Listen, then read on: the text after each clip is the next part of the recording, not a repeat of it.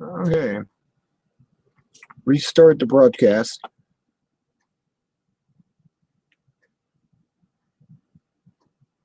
And I'm not going to post it on my page at all because I was getting, earlier I was getting a troll in, and I'm not going to put up with trolls. I give up on trolls. Now I can actually go and find a particular person's I want on here.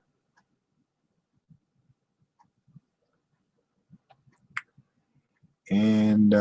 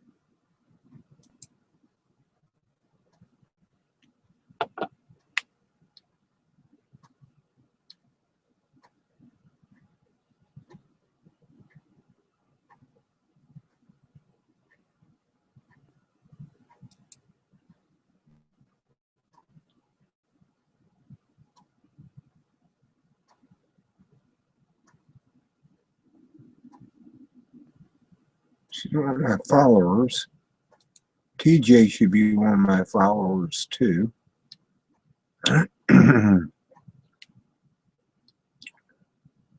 People.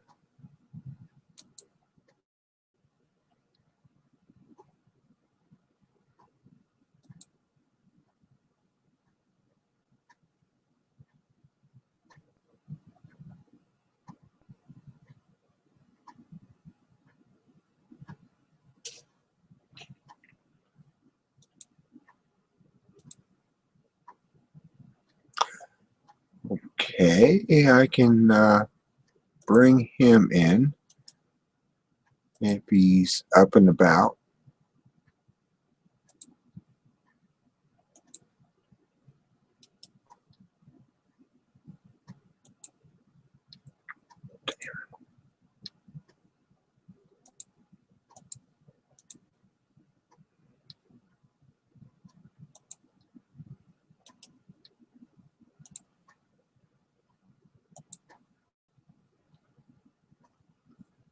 Okay, I can get him on.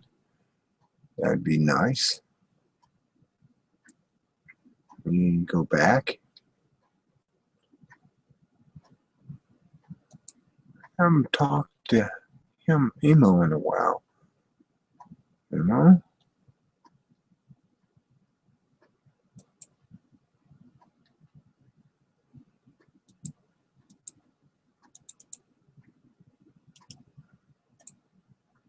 Okay. I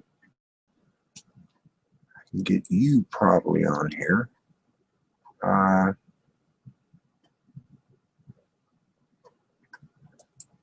Andigo. I like to get Andigo on here.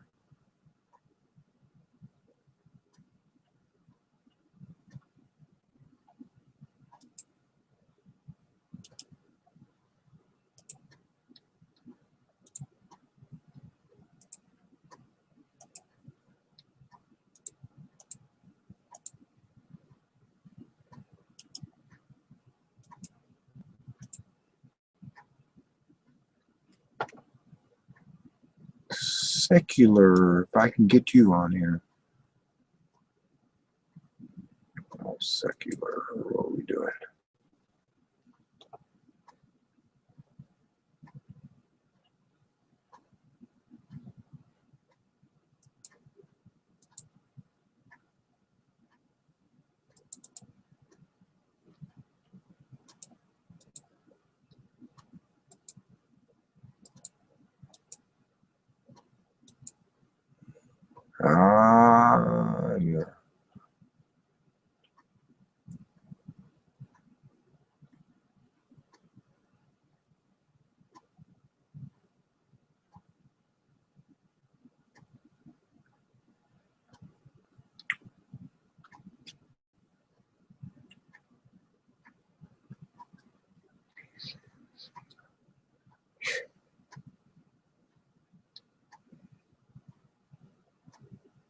Hmm.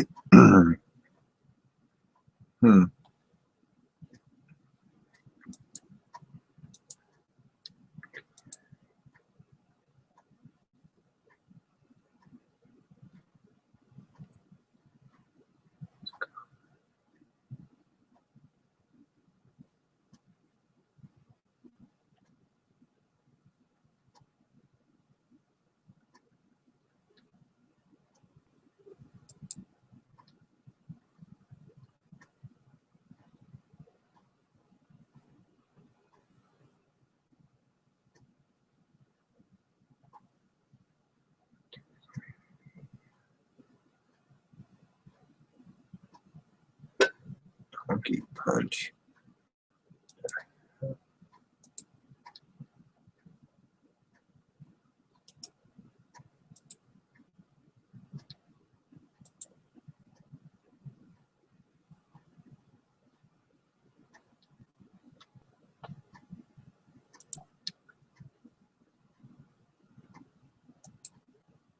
Hmm. Interesting. Okay, I'm on. Hello, all. Hope you're having a wonderful Thursday morning, which that's what it is, the 11th, 2015. I'm on the air. I was just trying to get some people invited in, see if they wanted to come on and talk at this late at night, which is pretty late. I mean, it's 12:20 Eastern Standard Time, and I figured you wanted to talk.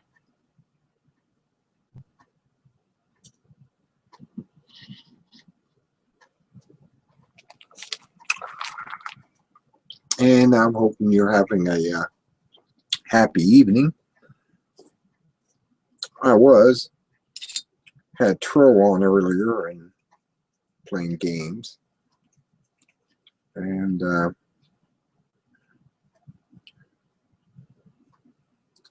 I just kind of ended that one and said, no, I'm not going to have trolls just showing up on my site, disrupting it. I'm kind of not into the troll scene. So when these people show up, I had to erase my last show. It was 7 hours. And I just got rid of it. I'm hoping I'm able to get some people on here. I know. Hoping to get TJ on here. TJ can show up. That would be cool. Ravens. I'd like to get Ravens back on here, but I think she went to bed for the night. And a few others. I mean, I'm kind of like, it's kind of lonely. You know what I mean? Lonely. Very lonely. I'm going to have some of my bugler tobacco. So in this bowl. And wait to see if anyone shows up. Maybe somebody will show up and show themselves. I don't know. Do know. And I brought this back up because, well, like I said, I had Tro on earlier and he was just doing this sick stuff. And I had to delete the video. It was 7 hours worth of video, and then I had to delete it because, I don't know. I mean, shoot, I should just go to Natalie's site and we don't have that problem on Natalie. Natalie Chambers. Yes, Chambers.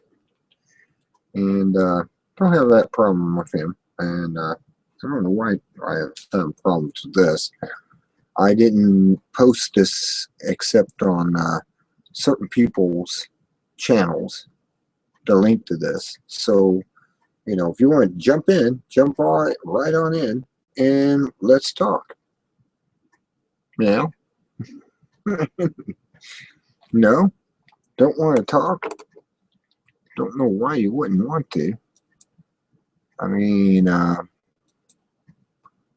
tried to put a fixed picture on here, but it's not seeming to take effect.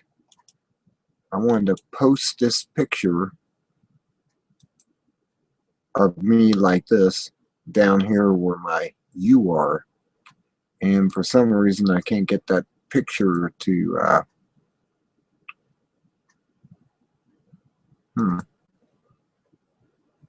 just present it to everyone. I don't know if that's going to do it or not. I think I screwed up on that. What I'm trying to do, I took a picture of myself, and I thought I could mount that picture. I could turn the cat off. The cat would be off. I could put this on. Anyway, that's just spooky.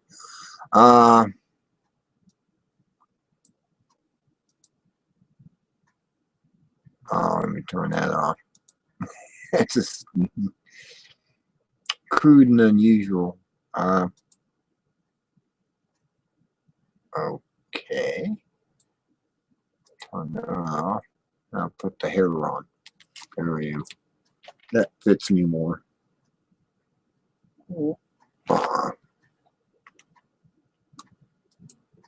Does this fit me more?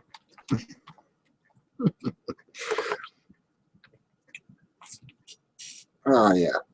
The hair always fits me more. Yeah. Purple and black.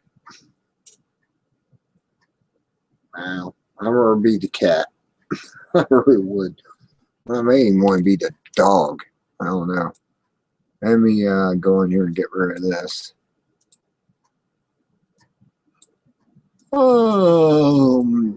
Yawn.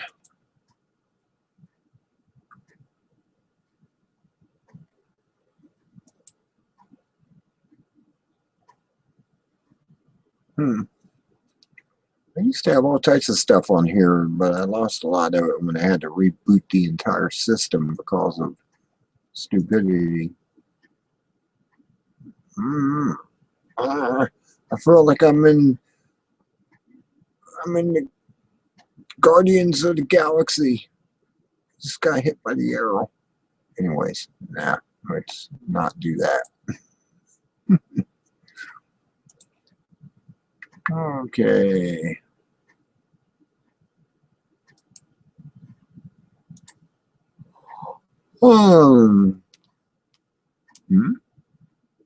I didn't kick on the clouds and stuff. Where put that? Interesting. That ain't.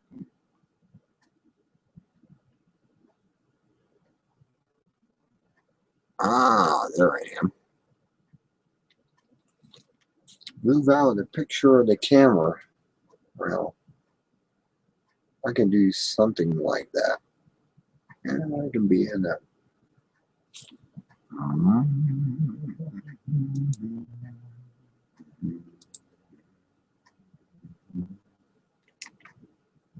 Okay, I'm out of the picture.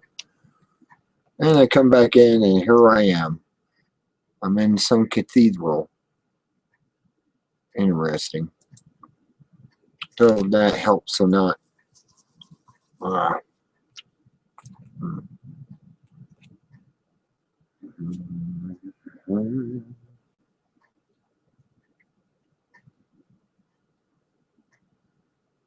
that's interesting. The little cathedral background.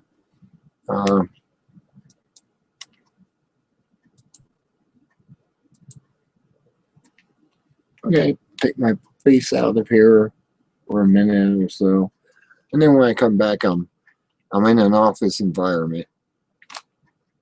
That should be interesting in itself. The office environment.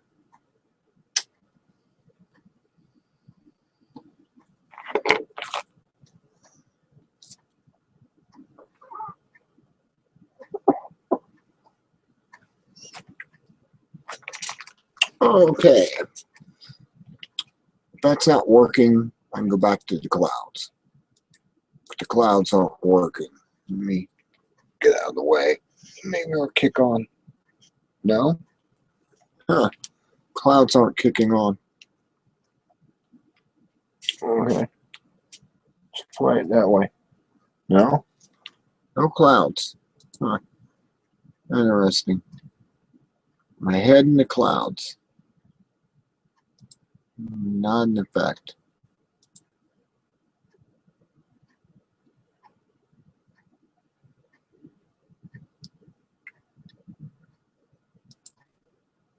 There's something.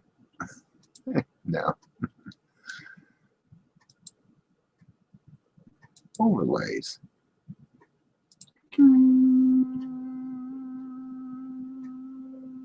No, that's not going to work either. Anyways, do that one. Nah, it's not going to work. That one's not going to work either. Oh well. 0 views. I get 0 views now. Okay.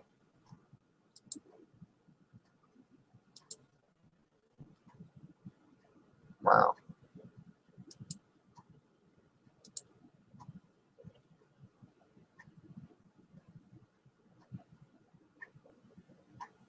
That's an interesting effect, but not good enough. What the Matrix? Okay, I can handle the Matrix.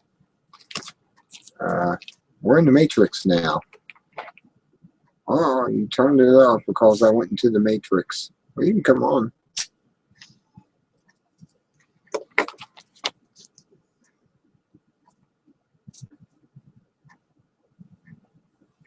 The Matrix. What am I doing in the Matrix? That's interesting. Gives me all these number patterns. And I'm in the Matrix. It's me. In the Matrix. We're all in the Matrix, aren't we? No?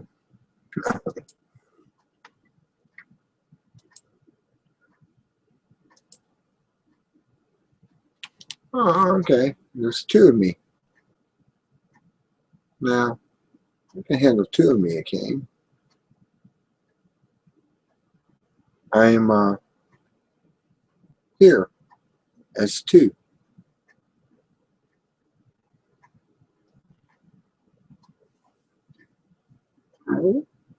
No head. Ow. 2 heads. Okay. Okay. Now let's deal with mirrored image distortion. Oh boy. Am I distorted now?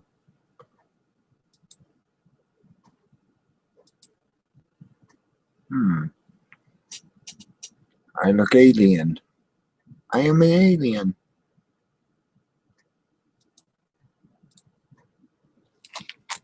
Okay, there we go. I like that. There we go. Snowing. Yes, the global warming is taking effect. Big time. And it's everywhere.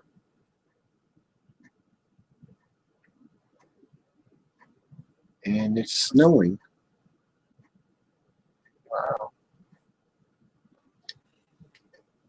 Okay. We take that off. Oh, there's a wow. now, now let's go back. Oops. Let's go back. Overlays. No. Distortions. Okay. There we go. Is there anyone who wants to talk about anything? I mean, I'm open for discussion. I have the video on now. And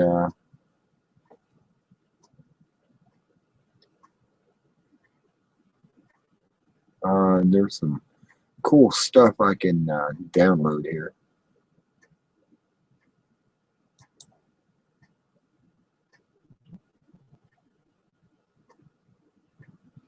Hmm.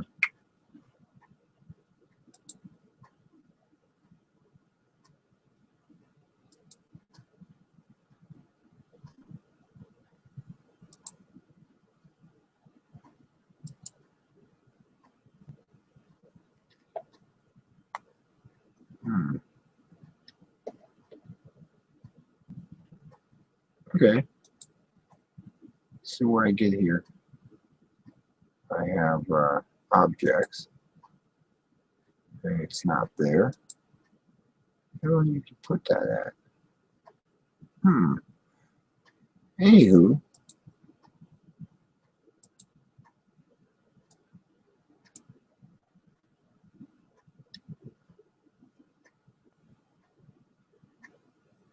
put horns on me. Hmm. No, no horns.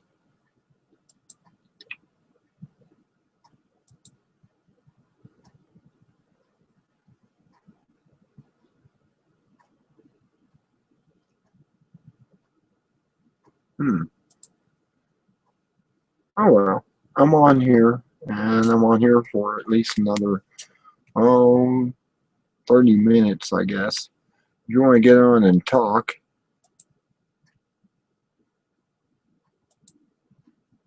hmm. Come the tiger didn't kick on. Okay. Hmm.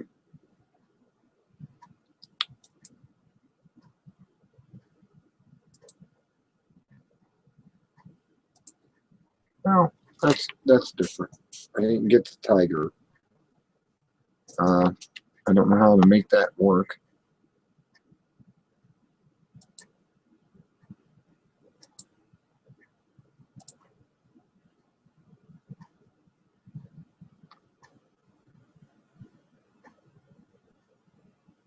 Hmm. Didn't work. No, I tried. Just didn't work. So, how's everyone doing tonight? Is everyone doing fine on the Thursday morning? Hmm.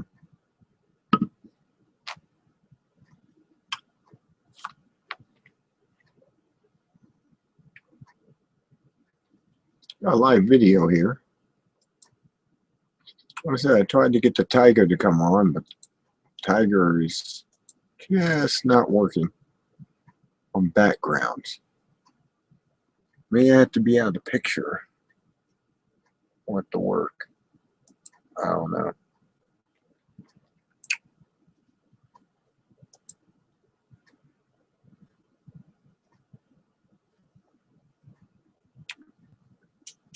Okay, we'll do it this way.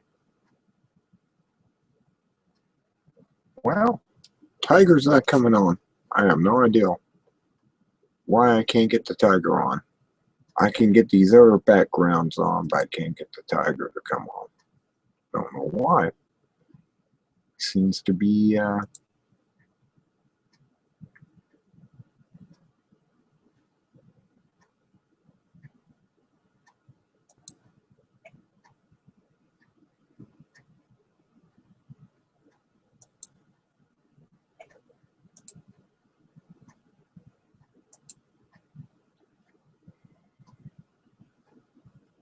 never before.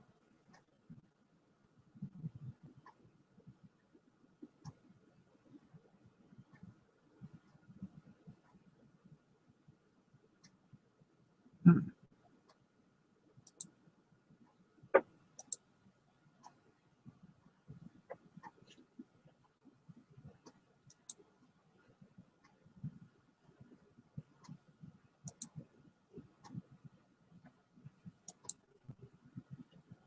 There we go. That one worked, kind of.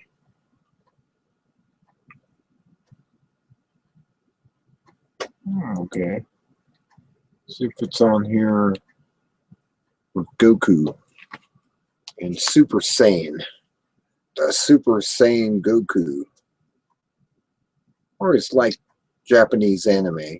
This is one of my favorites is Goku. That's a Super Saiyan. Hello all. Welcome to Goku site.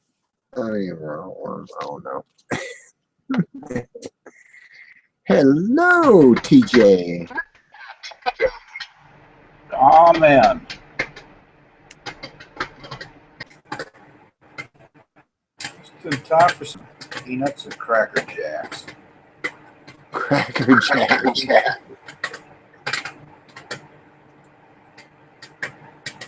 I got Goku on here. Oh Super Saiyan Goku. yeah. Yep. There he is. Welcome aboard. And good evening.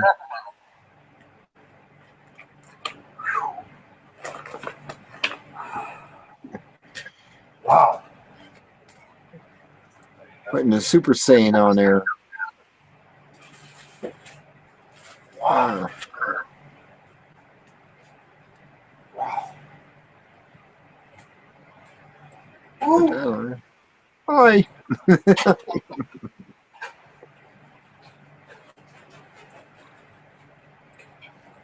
Welcome aboard. I'm alive. Hi, You're dog. alive. Doggy. Yeah, I had a trill on for the last 7 hours, and he started putting all this gross stuff on video, and I had to erase it, and he was sick. Yeah, Raven even said he was sick. Yeah, I mean he was pooping, and he had these pictures of somebody pooping and stuff, and I went, I'm going to have to go and erase this video, and I did. I got rid of the video. Away it went. Thank you. Yeah, and I couldn't believe this troll kept coming on. He had like 8 identities, and Raven just gave up on it and left. And I like Raven. I like talking to Raven. But she left, and that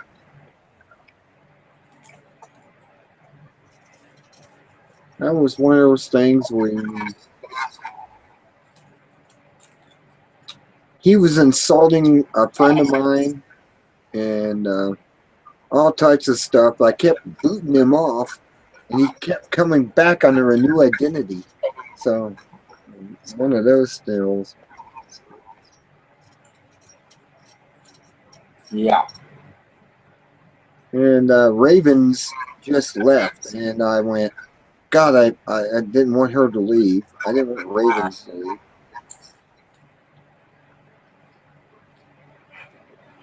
So I had to shut it off, bring it back up, go back live, and not post anything on my page.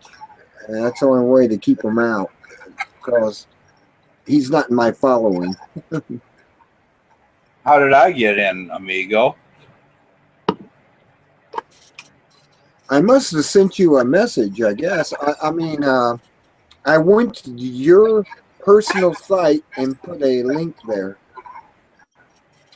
Well, thank you very much. I much appreciate your confidence in me. And guess what? I have a green rectangle about 2 inches by 1 inch square. It's green inside, it's white, and inside that white it said join. And I clicked it. Cool. That's cool. Because I actually I did Ding Angle also, and I don't know if she's going to show up or not. You know, I don't know how late she says. Ding Angle. She's kind of like Ravens. The only difference is that Ravens has a hearse as a car, and Ding Angles, I don't know what she drives, but I know that that Ravens has a hearse, and she left because this guy started insulting her and stuff, calling her all types of names and stuff, and I went, I ejected him 5 times, and One guy was blasphemous towards me, and I blocked him. Okay, I yeah. used my blocking function. Will you fix this for me? I Yeah, dropped I had it. an ejection, you know, it said eject so and The so. battery. Make it work again. Don't drop it, whatever you do. You got some chips. Mm.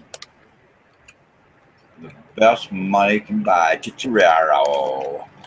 Oh, these are great. They're pig skins. This? You know what? Can I be brutally honest? When my wife and I, every time we go by and we see a big Porky's bag and stuff, I go, honey, Porky's, and she starts laughing and I start laughing. It's crazy. Pork rind, Ma. Is this how it goes? Somehow it goes inside there like the other one. There should be a sample for you. Hmm. No, no, no, no, no, no, no. Oh, I love these pork skins. I like them with hot sauce on them. You put hot sauce on them, say like Tabasco or something, and they start crackling like Rice Krispies. Mm. Okay.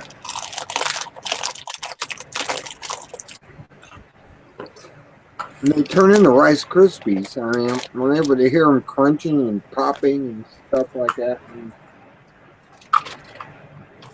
that's pretty good. Eat a few of them at a time. You are a lucky man to be healthy enough to eat that kind of stuff. That's too high calorie for me. I got on a strict calorie diet. It says total grams of per serving. Total trans fat is 0. I don't know. I don't know what they cook them in, but they cook these pork rinds in something. I don't know what they cook them in, but they're 0 everything. It says it right there on the label right there. It says 0 this, 0 that, and I'm like, okay. But I love putting hot sauce on them to watch them crackle like Rice Krispies. They have a tendency to start crackling. You can hear the noise of them going.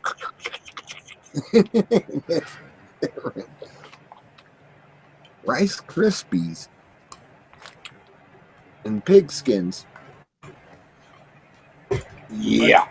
I should have the bottle out and putting a little bit on each one of them to eat them, because they're so much more tastier when you put the Tabasco on them.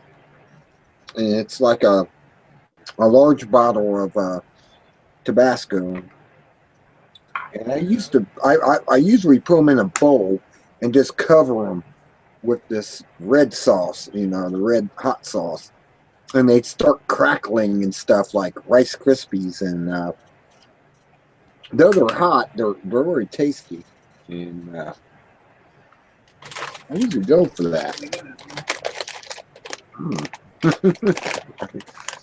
Rice Krispies and 0 grams of fat and everything. So you should be able to eat these. I don't know why you couldn't.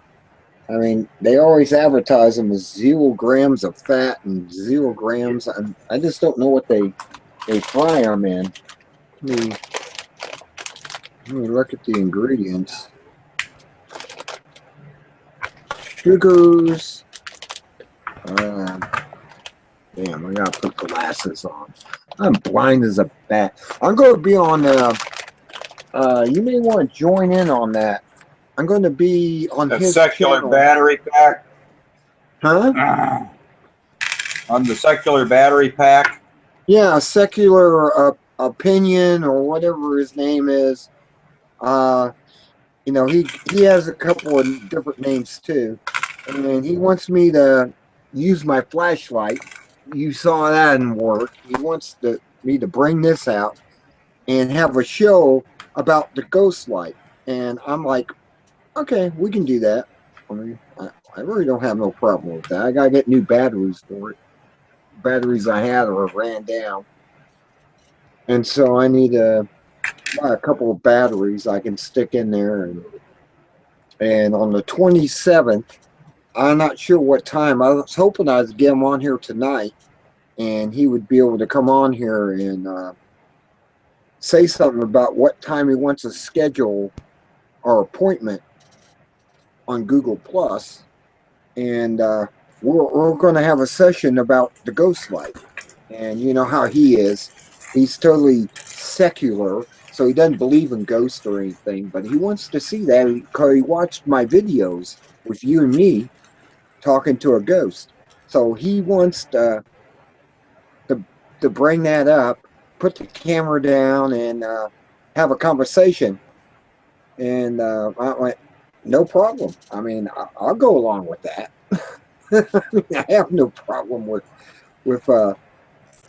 secular opinion on that particular topic. I mean, he's all logical and everything, and so it'll kind of blow his mind away if we have a session the same that I did with you and me when I had that flashlight on, and it would come on just like that, go off just like that. I told it to go off, and he watched that, and he's interested. And I went, okay, we can play the game. I mean, no problem with me. Um, you Too know, bad we couldn't have a little spooky. Too bad you couldn't have a little spooky music in the background, eerily playing, and a little background lighting.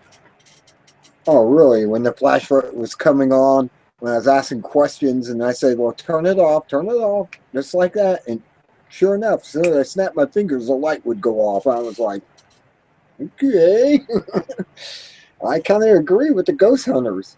I mean, they use that technique when they're talking to ghosts. And I was showing people earlier tonight this device. This is a EMP device, and I put the stick on here to take it away from it, and you hit the button on there, and it has a little arrow, and the arrow, you know, tells you if you're getting contact with something electromagnetically. I mean, right now it's going. I mean, what's the volume control at on here? There's a volume control on here too. I can turn that up. Strange looking, something like Ghostbusters, basically. Say, could I bow out for just a few, 5 or 10 minutes? I have some important work I have to do at this time. If you would Okay. just bear with me, I will be right back. Okay, no Thank you. problem. No problem. I'm interested in that advisor. I'm interested because just Yeah. Uh-oh. You went mute on me for some reason. Hang on. yeah, Okay. I'll be back. All right, thank you. I'm sorry. Uh-huh. Yeah. This is just wonderful of a device, and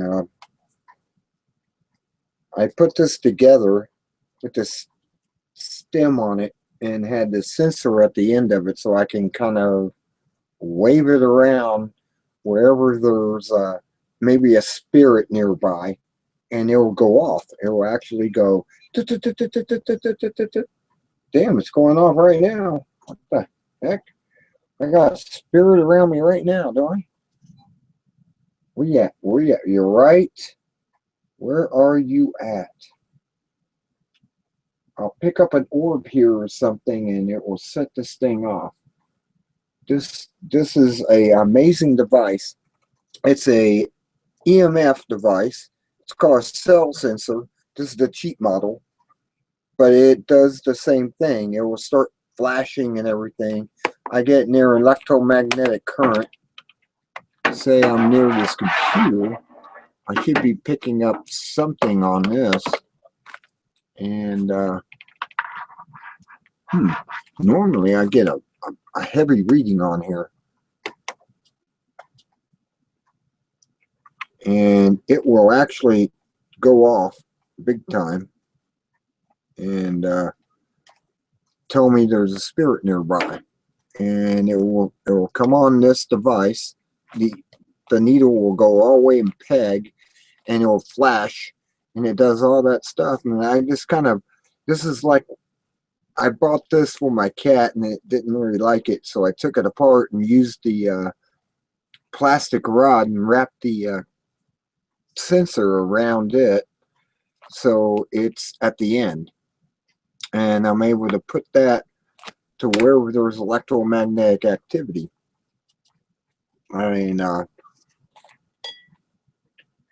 should be going off, but again, it's getting old, and the switches and stuff on it are, there we go, it's on now.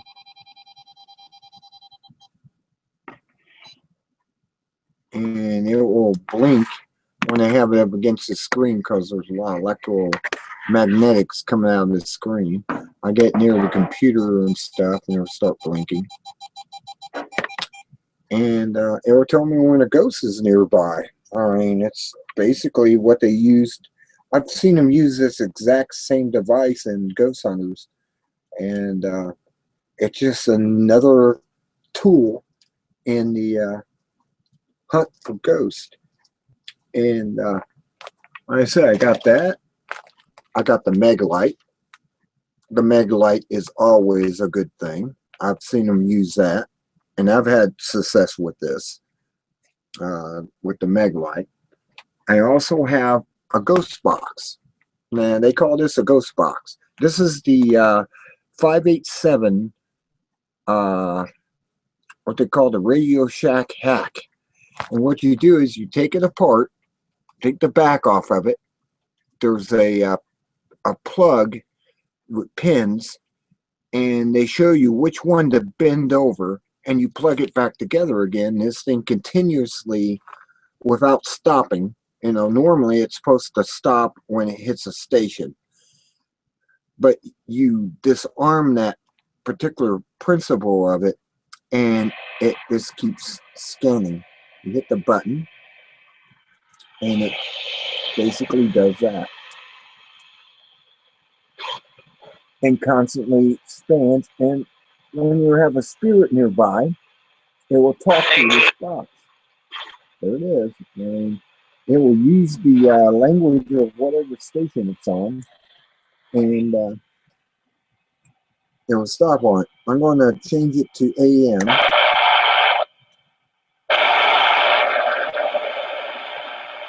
Now, on AM, it has a lot of problems because the computer gives out a lot of interference.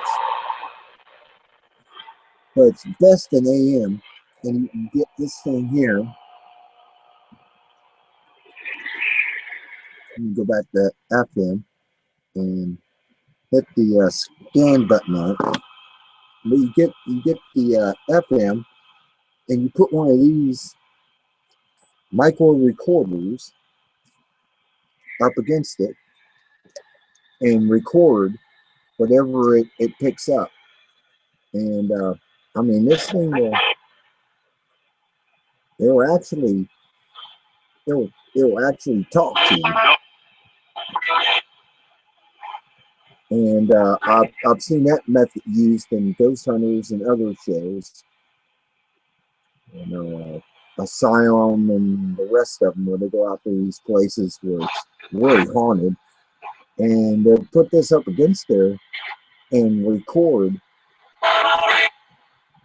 Follow me. I mean, I just then it just said, follow me. And you get this type of stuff, and all you need is basic equipment. These are basic ghost hunting equipment. And I'm looking for people who want to go ghost hunting.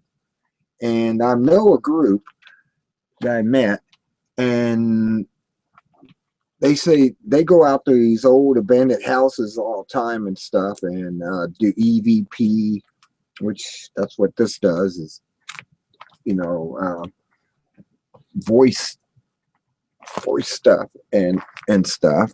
And they have that. They have a cell sensor.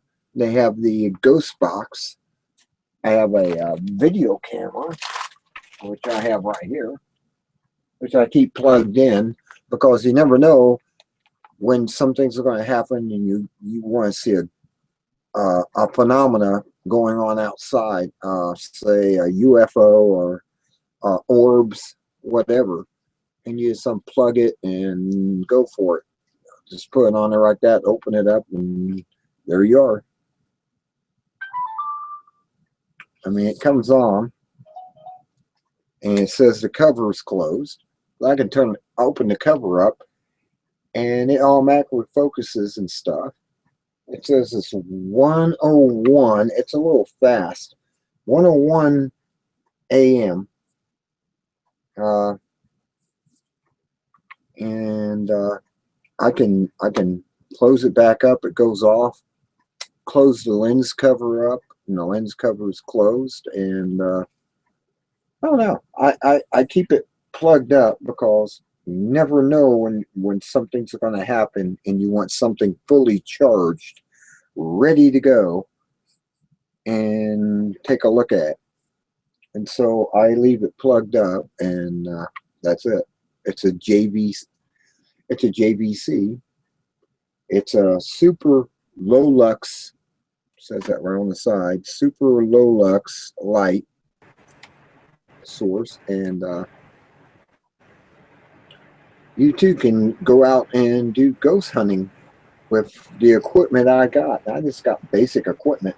I don't have anything real expensive or anything. It's, you know, it's within $300 worth of stuff I got, and that's all you really need, about $300 worth of stuff, and you can go ghost hunting with it. And like I said, this here only costs $30. This is a $30. It's called a cell sensor, and it's to check your cell phone radiation coming off of it. It's electromagnetic, basically, and you can turn it on. And like I said, I added a stick onto it to put the sensor at the top, so I can kind of wave it around and not be, you know, close to me. I'm not holding it or anything. I'm just, you know, wave it around and pick up a ghost or whatever. And I can pick up the electromagnetic field of a spirit entity on this. That's one, like I said, that's one of the tools. And you've seen the other, which is the Ghost Box, which is called the Radio Shack Hack. If you look it up on the YouTube, they'll actually show you how to turn this Radio Shack radio into a Ghost Box. And it's like $30 instead of $120. Why spend $120 for something when you can buy something for $30, do it yourself, and make this thing into a Ghost Box? And like I said, it does continuous scan through the frequencies. And a lot of people use this. Dorset uses it in England. It's two guys who go out to these chapels and stuff, and they actually get results. They're actually able to have something speak to them. They actually catch stuff on video. And I mean, and it's just two guys, amateur ghostbusters, basically. They go out and they're able to use this type of stuff. I learned about this off the internet, and I've seen people use them on YouTube.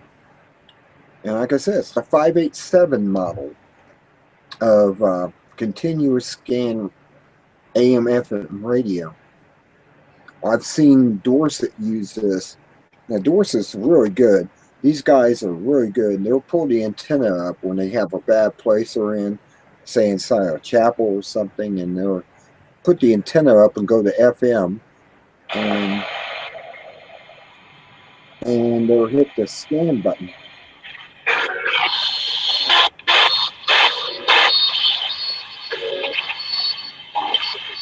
That's nice. It is nice because it continually scans the entire band of FM, and the ghosts will actually use sentences and stuff that the radio is putting out and actually answer questions. And it just blows me away that I've seen that work, and I've had this do the same thing. And I'm like, oh wow, I'm being talked to. I mean, it actually picks out. It's like when it's continuously scanning, it can pick up on voices and stuff and put a sentence together and give you an answer to your question. And like I said, they call it the Radio Shack hack, and it's the 587 radio. And instead of paying $120 for what they call an official ghost box, I'm able to buy it for $30 and convert it myself and save that much money on it. I went, oh, what the hell? I can save that much money if I just do it myself. And as I said, the flashlight's the same way. You saw the flashlight at work and how the mag light works. You know, it's just a mag light. I don't have any batteries in it, but you just turn this until it just comes on. And as soon as it just comes on, you just set it down and ask questions. And it will light up for every question. That's another method they use. And like I said, there's the cell sensor, which I modified. I put a wand on it so it'll be away from me when I pick up something. And it's not, I'm not holding the sensor and trying to go around with it like that. I mean, that's a little difficult. I'll just stick it on a wand, and that way I just wave it around. And when I get a response, I get a response. And like I said, the video camera, I don't know if you saw me when I showed the video camera earlier, but this is a cheap video camera, JVC. It's 45 times it can magnify, and it has a super low lux on it. And it's not like this camera I got over here, which, well, it doesn't work anymore. I can't get it to record. But it's actually a handy cam, and it has it works as far as using it as a projector, but it doesn't work. That's a projector. Well, what do you mean by using it as a projector? Just an image copier? No, it's a Sony cam. It's a handy cam, and it actually has low light capability, but it doesn't record anymore. I have to take it in and get it fixed, I guess. I hit the button on here and it says record, and it doesn't record anymore, so it's screwed up. But it does have low light. It has what do they call it, Night Shot Plus, which I can switch it over to Night Sight Plus, turn it on. I mean, I can turn it on, it'll work. As far as if I'm walking around in the dark, it will actually come on. I can take it off, and I mean, I can be in total darkness and be able to see everything as a night. It's basically night vision, and but it doesn't. The record won't come on. I haven't figured out what's wrong with the record. Now, wait a minute. It would be an easy search on the technical sites for you to find out what happened to it. Possibly you could even order a $10 part and fix it yourself. No, that's what I'm thinking about. Because I can hit this button. It's supposed to record, but the record is still on standby, and it won't start the recording. And there's a tape in there, a brand new tape, and I can't get the turn the tape on. But I got, I'll turn it around the other way. I do have, if I can get this to... You have power to the screen. Yeah, I got everything except the record won't come on. I can make it play. That doesn't help me. I need it to record, and it will turn. I can actually turn the screen, so I can almost do selfies. I mean, yeah, like that. I could turn around it myself, and I mean, I'm perfectly visible on there because I'm very much.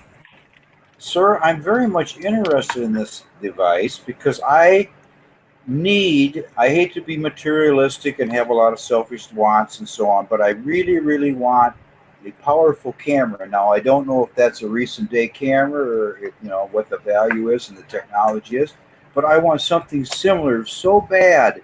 And here you already have it, but it doesn't work. Oh, I So, know. It really sucks. It really sucks because I love this camera. I caught a will-o-wisp on it when I went out to the park out at Mound Builders. I went to Mound Builders, and it's a big circle and everything. The Indians used to march around it and everything. I was out there just doing a film, and this glowing ball of light, it must have been the size of a soccer ball, was in front of the tree, and it kind of passed by it, and I caught it on here. I have it actually on tape of a will-o-wisp, and I like to see it. I like to see it. I need to transfer that, I guess, onto my computer at some point. This also was able to take a chip, which is the same chip you put in your camera, and it's right there. This is the chip. Right there's the chip. And that just slides Yeah. into it, and I can take pictures with it, but it doesn't do filming on it. It just takes pictures. And as It's still functional though. It's still functional then, and you can upload them to your computer, right? yeah, and Oh, it okay. also has that too as a finder scope that you can look through. It has a little finder scope that shifts like that, pushes back in.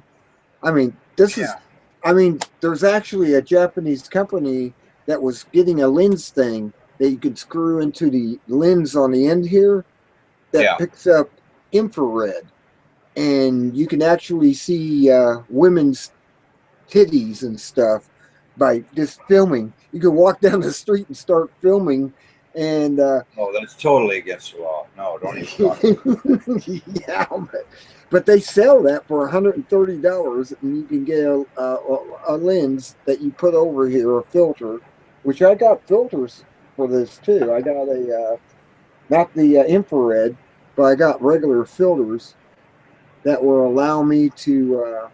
Well, it actually has that on here, I think. It has the clear filter.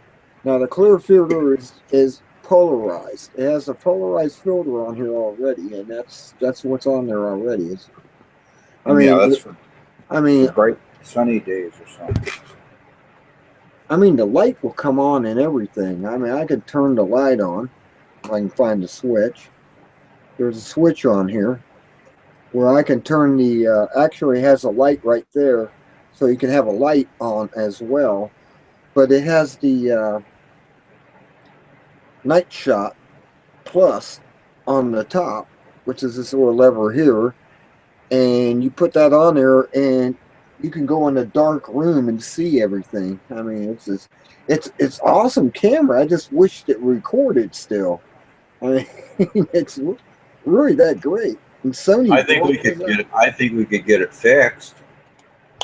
I have to take it to somebody that knows how to really, because this is all micro circuitry, and it will really be. I mean, if you don't have the right equipment, you can screw something up in it.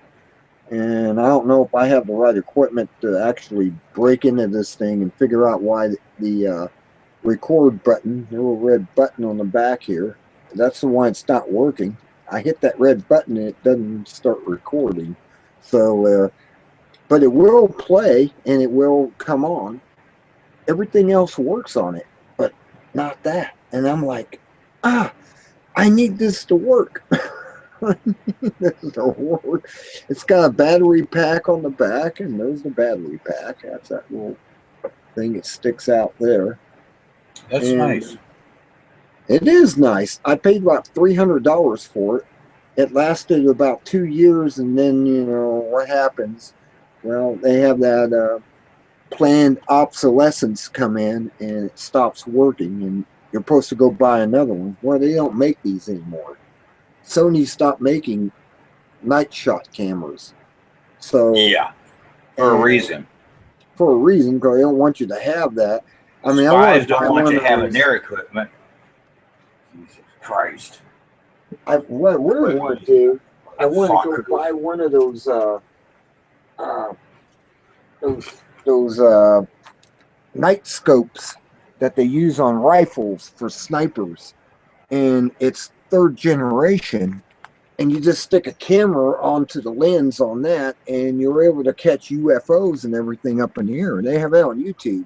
Just go night scope UFOs or something on YouTube, and Yeah, you'll see all I've- these I've videos seen in Pennsylvania where these people all have a night scope. They're Marines or whatever, and they're living in Pennsylvania, and they live like 5-6 miles from each other, and they're all able to aim this night scope up in the sky with a camera attached to it and catch these flying saucers zooming around and stuff, and it just blows me away. They got that. I don't have that. That's not right. I'm just curious. I'm just curious. Can you tell me how old an instrument that is? That's probably about I have to say 2003 or maybe a little earlier, and that's when Sony stopped making them. And I was like, that's a beautiful camera. Why did they stop making it? I go into like Best Buy and I ask them, "You have anything that has night vision on it?" Oh no, they stopped making those. I'm like, oh hell! I bought this at Best Buy, and now you don't make them anymore. Huh? I'm sitting there scratching my head and stuff, and going, "You gotta be making those still somewhere. Someone's gotta be making, video cameras at night." I see them at ghost hunters and stuff. I don't know where they're getting theirs. They must be ordering them off the internet. That's the only thing I can think of. They're ordering them, off of some site that sells night vision video cameras, because they always have it. And you watch the shows like Ghost Hunters on Sci-Fi, and they have these things that they're able to see in the dark. Absolutely, just like that camera, you can see in the dark, and it doesn't put out any light. It has infrared diodes on it that come on when you put it on night shot, and it illuminates as if you have a light on a camera. Oops. Can you give me the model number on it? And I look at that and I'm like, I'm fascinated in that. That's a fascination. Can you give me the model number? It's a Sony something. Still there? Right. Yeah. Yeah. Pull these out and check this. Are you there? Yeah. No? I didn't mess up my headphones, did I? I just lost my let me check something here. Oh. Yeah, I'm here. We'll have to try something else here. Playback devices. Oh, they not plugged in. Somehow I unplugged my headphones. There we go. I got my headphones back. Never mind. Good. I'm trying to determine the I model number. actually hit my headphones and pulled them out, and it somehow disconnected enough that I had to go back in and turn it back on again. Very, I get all excited. I get all excited. Give me the model number. I want to get that camera going. Give me the model number. I'll send you the instructions. Well, yeah, I gotta get in there and figure out why that button doesn't work. Because it's just a button. Give me the number on that Sony camera. I'm sure the 3,000 other people already typed this question on the blogs. And they're going to say spray some WD-40 on it, turn it upside down, shake it, bang it 3 times. It'll work. Well, I'm looking at the, it's got USB, yeah.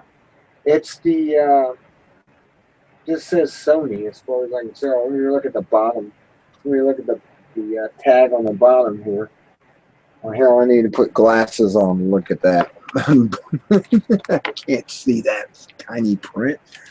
What am I, Superman? Okay. All right, I'm gonna run a search on. Well, I got these glasses. These are only like 1x, but it clears everything up when I put them on. And Oh, wait a minute. I lost my glasses. They're right here in front of me somewhere. Wait. I gotta find them immediately. I don't know, we're gonna put these glasses on and Oh my god. model Where number. are they? Where they were laying right here. Oh my god. It's DCR TRV 460. Whoa. I laid down my notebook. Wait. I wrote down my notebook. Wait a minute. God. Well, that's the same thing happened to me. What's the number? It's Sony. Yeah. DCR TRV 460. That's the model number, I guess, of it. And it has the, the whatever SN number. But that's the model number. DCR Okay. TRV 460. And that's what I got. And I need to actually find out where I can get that fixed, or I can fix it. I don't know if I can do it or not. It all depends. I mean, everything's so small on those that, the switch goes out on it. You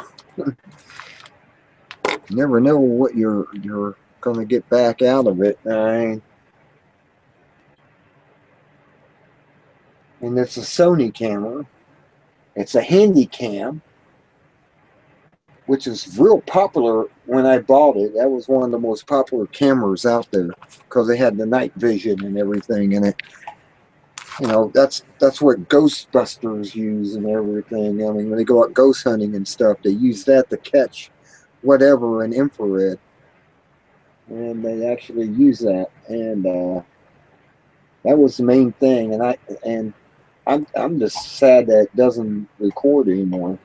And I bought this JVC because it was low lux, and it was only like $40 for it. And it's got super low lux sensitivity.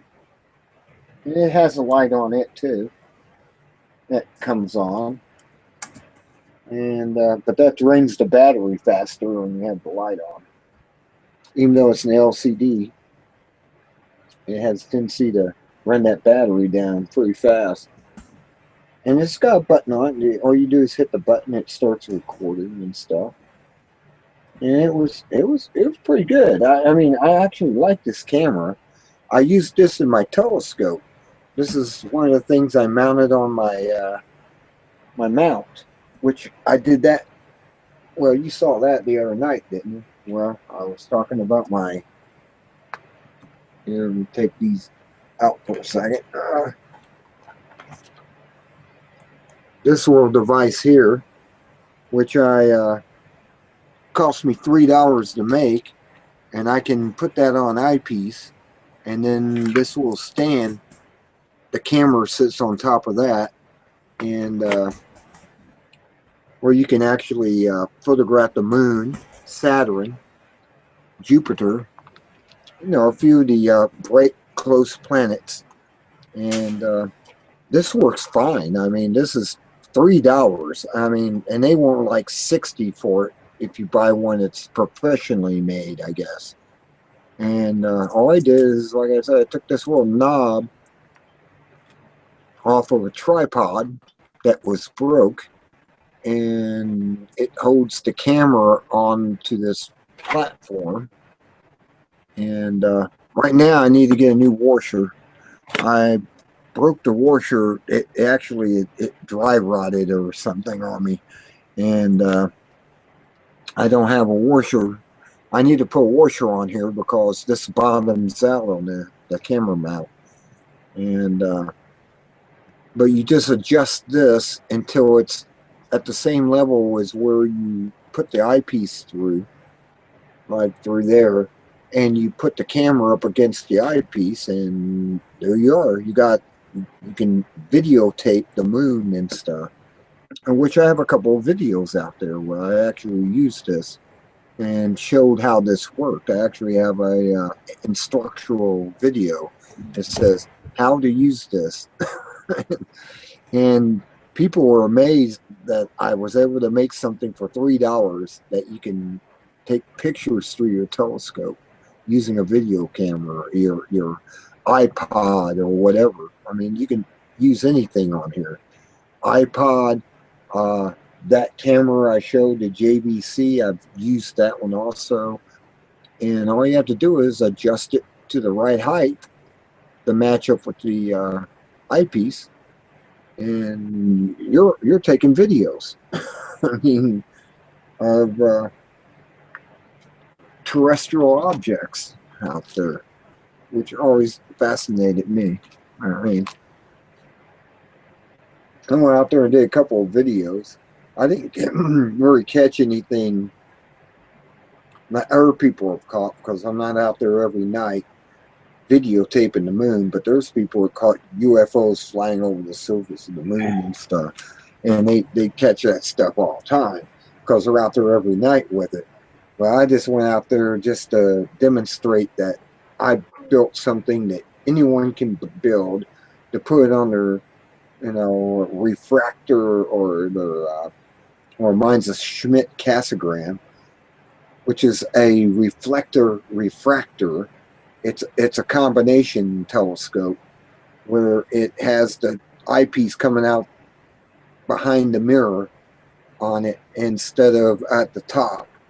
And I used to have a 6-inch reflector, and you had to look through at the very top of the telescope, and there was a lot, I don't know, about 5-6 feet long, and it focused up to a mirror that shot it up through the eyepiece at the top of it, and that's a reflector. Well, this thing's like a refractor because it has a hole in the middle of the mirror, which is okay because you don't use that anyways. The center of the mirror you don't really use. You use the edge of it, and so they were able to produce.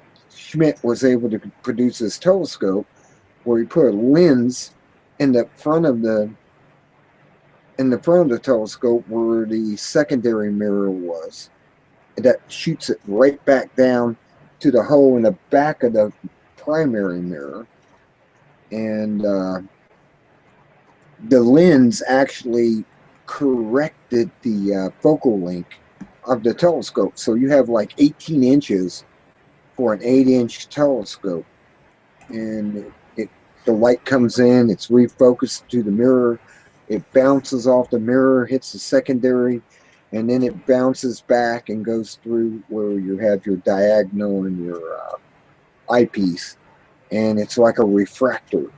A refractor is like those long telescopes with the eyepiece at the bottom, at the end of it, with a lens at the top. And it's a combination telescope is what it is. They call it a combination of a refractor reflector. It does both. And you're able to sit back and you're able to just sit down in a chair and just look through it like you're looking through a refractor, like one of those small telescopes you see in the stores and stuff with a 2-inch mirror, except this has an 8-inch or a 2-inch lens, and this is an 8-inch mirror that's doing the same thing, like a reflector. And you're able to sit down comfortably and look at the bottom side of it and look into it. That's what I liked about the Schmidt-Cassegrain, because you could do that with this telescope. It's amazing. I mean, you look up Schmidt-Cassegrains at astronomy.com. I mean, they sell them there. There's 2 different companies.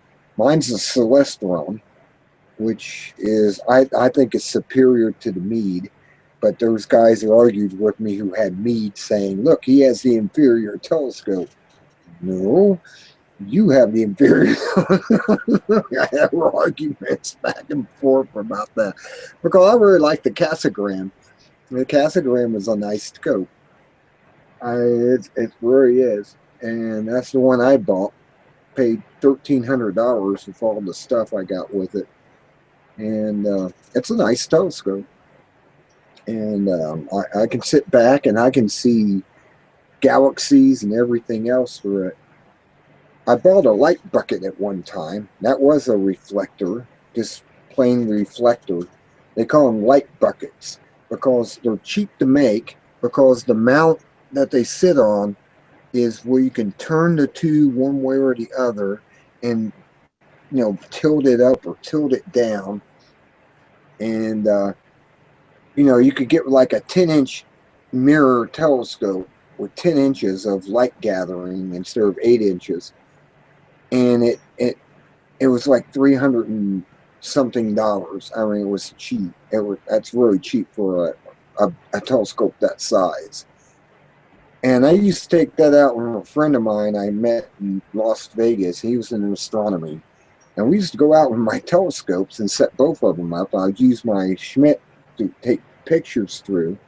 And we'd use the light bucket just to look at deep space objects like galaxies and clusters and all that stuff. And out in the desert, it's like, I mean, I've been out in the desert at times when the Milky Way was over on top of you.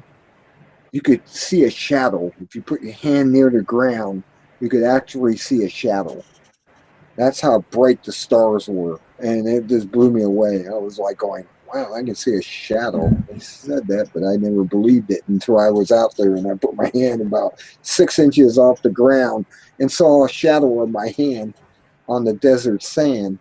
And I was like, wow, I'm impressed. That's how bright it is out there. I mean, the stars look like you can almost reach up and grab them. I mean, that's how bright they were. And that's a true thing when you're out in the desert, how bright and dark the skies are. I mean, I drive out of Las Vegas 100 miles to get away from Luxor, the pyramid of Las Vegas that shot a beam up into the sky. And I'd leave that. I'd go out 100 miles outside of town and set my telescope up and do astrophotography.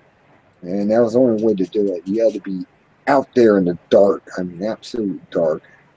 I remember going out there to a place I used to set up, and we're hiking out in that area. And we went towards Lake Mead, and we saw these reeds, like reeds, like cattails or whatever, by Lake Mead.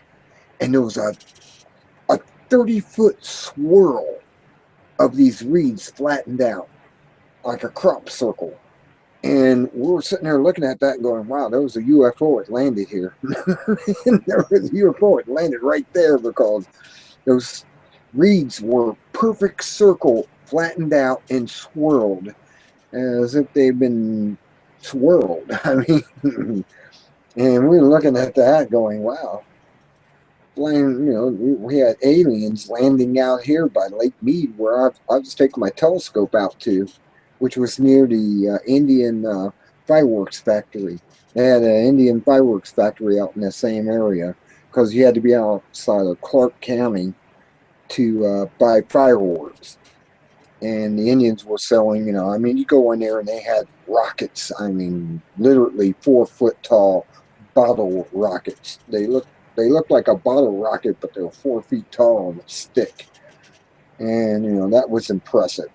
And they won $100 and something for each one of those. But it was just impressive when you went into the fireworks factory and you got to see all these things. They had the mortars, as they called them. They had like several balls inside. And when you light it up, these balls shoot up and make those beautiful, what you see in fireworks. It shoots up and makes the big, pop, pop, pop, boom, boom. And and make the arch of sparks and all that stuff. It was interesting. But that's where I used to go to because they were outside of Clark County and they're about 100 miles away from town. And that was one of my starter bases. I had a map. It was an Air Force map. I actually went into the map room when I was at Nellis. I mean, full uniform. I'm just walking in there, and they have a map room where they have all these maps that pilots, use to navigate their aircraft. I just went in there and picked one up that was around Las Vegas and area, and it had S4 listed on that map. It had Area 51 listed on that map. But what I was using it for, wherever I'd go to, I would make a little mark saying Starbase 1, Starbase 2, Starbase 3. And these were places we would go out with telescopes and set up our telescopes, and we called them star bases. And that was fun too. That's another thing. It sounds like a lot of fun with the photography and the telescope together. Now it's kind of tricky. Oh, I got the pictures. I mean, I still got the pictures of everything I took pictures of. And it was on, regular 35 millimeter camera. That was before the digital cameras came out. And I was using 35 millimeter 400 ASA, sensitive film that would cut my exposure time down. The higher it was, it got to a point where I had 800 and it was kind of grainy, but yet I could catch deep sky objects easily on 800 ASA. And that's the terminology used for the grade of film. You had 400, 800. Daylight pictures that you take at weddings and stuff would be 130, which is really crystal clear. I mean, yeah. But you start going up into 400 and above, and it starts getting a little grainy because the molecules that they used on the film was bigger. So it kind of, it soaked light up like a magnifying glass. I mean, it was like, yeah, you can catch some deep space stuff. But then it would get starting to get grainy at 800. And they came out with some films during that time. That's after Kodak stopped making them. And it was this Japanese company that was making 35 millimeter film. And they were able to refine the graininess and make it clearer at more sensitivity to light. And I learned that through an astronomy magazine. Astronomy magazine is what it was. And they were saying, yeah, they got these films out here that you can now get, and they're real crystal clear and they're real sensitive to low light. And I started using those. And most of the time I got a camera. I have a zoom lens on it. And all I would do is piggyback it on the telescope. And I'd look through the eyepiece to make sure it wasn't drifting away. I would make sure I was lined up to north, because I didn't have a declination drive. I just had a right ascension, which means it kept up with the Earth's turning. So I had to have the telescope perfectly aligned to north. It had to be perfect. I mean, there was a way you can look through the telescope and line it up to the North Star.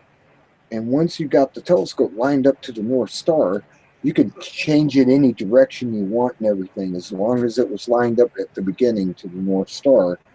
And you could sit there and, that was your declination. You had to make sure your declination, if you didn't have a declination drive. I mean, these telescopes today they got, they're the same thing as mine, and cost almost the same as I paid. You just plug in a coordinates, say, I want to see M2, M14, these clusters or whatever. And you punch that into and it has an onboard computer. This thing will automatically go, and you look in the eyepiece, there it is, right in the eyepiece. Where is it? Where is this thing? Right. Where's this device? What are you talking about? I'm talking about computerized telescopes they sell now. The same as the one I got. Oh, you don't but have better. one.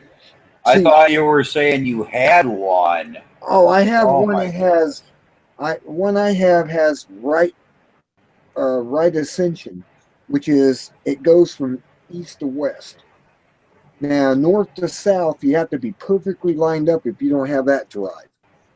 That that keeps the telescope on whatever you're looking at. So you had to be perfectly aligned to north.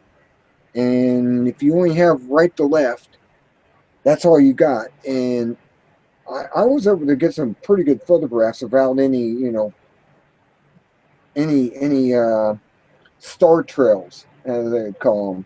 If it's not directly on the declination, the declination's up and down basically.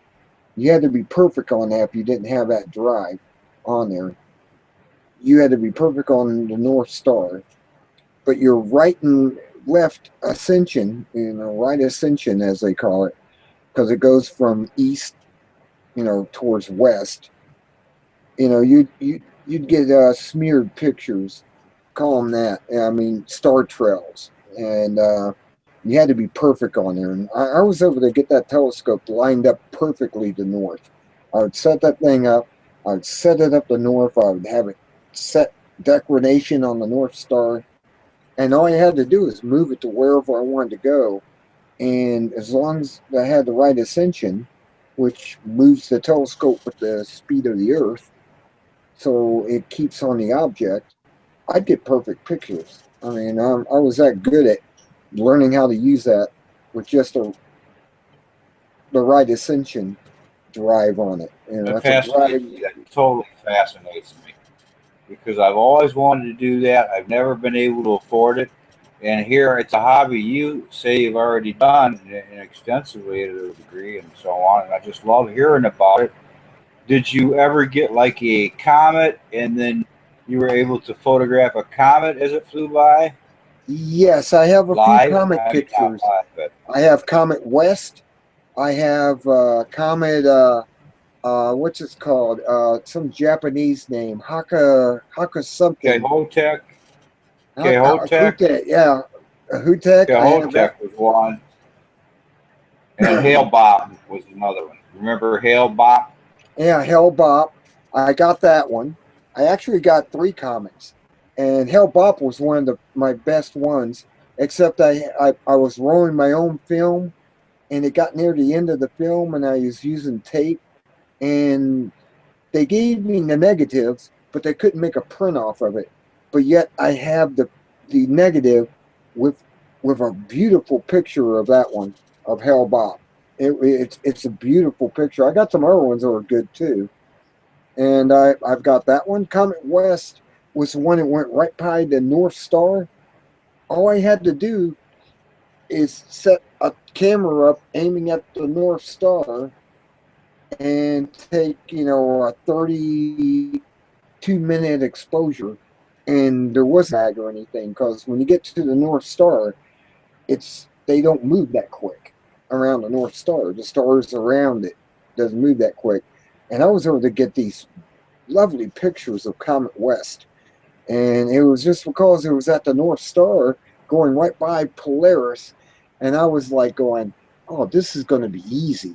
I don't even have to set my telescope up for this. I stick the camera on a tripod and take a picture of the North Star, and got beautiful pictures of Comet West."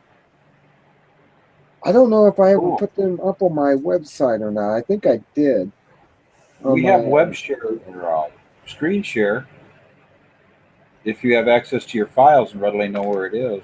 I got it on YouTube, but I don't have access to them. I had to reboot my system a couple of times since then, but I know I got it on YouTube.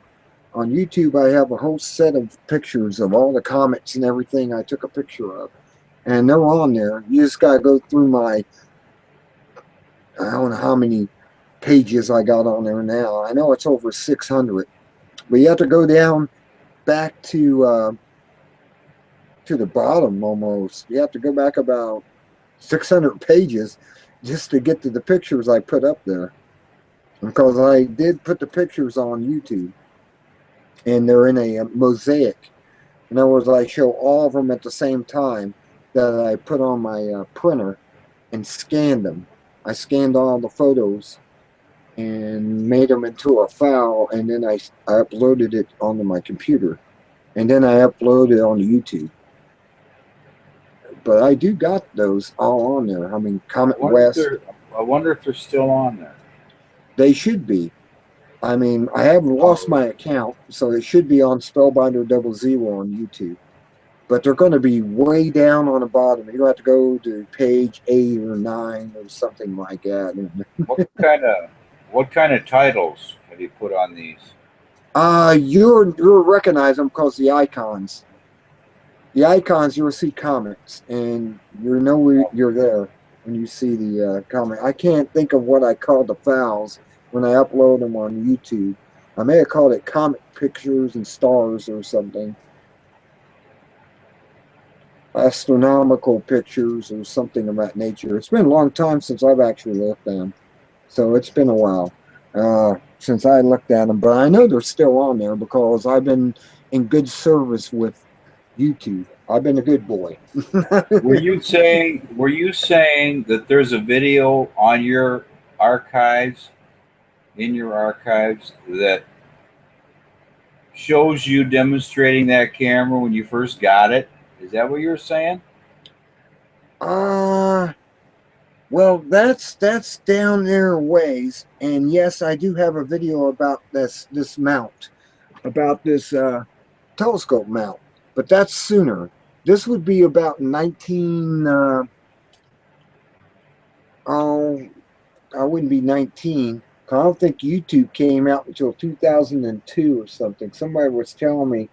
I thought I had something of this guy's alien that he took a picture of it, killed his dog and everything, and I thought it was 1998 or something. And they said, no, YouTube didn't come out until 2002 or something like that. And so it'd be back about 2002. I put these pictures up. It'd be back then. Oh, good. I'm looking forward to looking at them, my friend, and I will have some comments and so on later. Oh, you're gonna love them because Comet West was a beautiful comet. I mean, it was a perfect example of a long tail and a bright little coma at the start of it, and it extended for. Oh, it must have extended for about. Oh man. About like that in the sky. If you hold it at your, hold it up about like that, and you hold it up over your head, that's about how long the tail was on it. It had a nice tail on it. And that was Comet West. And I also did I put them up because when I was in high school still, I did my science project on astrophotography. That was what I did my science project on. And I had these pictures of Comet West and everything I took a picture of. It wasn't, that was the comet back in the 70s. And this teacher wanted to buy the photos from me. I didn't sell them to her. I said, no, I'm keeping these photos. But that's what I had I had them all on a board, and they're all stuck up there with stickums on the back of them so they'd stay on the board. And I was explaining to the people at the science fair how I did this and how I did my astrophotography. And I basically piggybacked it on a 6-inch telescope. I had a 6-inch at that time. I didn't have the 8-inch Schmidt. I had a 6-inch telescope. It was my first telescope, real telescope I had. It had right ascension but didn't have declaration. For again, I had to make sure. That's when I learned that you had to be perfectly aligned to the North Star to start with, and then the right ascension didn't matter because it's just keeping up with the Earth's spin and keeping whatever you got in your telescope in your telescope. I mean, I had on this particular drive unit that was hooked into it, it had solar and it had celestial. Solar was if I wanted to look at the sun, which I never did. I never had a chance to do that. I wanted to get one of those telescopes though that are specially built just to look at the sun. I mean, they have filters built in them so you can just aim this thing at the sun and look at it without burning your eyes out. And that was a major thing with it, and it actually showed you, you know, the planes and everything, kind of like what you see in Soho. If you go to Soho sites, and it basically showed you stuff like that. And what do they call that telescope? Think. Let me think for a minute. There was a name they had for that telescope. It's a solar telescope. It's basically it's just made to look at the sun, nothing else. The Helio viewer or something, isn't it? The Helio, because it's sun for the halo of the sun. That's what it said on the website. Something like that. Yeah. But you know what? I am totally surprised that I've never heard you mention this hobby, this very serious interest you have before. And you see, when I was a janitor at the nut and bolt factory, there was a guy, and another one of his buddies come up to me one time, and he said, "Hey, you know Gary over there? He's into photography." But I go, "Yeah, I am too." He goes, "No, but I mean, he hooks the camera right up to his telescope and stuff." And I was talking to him about it, but, you know, I never really had time to talk much to him to see what, you know, all was involved. But now I see I have an opportunity to do that. Oh, Now, yeah. was your telescope electronic, Spellbinder? You keep talking about it would follow the curvature of the Earth. What do? Hit a switch once you focus in, and then the thing just tracks along to the horizon, or is that what you said? I mean, my Schmidt has battery operated. I stick 6 C-cells into this little battery pack, and it goes right ascension. But as long as I got my declination set right with North Star, it wouldn't, you know, stars wouldn't trail. They would stay perfectly in line, and I was able to get pinpoint pictures of stars and stuff. I mean, I'm starting to understand what this is all about now, because I forgot the Earth moves.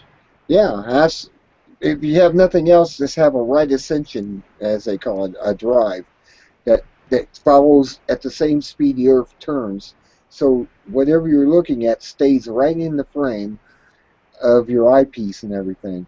I actually have a reticular eyepiece that has crosshairs, and as long as that star, I got that focus on, and I'm got the camera piggybacked on top of the telescope, and I keep that star in the center of those crosshairs on the eyepiece, the reticular eyepiece. I can take perfect pictures of the sky. It's just a matter of getting the North Star perfectly aligned on your scope, and then Spellbinder, yeah. Spellbinder. Do you? Pardon me. Do you use a long term, or what do they call it? The timed exposure. I forget the term. It's on the tip of my tongue.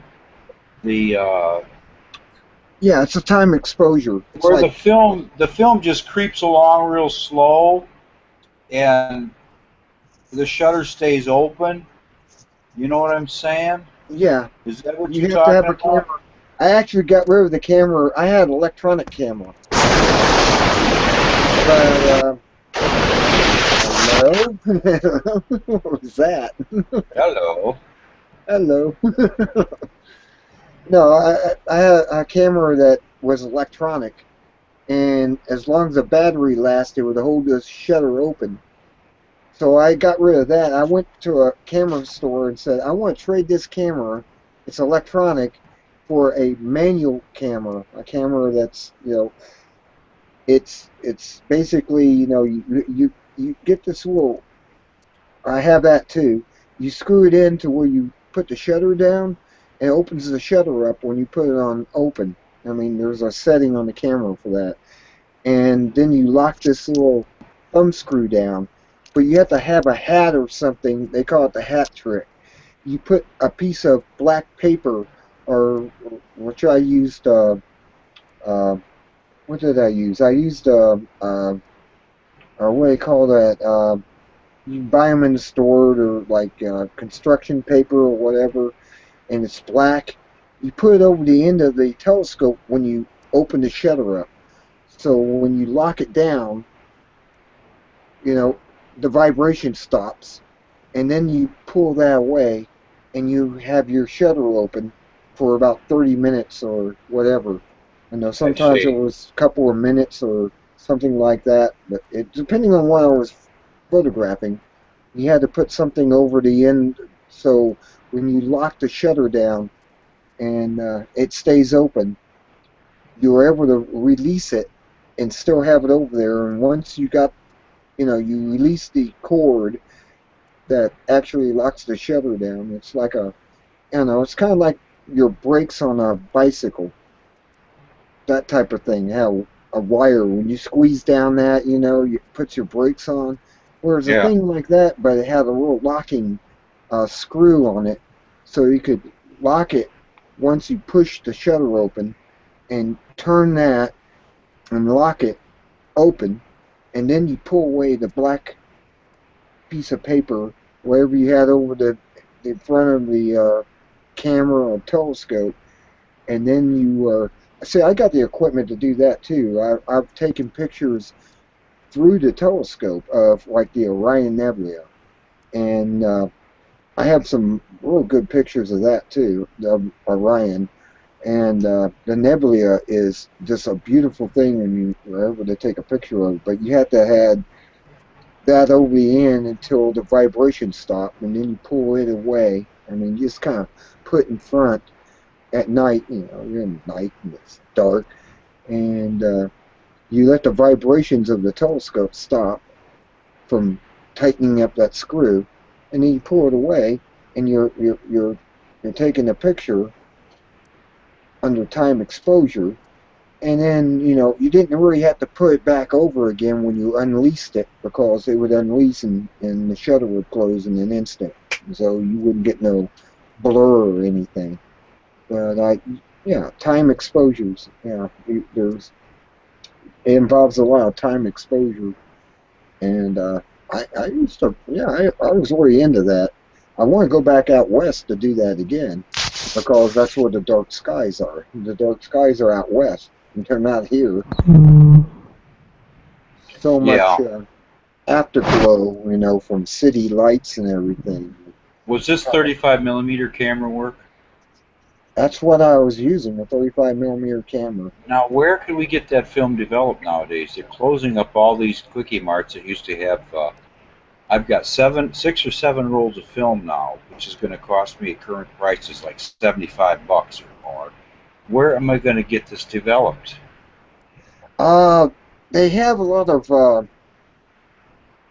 I know Walmart had a place where you could take your film and stick it in there yourself, and it would go through, and it's a machine, computer and everything, and it will print it up on paper and everything for you. And Sir, that's the only place left. And it's like 25 to 30% more or 40% more than I was ever paying in the last couple of years. yeah, the last 25 to time, 35% more. And I get a disc. Oh, yes, they're going to give you a disc and everything. yeah, Oh, man, it's going to be expensive. you have I to got find so a much. camera. Some camera stores may develop your film cheaper. I mean, if you go to a place where they sell just cameras, and they usually have a developing machine in there, and they'll Yeah, it's take your all film, automatic. and 30 minutes later they'll give you your negatives and give you your prints, and here you go. And You just gave me an idea. You know what I'm going to do? I'm going to bundle everything up and I'm going to send it up to my son up in Chicago. And I'll say, you find somewhere up there that'll do this, because there's nowhere left down here, son. And I refuse to go pay their prices, okay? Just won't do it. yeah, I mean, it got ridiculous, because the only people that make 35 millimeter film anymore is Fuji, and Yeah. Fuji's the only one I can find film, because Polaroid stopped making all their films. They even stopped making the I have a land camera. I don't know if I showed that to you or not, but I have a land camera, and I have the original film with it. I don't know if it's any good or not. That came with it, and it was like You don't know five if you dollars. showed me. I'm the guy that made you mad because I demanded that you put that film in there and start shooting. And you go, no, that's got to be dead. That battery, no, it could blow up or something. You had an excuse. I go, no, just try one shot. Yeah, I remember that Yeah, night. yeah. I opened up the box and showed the Polaroid camera. It's a nice land camera. I mean, I'm impressed with it. It's a collector's item to me, but you know, I mean, it's got the flash bulbs and everything still with it, and the flash thing on it, and I mean, wow. Yeah. They're nice. They're really nice. Yeah, well, I can pull that back out again. Hang on. Oh, I got it right here. I mean, don't have to go very far to get it. I mean, it's just sitting here, and it's the original land camera. So I'll open this up again. Oh, okay. See, it comes with this, and you put the flash bulbs in that right there. That's where you put the flash bulbs in. Have the flash bulbs and everything in this box. If I can pick it back up The again. battery that comes inside the film package, which is enclosed in a battery also, is enough power to drive that flash bulb also. Oh yeah. I mean, like I said, I got the flash bulbs. I mean, I got three of these, three of them. I got three flash bulb packages, and I got the flash thing you put on the land camera, and it has a light meter in here also. There's the light meter, and Wow. it shows you how much light you have to set the camera up at. Then here's the camera. I can pull this back out Ooh, again, that is nice. and see if I can open it up. Been a while since I've. Oh, yes. And I can, and it pulls out. I mean, you just pull this thing out and it locks, and there it is. I mean, there's the land camera. That's a nice one. And it's, to me, it's a collector's item. That's what I'm keeping it for, is a collector's item. And Yeah, you hang on to that and it'll be worth a lot of money someday. oh, I know. I have to figure out how to close it back up again. Had that problem last time I showed you how to close it back up. Those little hinges, you got to kind of help those little hinges with your fingers from the inside. You got to pull those little hinges up. Something like that. There's a release switch on here somewhere that allows this cover to close back up, but I can't. You don't want to force it. No, I don't want to break it. Polaroid land camera. Yeah, there it is. It says right there. Well, let me see if I can get it so the light's not shining on it. Land camera. Yeah, I think that's about 1940s, 50s.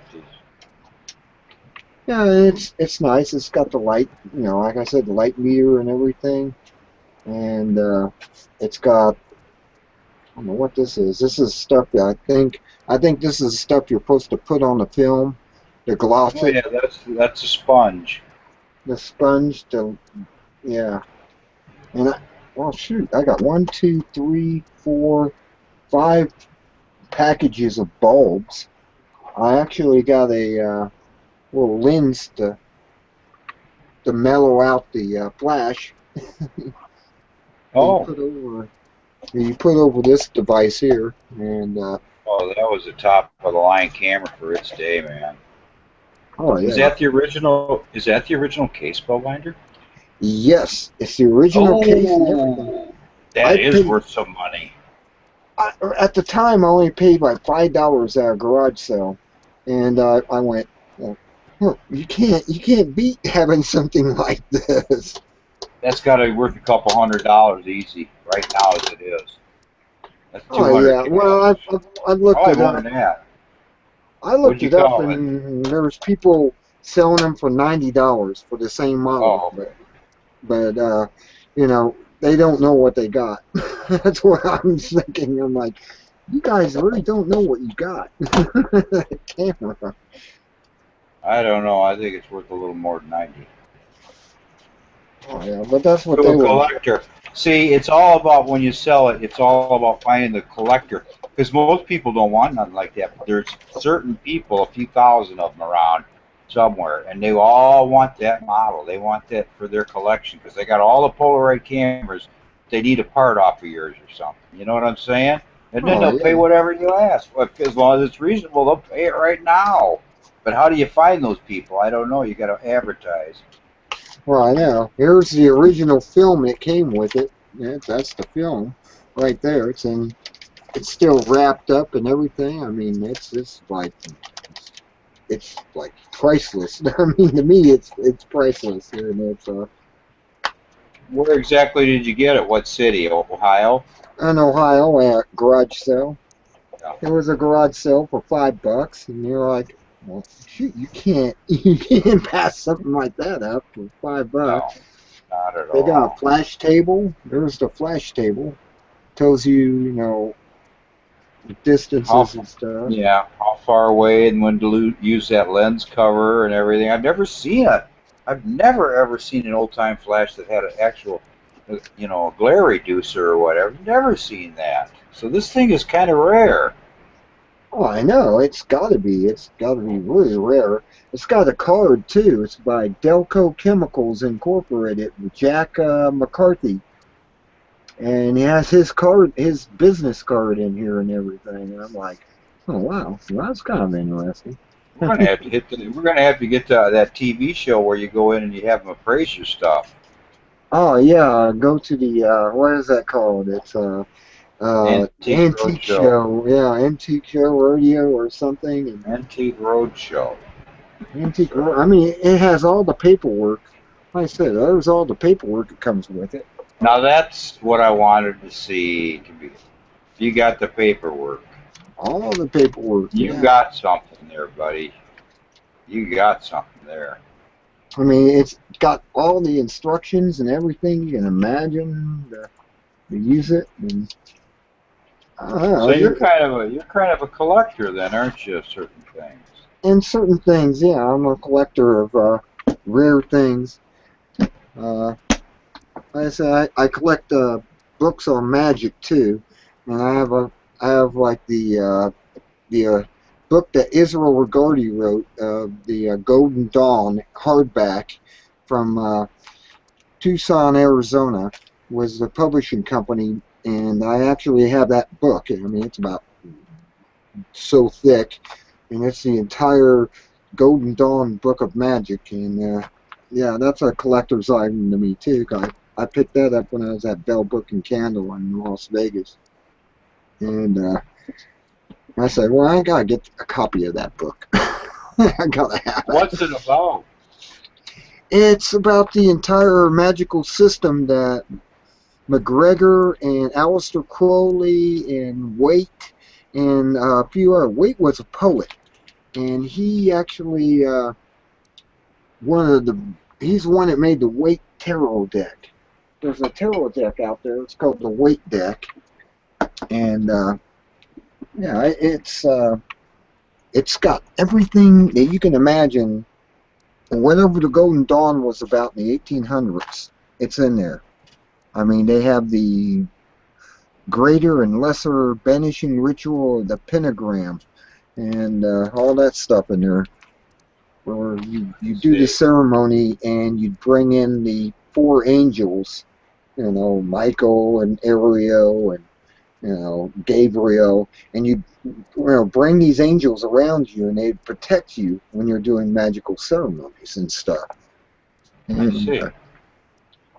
It was an interesting study. I mean, I went through it and studied it. I actually practiced the lesser banishing ritual because it was easy to do. You just needed the dagger, and there's videos on YouTube you can check out too if you want to know more about it, where it has these people who actually practice the ceremonies and the magic mirror and everything.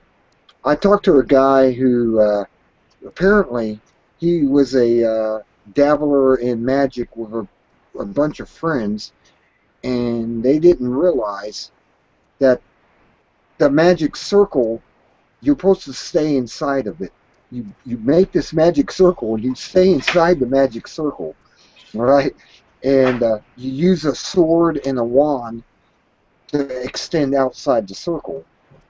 Well, in front of the circle, you'd make another circle with a triangle in it.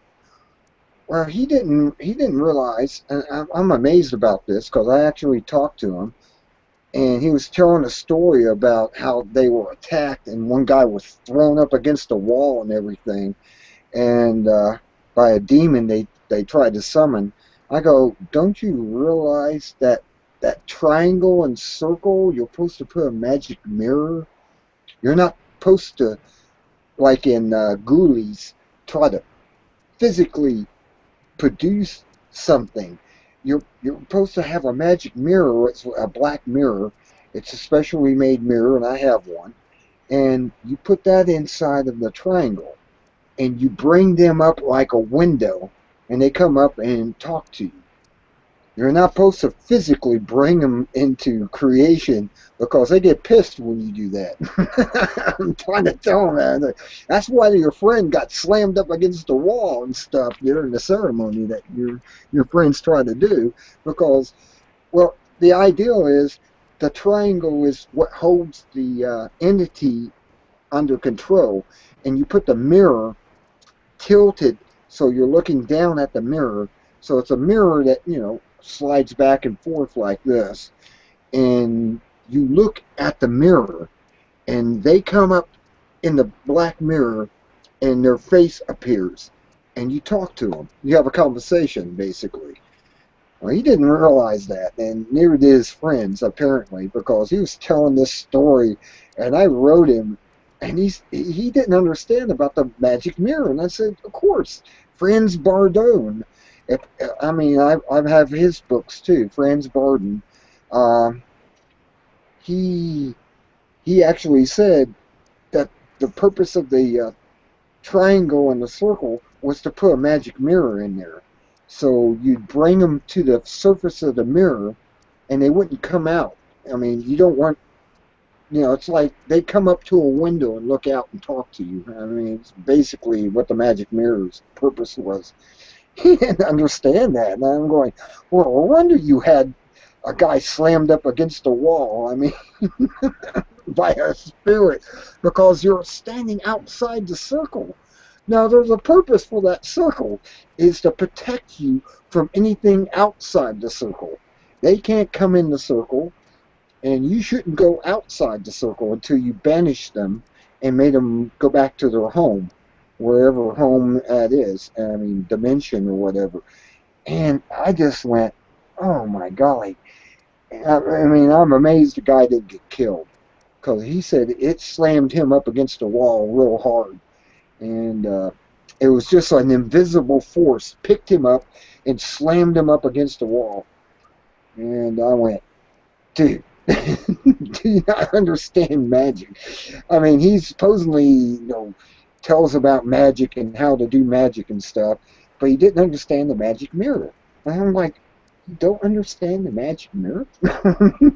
That's what goes in that triangle in front of the magic circle. It's a black mirror. And That's odd that a mirror would be used in magic. I've thought a lot about magic and black magic, but I never knew that they were actually used in ceremonies. well, Right. when you're conjuring up something, evoking something, not invoking. Invoking is what you do at the lesser, ceremony of the pentagram. Is you're bringing the holy angels in yourself, and you're uprising your higher self, which there's a higher self, a guardian angel, and you're trying to bring up that angel that's your own protection, pure and simple. But when you evoke something, you don't want to evoke anything into physical form. Uh, that's the scary part about the whole thing. That that's what they were doing. They were trying to evoke something in the physical form. And I'm like, but you didn't use a mirror inside the triangle and the circle or the triangle in front of the magic circle, and you guys are standing outside of the magic circle except for the guy performing the ceremony. And I'm like, dude, you all should have been inside that magic circle. You wouldn't have had that problem. That wouldn't have happened. I mean, it's just a matter of understanding. Yeah, you evoke something like that and bring it to physical form. It's going to be pissed if you don't have a magic mirror there, because it has to actually come into our reality. Well, they don't like that, and it makes them mad. And they'll do trickster stuff. They'll do things. I mean, it's like the people I saw on these videos that did the Ouija board, and they didn't say goodbye and send it back, whoever they were talking to on the Ouija board. So they went to town and left a video camera running to record what was going on. The door opens up in the front of the house, slams shut, chairs shoot away from the table where the Ouija board is. All this stuff is happening in the house. It came over and knocked the camera over. I mean, you couldn't see it. It was an invisible entity.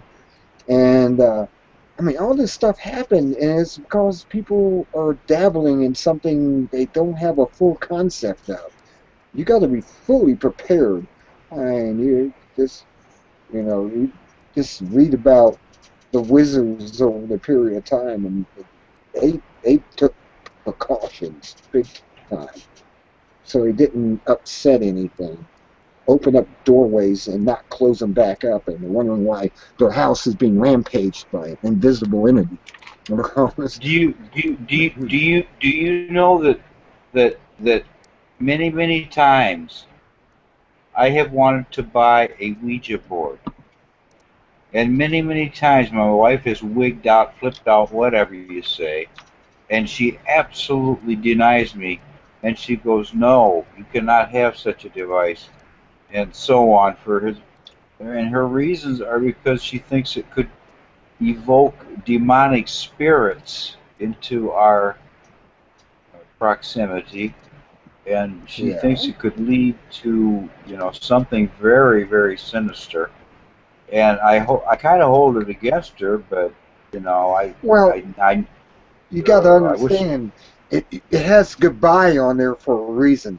When you're done playing with it and you talk to the entity, whatever it is, you send it back home by putting the what is it called, the penetrate, the device you put your fingers on that moves around and shows you The everything on planchette or the something, yeah. the planchette.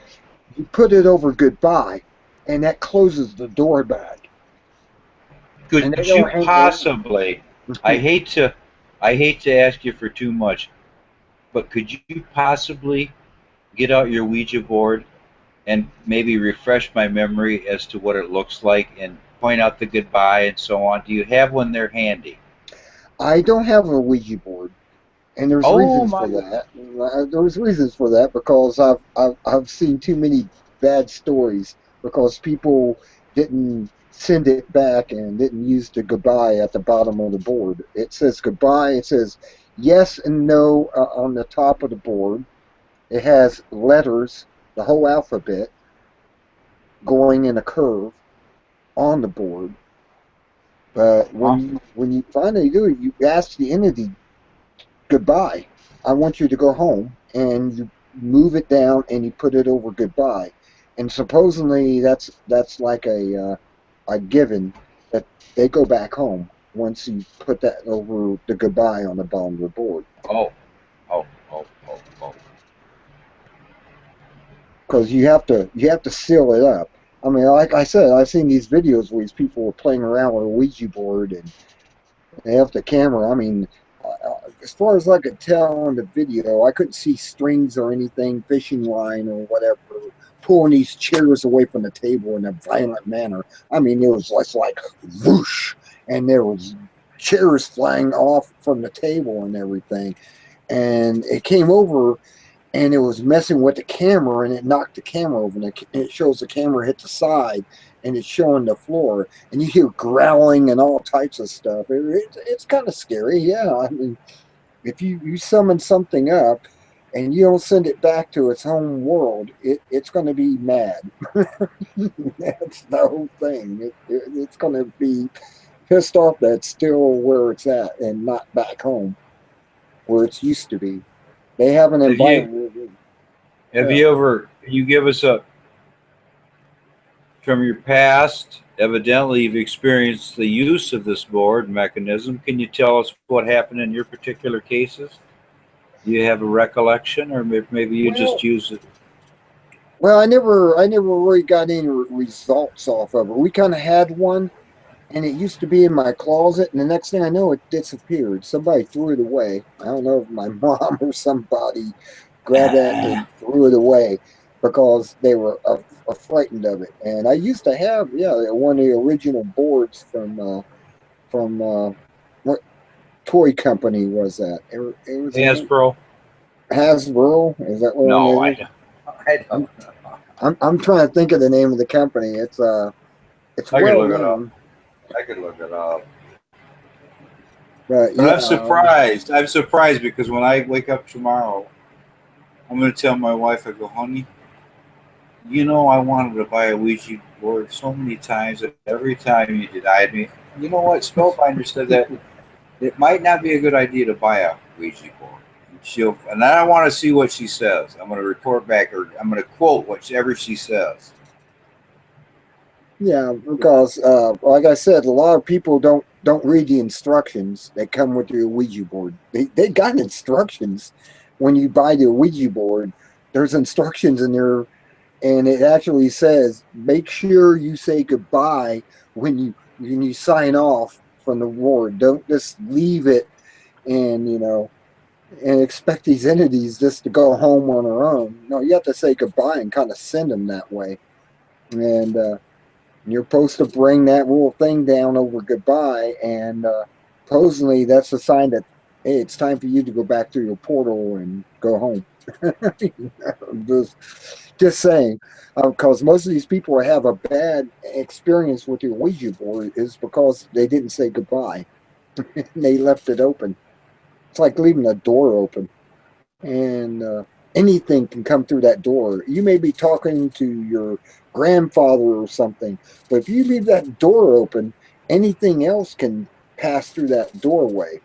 So when you end your session and you get the results you want, you got to put that thing over goodbye, and that's basically shutting the door. They go home and the door shuts, and apparently nothing will happen if you do that. Apparently, I don't know because, like I said, I never really had the experience with a Ouija board. Like I said, I'm playing with the electronic Ouija board, and most of the time, I'll actually say goodbye to them when I'm done with the flashlight. I'll say goodbye to them, and that's kind of closing the doorway up because I don't know if they're just hanging around or what, but I want to make sure I cover all my P's and Q's. You know what I mean? So you're getting everything ready and all your apparatus for the show, then, right? With Secular.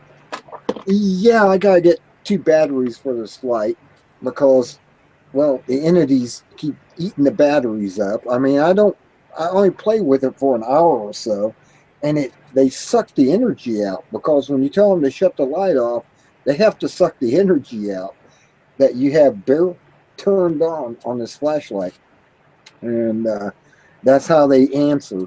It's a yes and no device is basically what it is, and you have to be the one thinking most of the question up to get the answers out of them because all they can do is turn the light on, turn the light off, you know, and uh, and that's basically all they do with it with the mag light. And I said it's just a mag light. You get this for under $10. $10, you can get something to talk to the spirits with. That's one of the simple tools. That's what I use instead of an Ouija board. Ouija board You kind of scares me, but this doesn't offhand. I mean, Pardon me, but do you think if you would spend, instead of buying the regular standard brand Duracell alkaline heavy duty, what if you invested double that and you bought those $10 batteries? You get two pen lights for $10.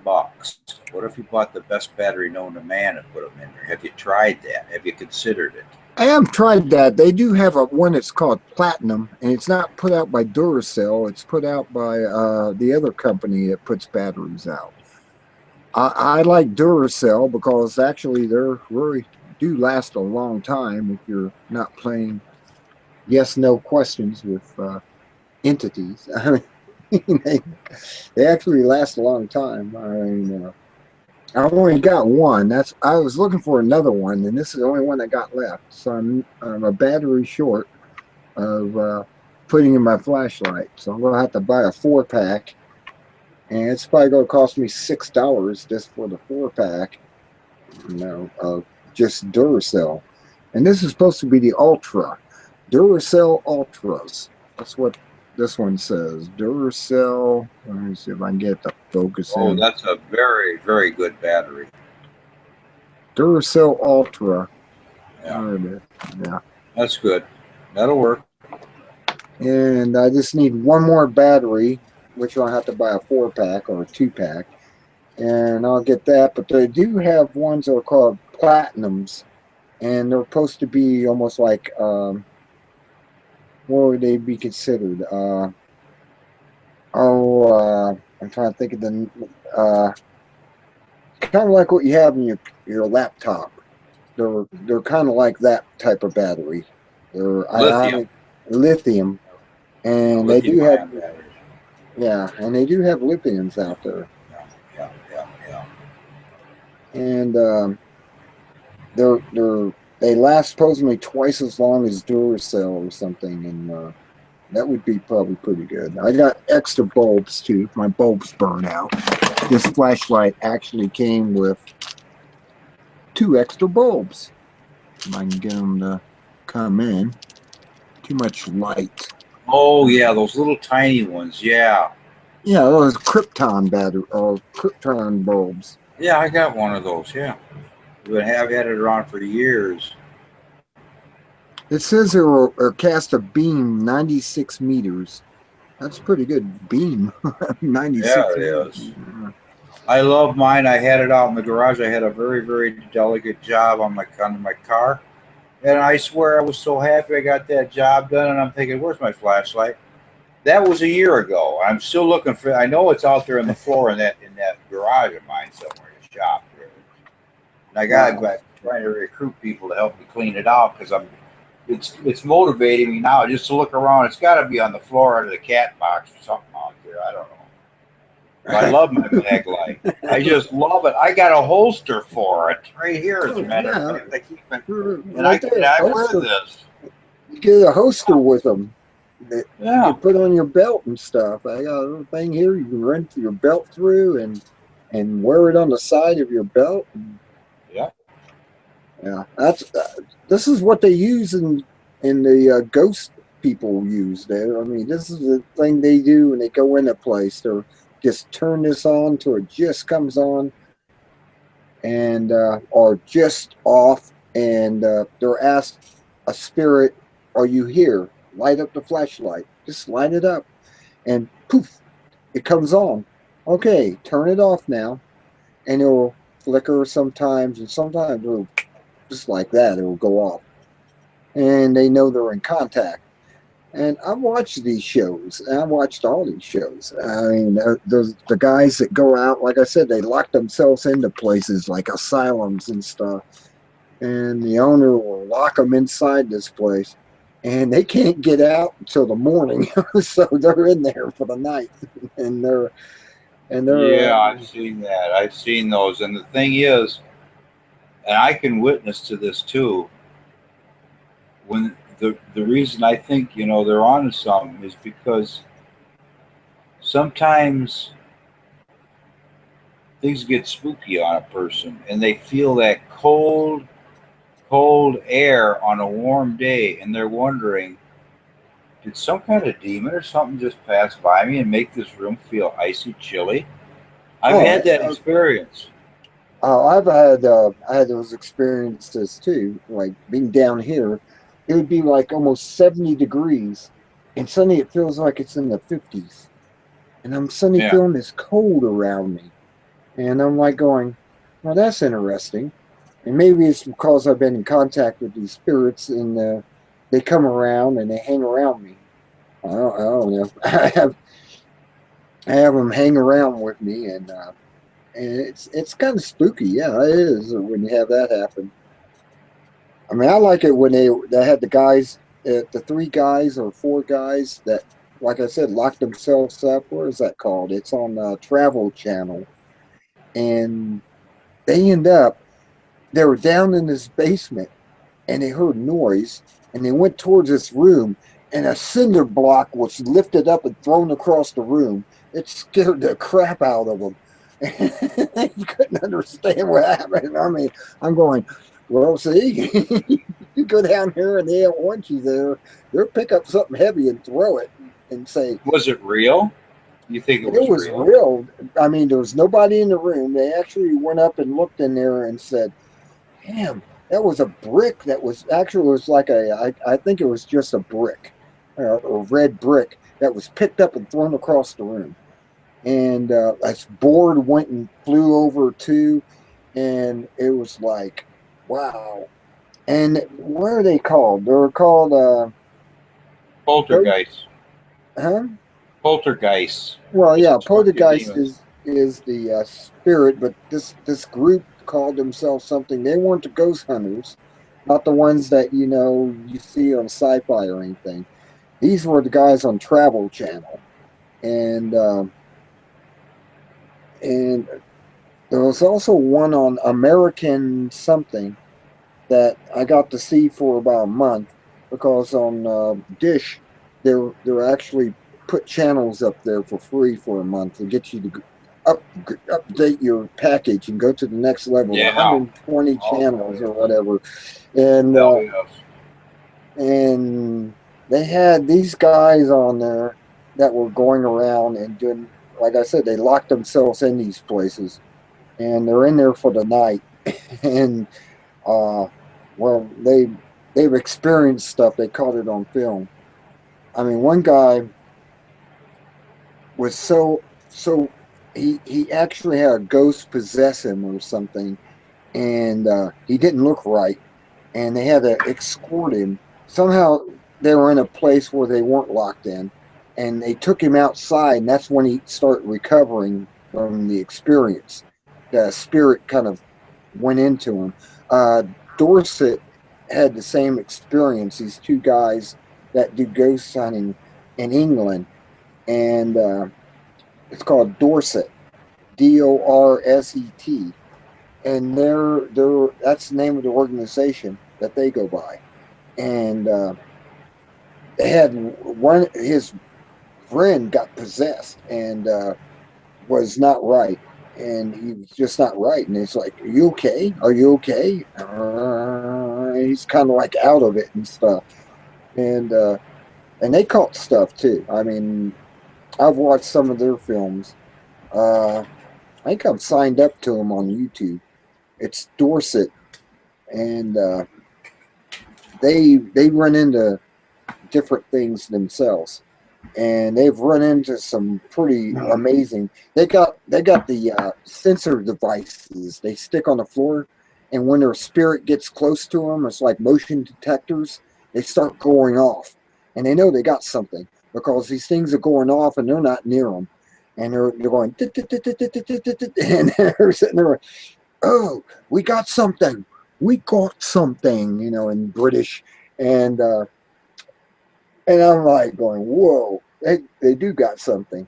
And every once in a while they'll bring out their they got one of those things I want to get too, but they cost like $600, and I can't afford $600 for one of these heat seekers. It's like it gives you infrared screen that shows heat and stuff.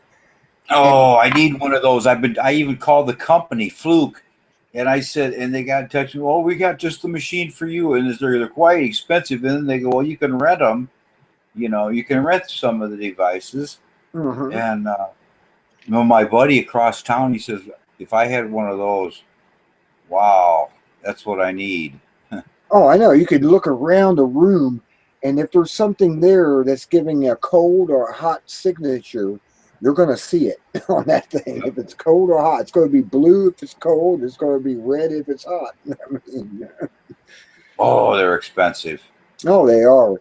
And these guys, the Dorset ghost investigators, actually have one of them. Have I think it's one of the $400 units, but it's you know, they were able to show an entity walking across the screen when they were videotaping the screen and showing it around like this, and they're videotaping the screen. They see this entity, a human figure, walk right in front of them, and you couldn't see nothing because the camera's back far enough that you could see what's beyond that heat sensor, and there was nothing there.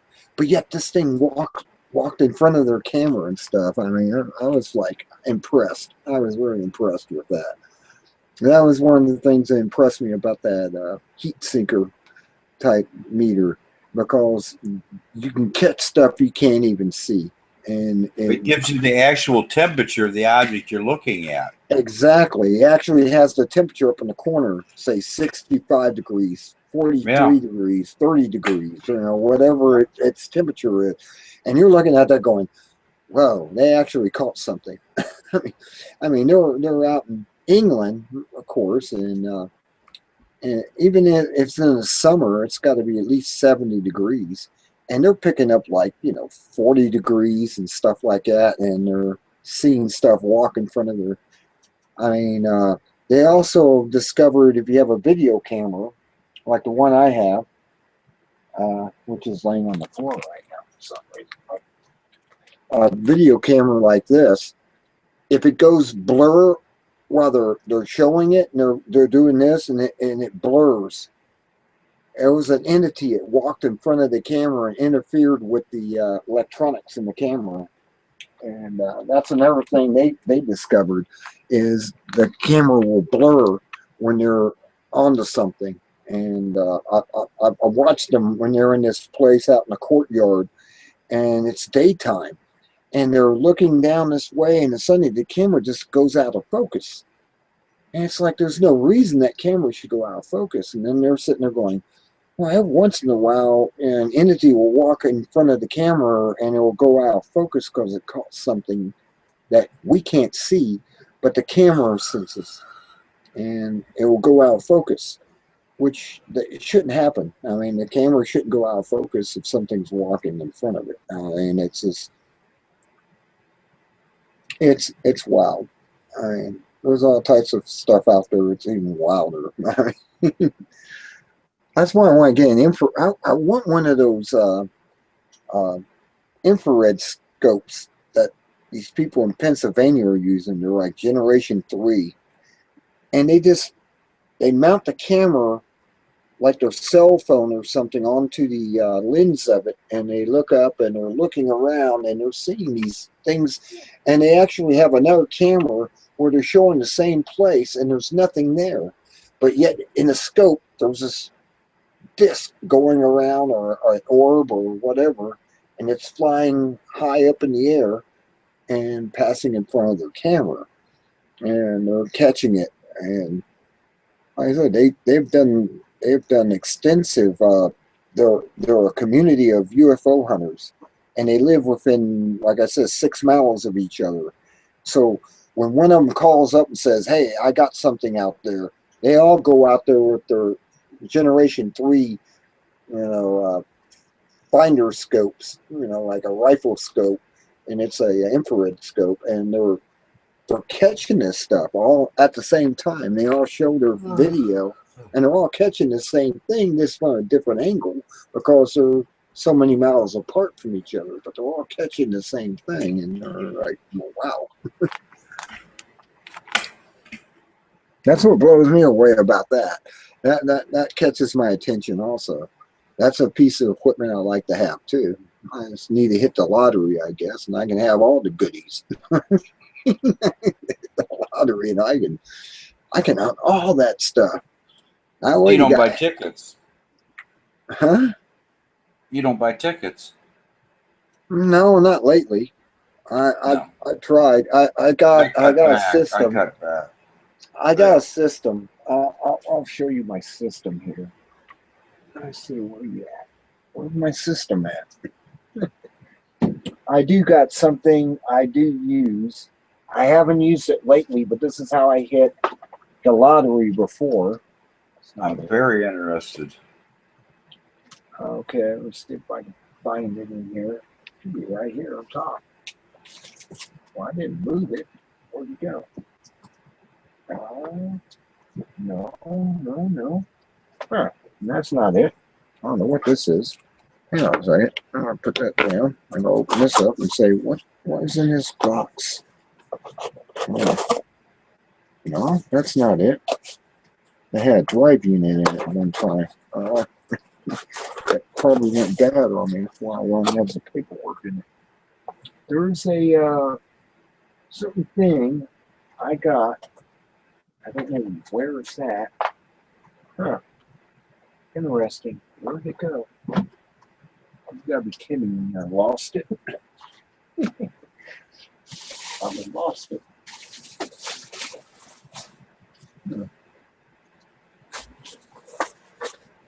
Wow, where did it go? Now I'm curious of what happened to it. It's a pendulum, and A little more magic act, I see. You're going to have to get that ready for secular too.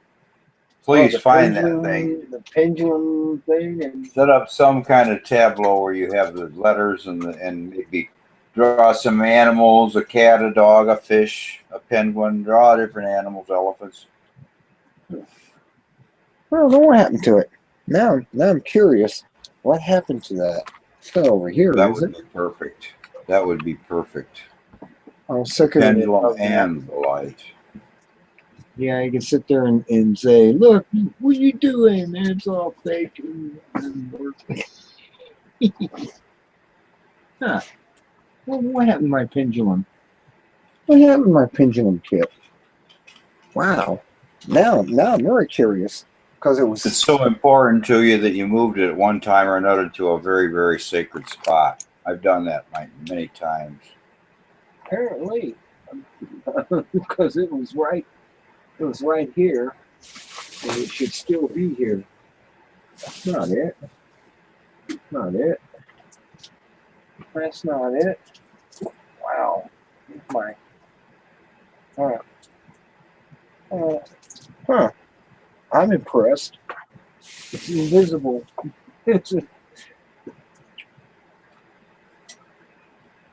There's my book on the new wizards. The government manual for new wizards. There you go. I don't know why I got that sitting there, but I don't have my pendulum kit. Wow. That was right here. I didn't move it. I don't think I moved it. I didn't have no reason to move it. Wow. It's invisible though. Trying to be invisible, so I can't find it.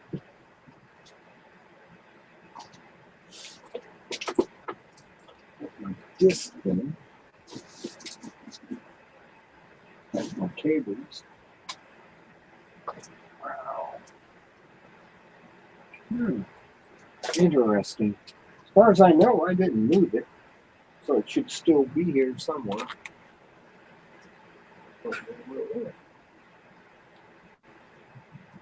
Huh. Yeah, I am puzzled. I didn't move it out here. It was right here. That's where I keep it at. It's not there. It's like the Ouija board. It just disappeared. Isn't that bizarre? Oh, wow. Something grabbed my pendulum. It was an entire thing I bought. It had a little pendulum. You dangle on a string and like a pin bob. And now I am confused. I am confused now. I don't see it anywhere. Wow, it should have been right where I left it at. Right there. All I got here is a bunch of stuff that I haven't used in a while. Well, that You must is. do a lot. You must do a lot of reading. You must Well, read a yeah. lot of books. I have a whole collection of books and everything. Oh, there it is, right there. Aha. How did you get there? How did you get there? Aha! There it is. Oh, I found it. Whoa. Okay, Oh, I love it's called this. the. Oh, whoa. Wait a minute. Can I get a screen share of this? Wait a minute. I got to get not a screen share. You don't know what I'm talking about. I got something called Green Shot. All I got to do is hit Green The Shot. Art Wait a minute. to the Pendulum, and it opens up Okay, like. wait. No. Hold it up there again. I didn't get it. Could you hold the Oh, box up again?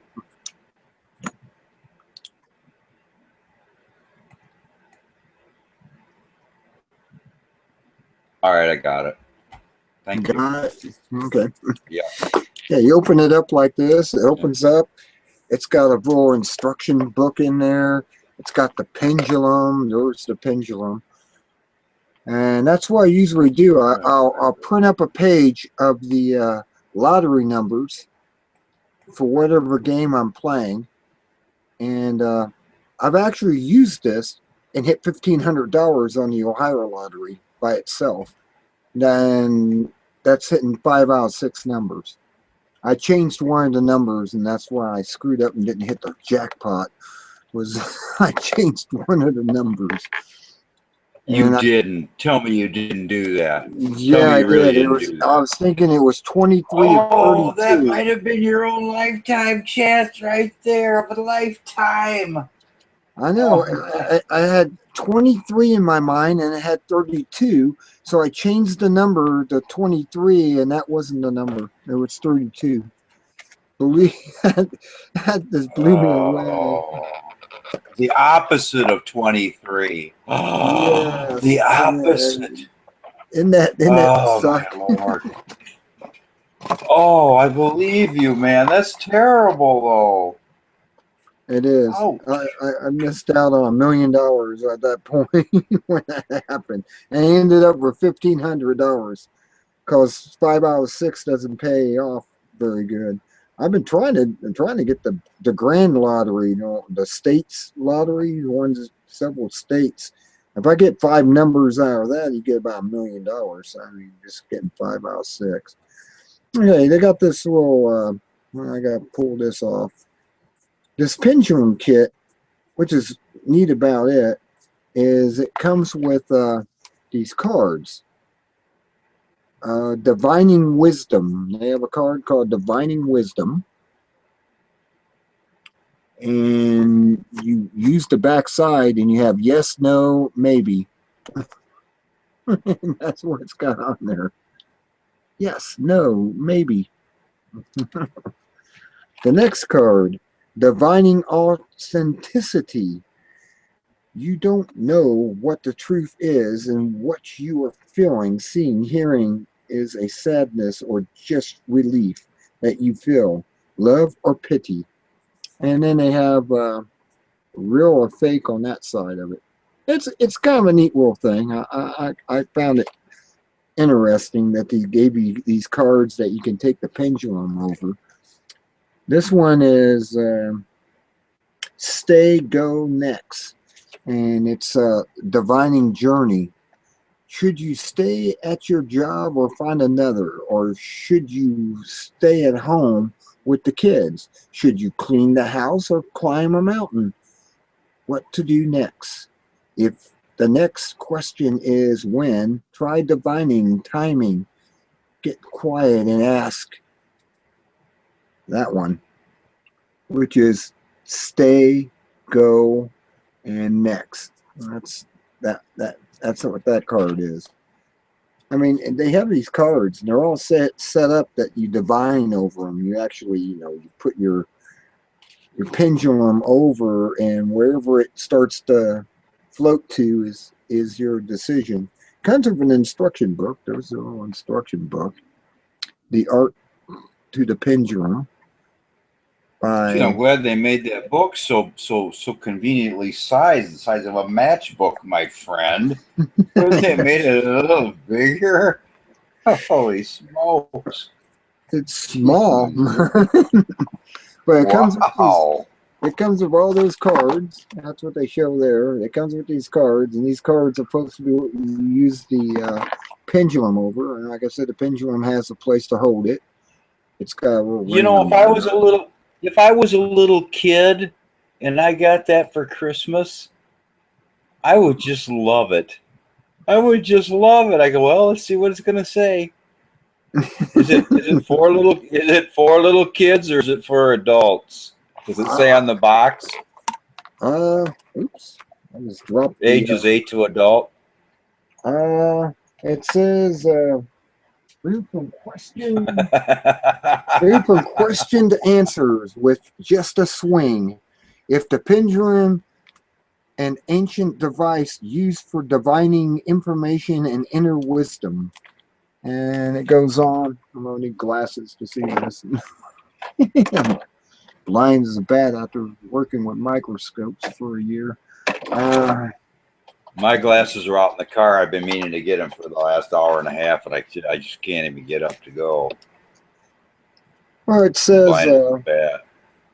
well, what basically comes down to, it says, everyone feels indecisive sometimes. You may not be sure which job offer to accept or whether to sell a certain stock. Sometimes our price of life is so frantic that we can't make decisions quickly and confidentially enough.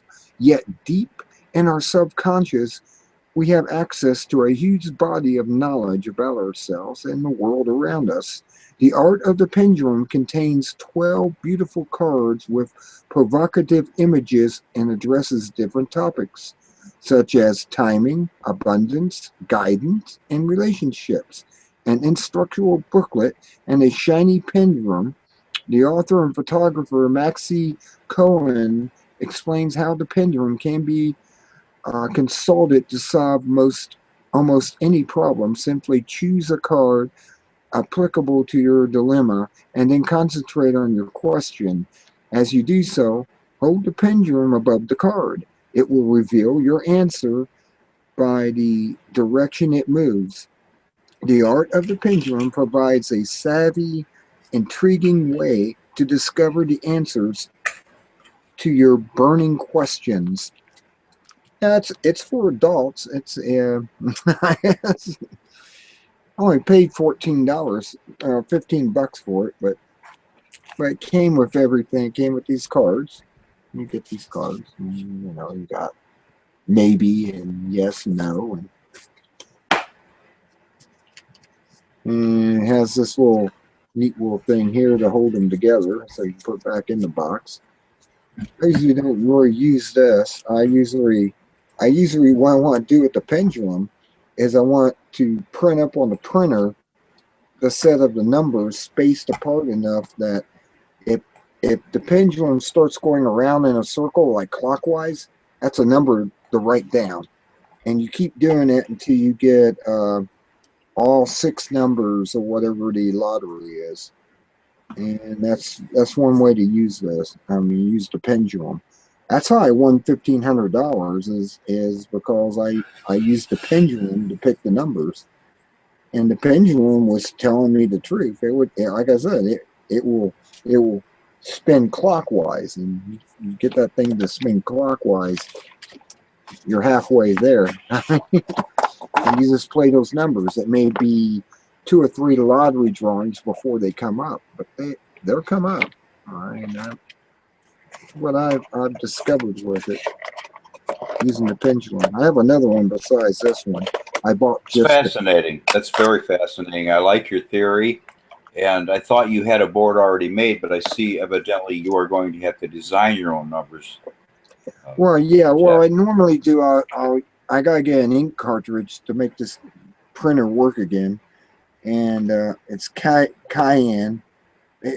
For some reason, these printers are set up. If you don't have, all the ink still full or whatever, it will actually not work. I mean, you got to Yes, have all the ink I'm very, cartridge. very, very familiar with this, and it's very, very complex. And I checked the reservoir, and if you're like me now, tell me if you agree. The status indicators, no matter what company, HP or others, uh, Epson perhaps, their reservoir indicators won't give you an accurate reading. Okay, they're going to tell you this is out, and you don't know if black is out or the color is out. Is this a problem you're facing? Because it No, happens to me after all. well, Terrible. I have a brother printer, and the brother tells me what colors are low and out because the thing sits here and it will clean itself every so often and use up the inks on its own. It's you know it's it's made that way. It's made to use it up, and you have to keep buying the inks for it. And it's called what do I call it?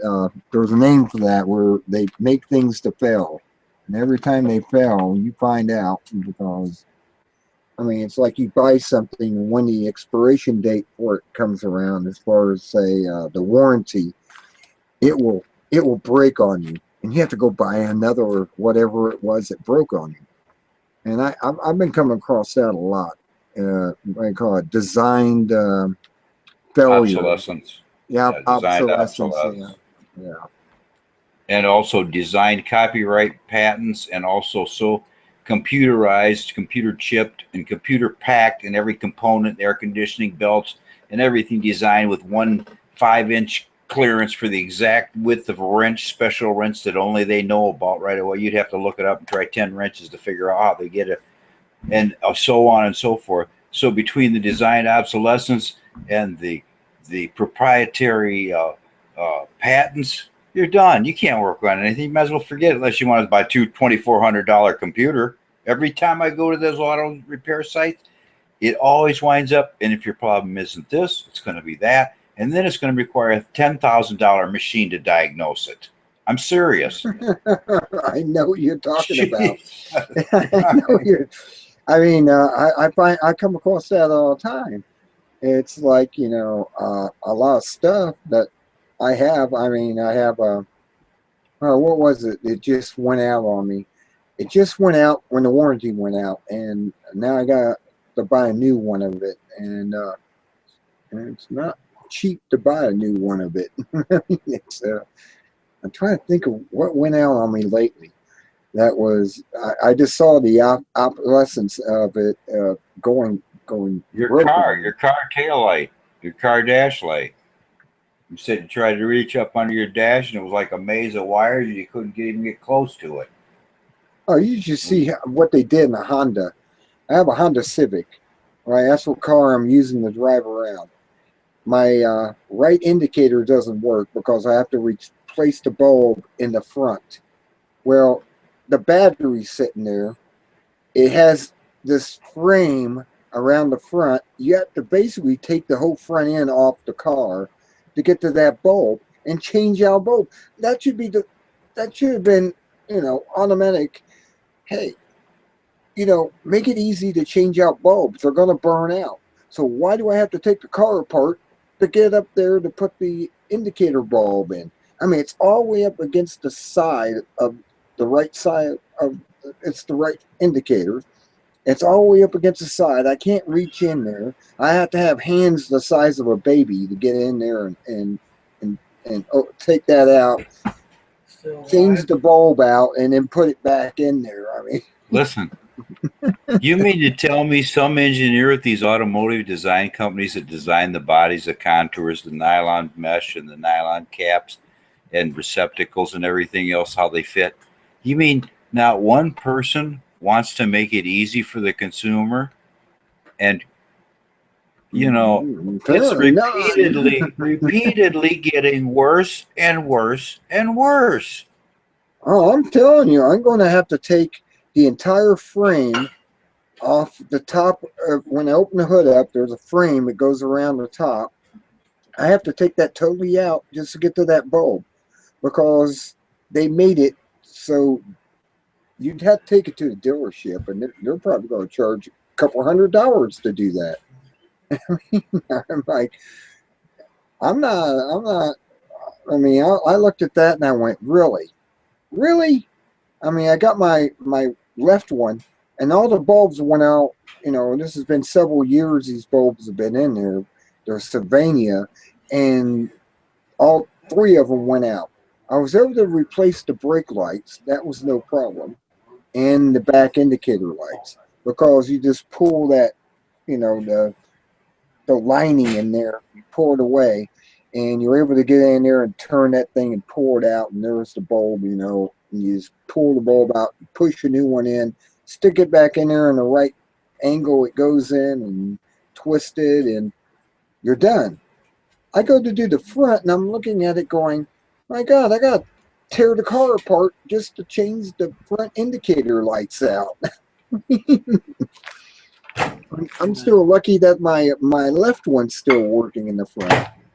I might as well change it out while I'm at too. I mean, that's what I guess you're supposed to do. You're supposed to change them both out, even if the one's not burned out yet. You go ahead and change it out too. Listen, let's stop talking about this project and let's get it done. This isn't your actual turn signal, road turn signal, your warning light that when you turn one way, it's not that bulb, right? It's an inside bulb. It's the indicator bulb in the front, yeah. You know, you hit the indicator, it goes blink, blink, blink, blink, blink, blink. So other people can see it? You mean so other people can see it when you're on the road? Is that what you're saying? It's an exterior signal, right? Exterior signal light. It's your turn signal out on the front of the car. And it's on the front of the car. You know what? I got good news for you. Hmm. You are going to be pleased when I get done telling you how to do this. There's a certain automobile company, initials AZ. Okay. All you have to do is go to their website, like I did, make up a username like I did, which wound up to be my own name. Give them my password. Ask them, send the verification. 5 minutes later, I have access to a vast library. You see, these car companies, or I shouldn't say this, but in the past, I found that on really old cars, you can get a lot of information. Oh, yeah. Well, this is I found out that company, AutoZone, if you log into their Spellbinder, like many others, and if you jump through 2 or 3 hoops, I mean, car, the year of the car, the age, the motor size, and if you do that on that AutoZone site, you will have access to the exact step-by-step, written out, spelled out way to do that. The problem is, it only works if you can read. You see, I must have failed reading because I had the directions and I was taking my car apart and I had like skipped ahead in a direction. Maybe it was my vision, maybe it was the lighting. I don't know. I pay no excuses acceptable. And that job wound up to be a failure. That's good. Well, I'm able to look in there and look at it, and it's like I got to take this whole frame off the top. No. Go to AutoZone. To get to it. Go to the library. Check on your car, your model number. 5 minutes later, boom, you go, wow, really? I have step-by-step directions on this? And bingo. But make sure you read the directions in order, okay? Don't deviate one bit like I did or you're going to be sorry. You deviated, didn't you? Yeah. And I had a bolt. Let me say this: I had a 3/4 inch bolt, which is huge, into the side of my inner fender. And guess what? That thing was rusted in metal so tight, and we took it out in the wrong order, and we wound up sawing something in half. Oh Yeah, we no. did saw a bowl or something, yeah. Or we started to, I don't know. But you can certainly follow directions, being the technician with all the training you've had for this kind of small miniaturization stuff. You'll be able to follow their detailed instructions, and you're going to come back in a week and tell me, yeah, I got turns to this, thank God I'm not going to get a ticket. You wouldn't imagine what I did when I changed the battery out in my mom's VW. I dropped the bolt because Yeah, have to you were have telling me. Japanese. You were telling me. Yeah. You have to have. I actually watched a video on YouTube where a guy showed how to take the battery out of a VW, the new ones, and I took the bolt out, I got it out and everything, but when I went to put it back in, it fell down somewhere. I don't know. The battery's just sitting in there now. It's not bolted down, but it has everything else on it. The thing that goes around the battery. It's like an insulation and all that stuff. All that stuff's on there. As long as the car doesn't turn over, I guess it's okay. But that boat, you had to have hands the size of a Japanese to go down in there and put that bolt back in that locks the battery down on the bracket. And well, it's just sitting there. But everything else is hooked up correctly. But I lost the bolt. You go to your Big A's Auto or Napa or something like that, and you see if they have any catalogs. They'll have a big library of blue and gold green books, and you ask them how much they are. Here they're about $25 now, but you Yeah. could find the exact model for your car, and then you'd be like me, you know. I had the Yeah. blueprints for my electronic wiring because I just looked at my wiring that I have where I have the problem area. And no, I have wiring on both sides of my hood latch. And I'm thinking, why would he have it on both? I only have two lights, one fixture.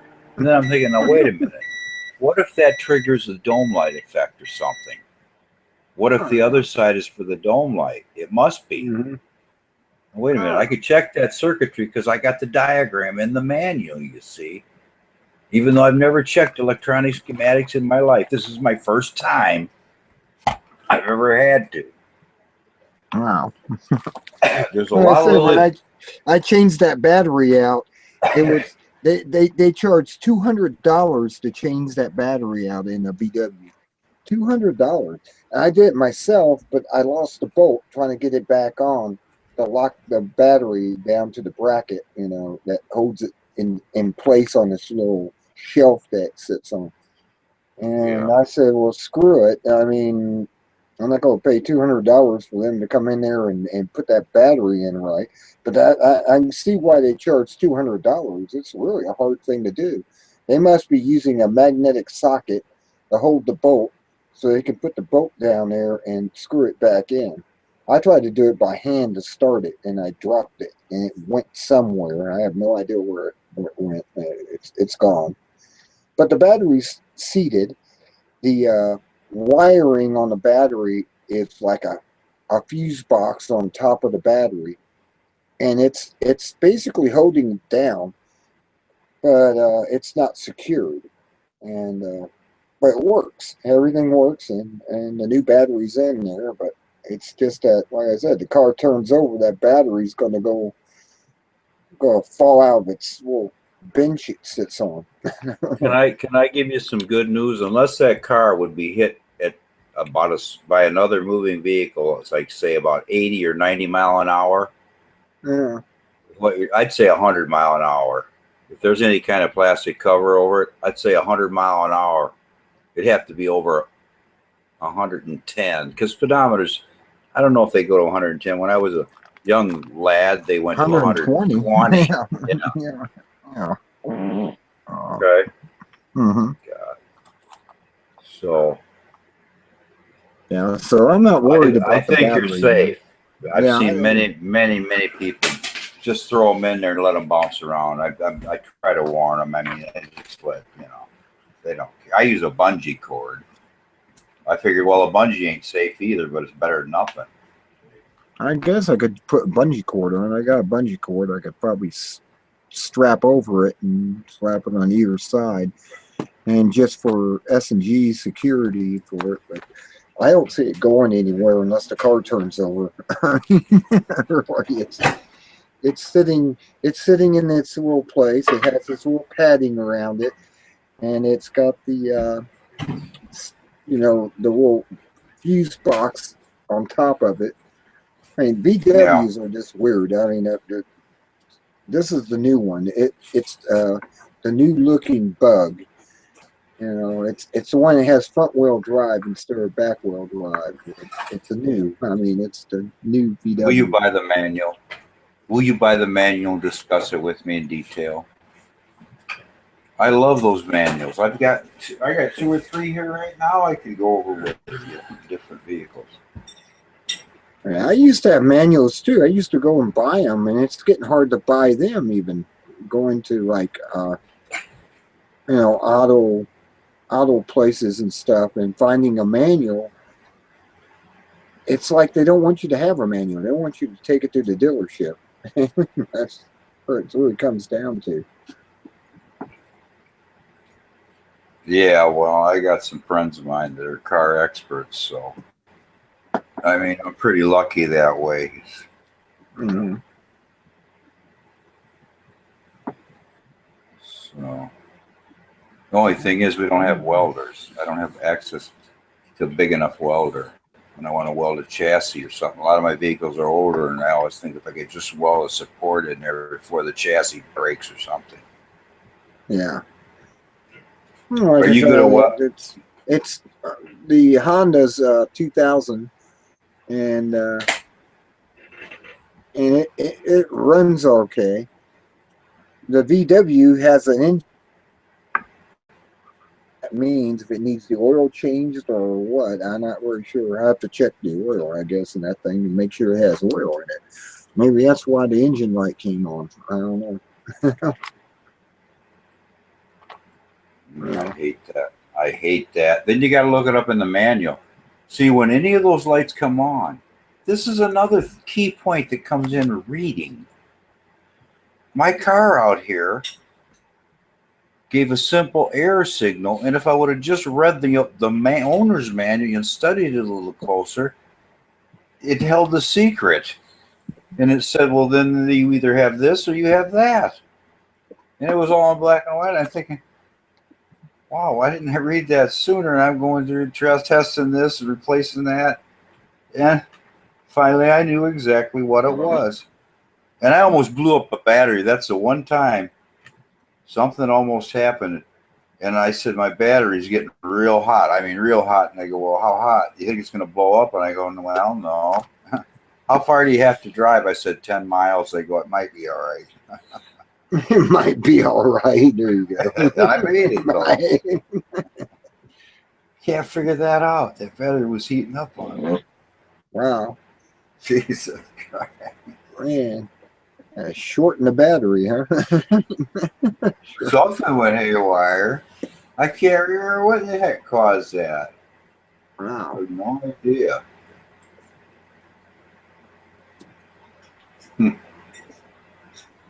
Brand new battery, too. Wow.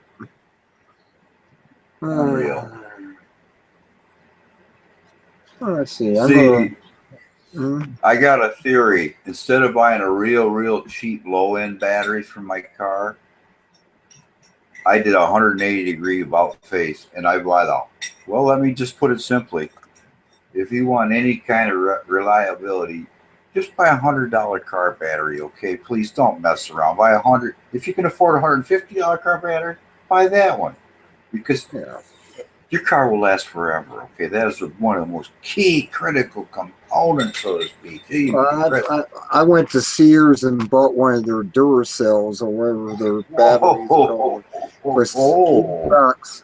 It cost $80 just to replace the battery in that car because the other one went bad. I mean, it was my mom got stuck somewhere and she's calling me up and saying, "You gotta come and help me. I can't get the car to start."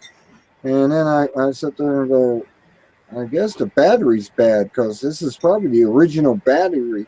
When you bought this car used, that was probably the original battery. It's been in there since, since it came from the manufacturer, so it needs to be replaced. The plates are eaten up and they're shorting out, and it causes the bad battery."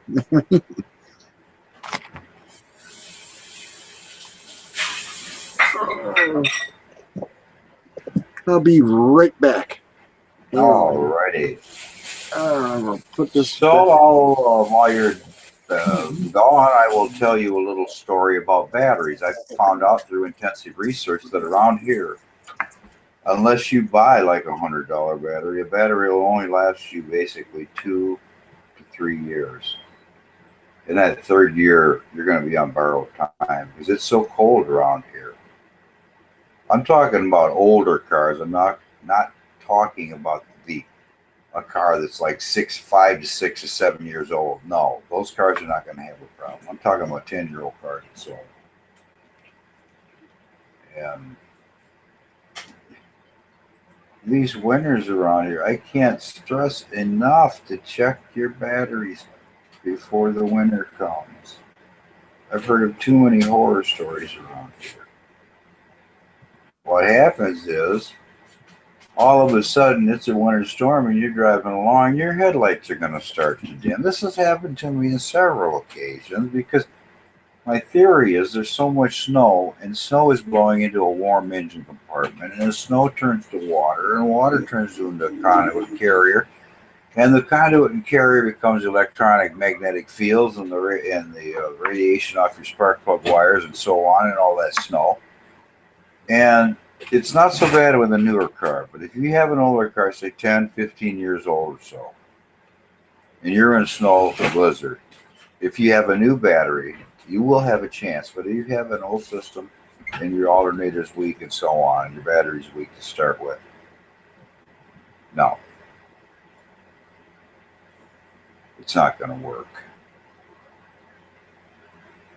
And what happens is if your lights dim, then it makes it extra dangerous because then you can't see the road edge. And you have a major problem there. And this happened to me also. It's the only time I made up my mind, and many years ago going to work, it was so bad I thought, well, I could make it. Everybody else will. So I took off. And all of a sudden I found myself driving off the road at 45-degree angle. And it was the one and only time that I tried to defy nature and be a tough guy and make it to work on time or relatively close to on time. And I thought, it isn't snowing that bad. And it was the only time I decided to do. Other times I'd call in, no way, it's going to drift 5 foot high. No, but this one time, about 2002, I tried to make it. And Wow. I failed. And I left my car window down. And it was a blizzard. I was so glad to get rescued instantly in 5 minutes that I left my truck window, and I get in there was a foot of snow. I probably told you this story. There's a foot of snow on my car seat. And they jerked me out of there and almost ripped my exhaust system off. Oh man, it was a free pullout, but it was a rough one. Wow. I was buried, man. My advice to anybody, if there's a blizzard, don't try to be the hero, and don't try to be the good citizen and the good worker and the good corporate slave. Stay home. It's not worth the risk. The one and only time I tried it, I failed miserably. It proves it right there. Wow. Proves it. Blizzards. Oh man. They're coming. They're coming back. Yeah. Let's see if I can get something like an object on here. There we go, Goku. How come I can't enlarge him? What is this, anyways? Nope, I ain't gonna do it either. Was that a screen share? That's a picture on mini cams. It's Goku in his Super Saiyan form, and he turns Oh. into a Super Saiyan, and it's an interesting show. I always liked that one. That was one of my favorite animes, and so I had to get that. I got face exits. Look, I can do this. Oh my golly, I got an arrow through my head. What the heck am I going to do with that? Oh, I see that now. Yeah. You put a cap Yeah. on too.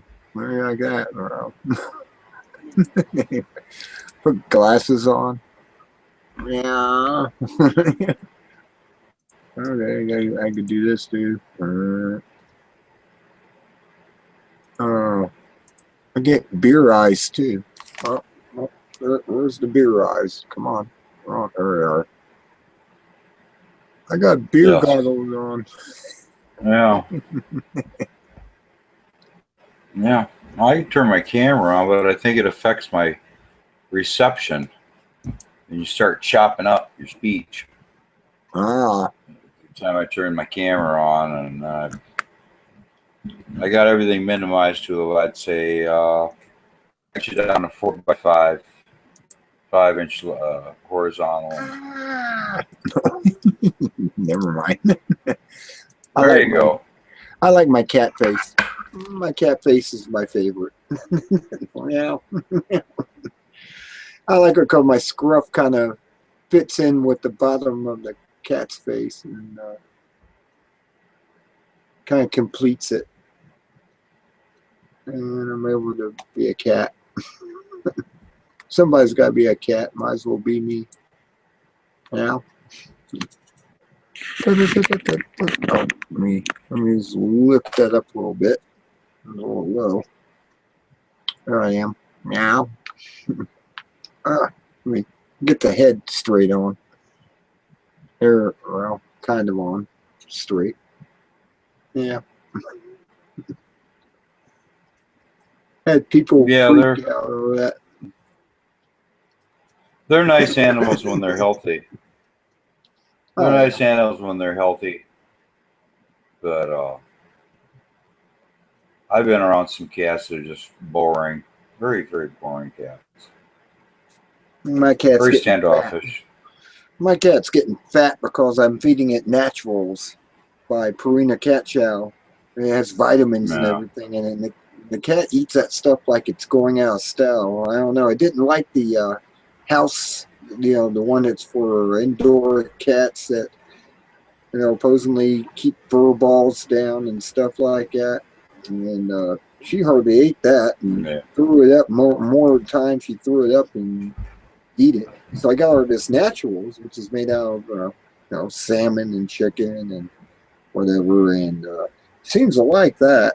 She eats that up. I have to fill a bowl up every day. I mean, the other stuff she'd eat every 2 days, and she's getting fat off of it. That's the whole thing. You get fat.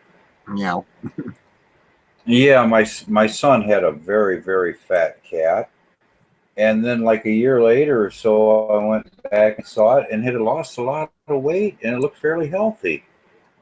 Mm. And my boy said that he had bought, and he showed me this tree. It was a cylinder with a 6-inch diameter covered in carpet, and then it had like a 14-inch or a 20-inch wide little platform, 20 by 12-inch wide platform, all carpet lined like a little nest. Then the pole extended up, and then there was another lookout post above it. There's like 14 by 14 square. And, my boy was so proud of himself. He goes, "It took me weeks to get Arlo up there. Just to get to that first level. It took weeks to get him to want to climb up there." And I'm thinking, well, maybe that's how the cat got thin from climbing around and stuff and jumping around by the windows and climbing his tree and stuff, because he was fine, but wow, there for a while he was one sick. And you know what that proves? Exercise. We all need plenty of walking in the sunshine. We need plenty of exercise. Yeah. There we go. There, now I got a nice background. You see, what happened to me is my back is totally worn out, as evidenced by the fact that I'm riding around my yard and about 35, 40 minutes. And anyway, I was thinking, why is my back killing me like this right now? My spine. And I'm thinking, you know what it is? It was that little bouncing vibration on that mower that was just grinding my backbones together, or whatever, you got arthritis or whatever they call it. And it was just bouncing. And that's why it was so stiff, because of that mower. It's just like before. Every time I mow, I can't even sleep all night long. I just lay there, toss and turn, wide awake. I don't know why that is. Wow. Just vibrates me to pieces, I guess. Yeah, we basically hired a mowing company for $30 a week, and they come out and trim and do all that stuff, and I don't have to go out there and mow the yard anymore. That's that's a good thing. So, Wow.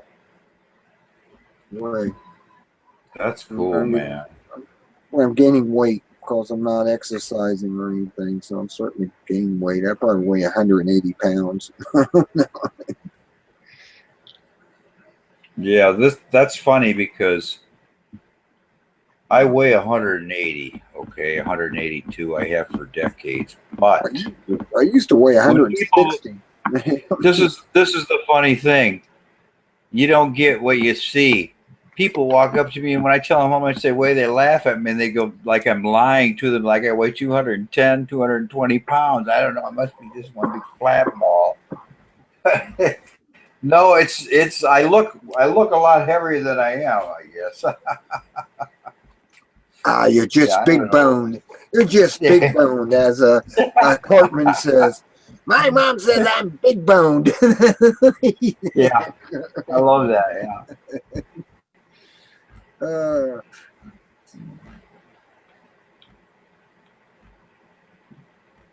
I was looking at some videos about that too. It was supposedly a baby was born who is extra muscular, and he's like, he looks like a body builder, and he's only like 3 years old. I mean, so I don't know. They're saying that, is this something that's happening to everyone, or just some people? Or Well, it's funny. It's funny. I told my wife that 16-year-old girl that was banned and labeled as a terrorist from the Ukraine and other countries and European countries. They go, well, she's a superstar. She set the world record. She bench pressed 360 pounds or something. The world record. And my wife goes, what? How the heck could somebody so young, 16 years old, set the record like that? Because that is so heavy. That's over 300 pounds of the bench pressing. It was a special competition of the bench press. Wow. I couldn't come anywhere near that. You know how much I could do? I bet I could, if I was on a good day, maybe 120, and that'd be lit. That'd probably have a heart attack. No. When I was in high school, I could leg press 400 pounds. I mean, I was able to do that, and That's pretty good. I don't think I could do that now, but when I was in high school, I could do 400-pound leg press. Oh, wow. That's a lot. Yeah, that's a lot, but I used to be in a real good health. I mean, I used to, when I was out in Vegas, I would go out in the mountains and hike and everything, and I was always out there hiking and moving about. And I mean, I outdid my brother. He came from California, where he doesn't hardly do anything in California, and I took him up on top of Cathedral Rock and Mount Charleston, and it just about killed him going up there. I'm like, and I'm just trumping up there because I was hiking a lot and climbing up cliffs and stuff. I used to do all that stuff. I was a free climber. And spelunking, I used to do spelunking too. There was the caves and stuff we used to go into and spelunk into them. And yeah, don't do that anymore. That's pretty well a dying art, because I found out recently that the government is sealing up and buying off every cave and cave entrance that they know about. I don't know what it is about these underground caves that the government has to get involved in. But they're really, really locking them down, and I don't know how they're doing these caverns. Mammoth Cave. Wait a minute, Ohio has some famous caves in it. I wonder Yeah. how they're reacting over there. Because these places could be used as repositories and human shelters and so on in time of crisis or whatever, fireball engulfing the earth. People could hide down there and they Oh, could yeah. survive some kind of cataclysm. And I wonder how the government's going to regulate that. Do they have a series of elite? Well, you know, the mayor and his chartered group are going to be down there first, and then the police department, and then all the fire department will get them down in the cave. But they're only going to have 3 hours to do it because we're doomed. So. Yeah, I just thought of that. Thousands of people could probably be housed in that cave, that food down there. Oh, yeah. Yeah. It's back on again. Postponed. You've been down in all those caverns and all those tourist caves around. They're all around where you grew up. Well, I was in the caves in Las Vegas, and I knew better to carry 2 flashlights and a couple of those brake rods and shake them up and they light up. I made sure I had it because apparently they closed this cave up because 2 kids went down there with candles or something, and they went out and they couldn't find their way out, and they died down in the cave. And it was one of those sad stories. And they had, you know, rhubarb or whatever across the cave, and somebody pulled that out. I mean, they bent the stuff out. So we went down in the cave, and it's 4 levels down. You go to the back of the cave, it drops down to the 2nd level. It's half the size of the 1st level, which was as big as, oh no, it was a big cave when you went in the 1st level, and it was half the size. Then you went to the back of it, and you dropped down again to the 3rd level. And then you get down to the 4th level, and it's not very much bigger than a house or something like that. And we went down there and we turned off the flashlights, and you're talking about pitch dark. It was pitch dark. There was no light at all down there. And then we went to get out of there. We started having trouble getting out. We couldn't figure out how we got down there, even though we knew we went to the back of the cave. You had to go all the way up against the wall and look up, and there was like a maybe 3-foot opening to go back up each of these levels. And I can see how these kids got down there and couldn't find their way back out after the light went out on them. And like I said, when we went down there, we had light sticks and everything. I mean, we were not going to get trapped down there and not be able to find a way out. Though it did take us about an hour to figure out how to get the hell out of the 4th level down. And it was a cave.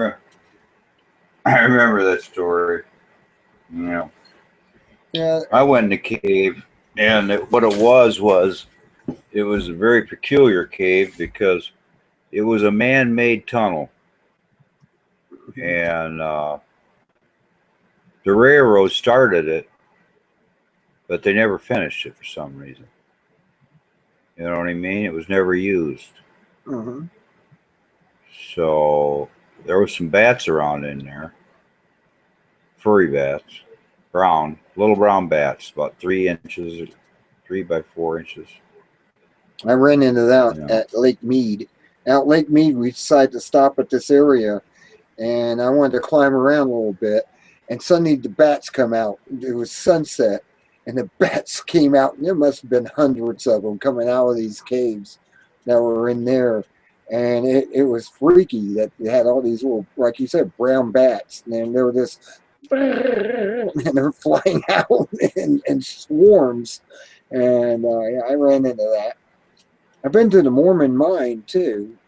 They have a mine outside Las Vegas to the west. Past the well, I don't think they called it the Valley of Fire because that's out in Lake Mead, but it was the Red Rock Canyon. And I went out there beyond that and went into the Mormon mines, and they had that open. And I mean, this is a big mine. They were mining for lead to make bullets.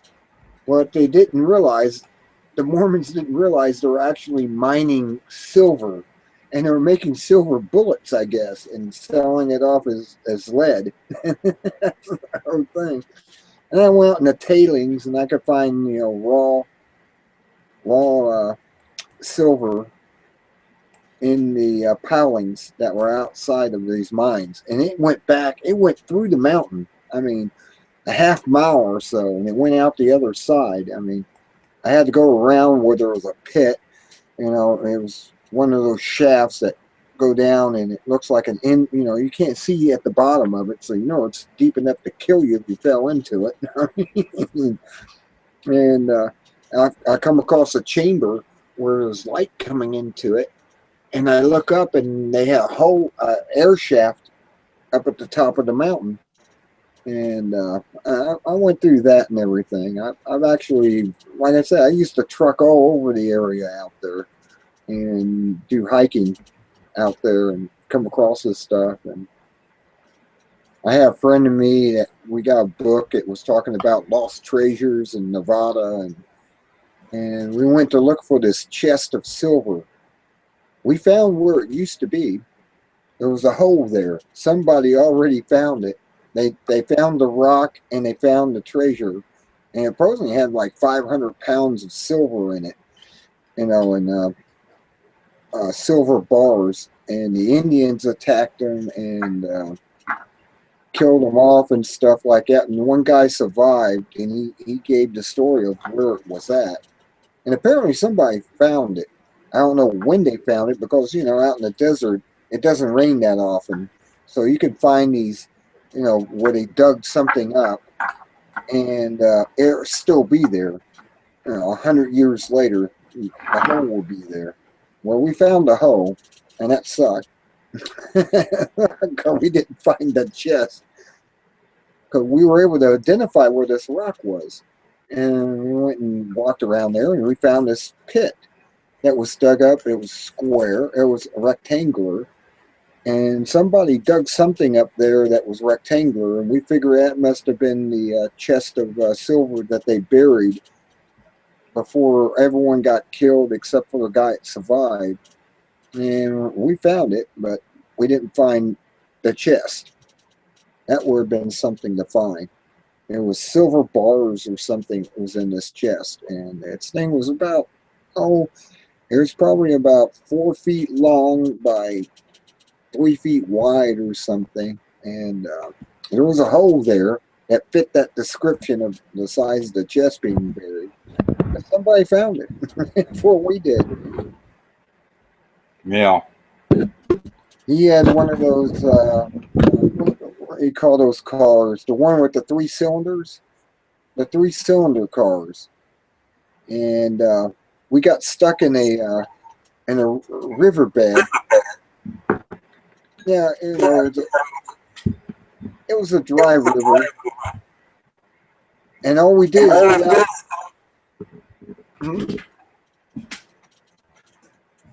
what we did is we got out and we just lifted the front end up and moved it over and got back in the car and drove. And that's how light those cars were, the 3 cylinders.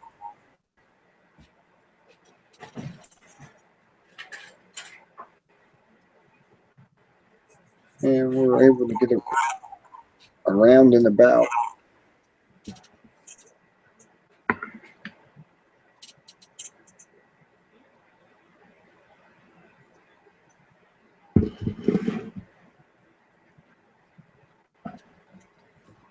Oh.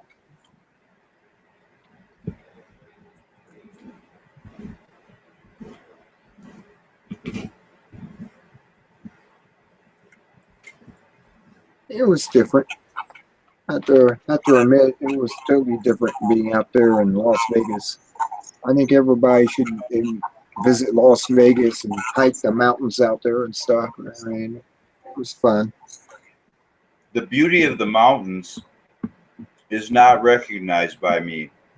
I'm from a different area, so when I think of Las Vegas, all I think of is atomic test sites, barren landscape, radioactivity, cactus, and a few snakes thrown in. But maybe there are trees and streams. I don't know. Yeah, I found petrified wood out in the desert. I mean,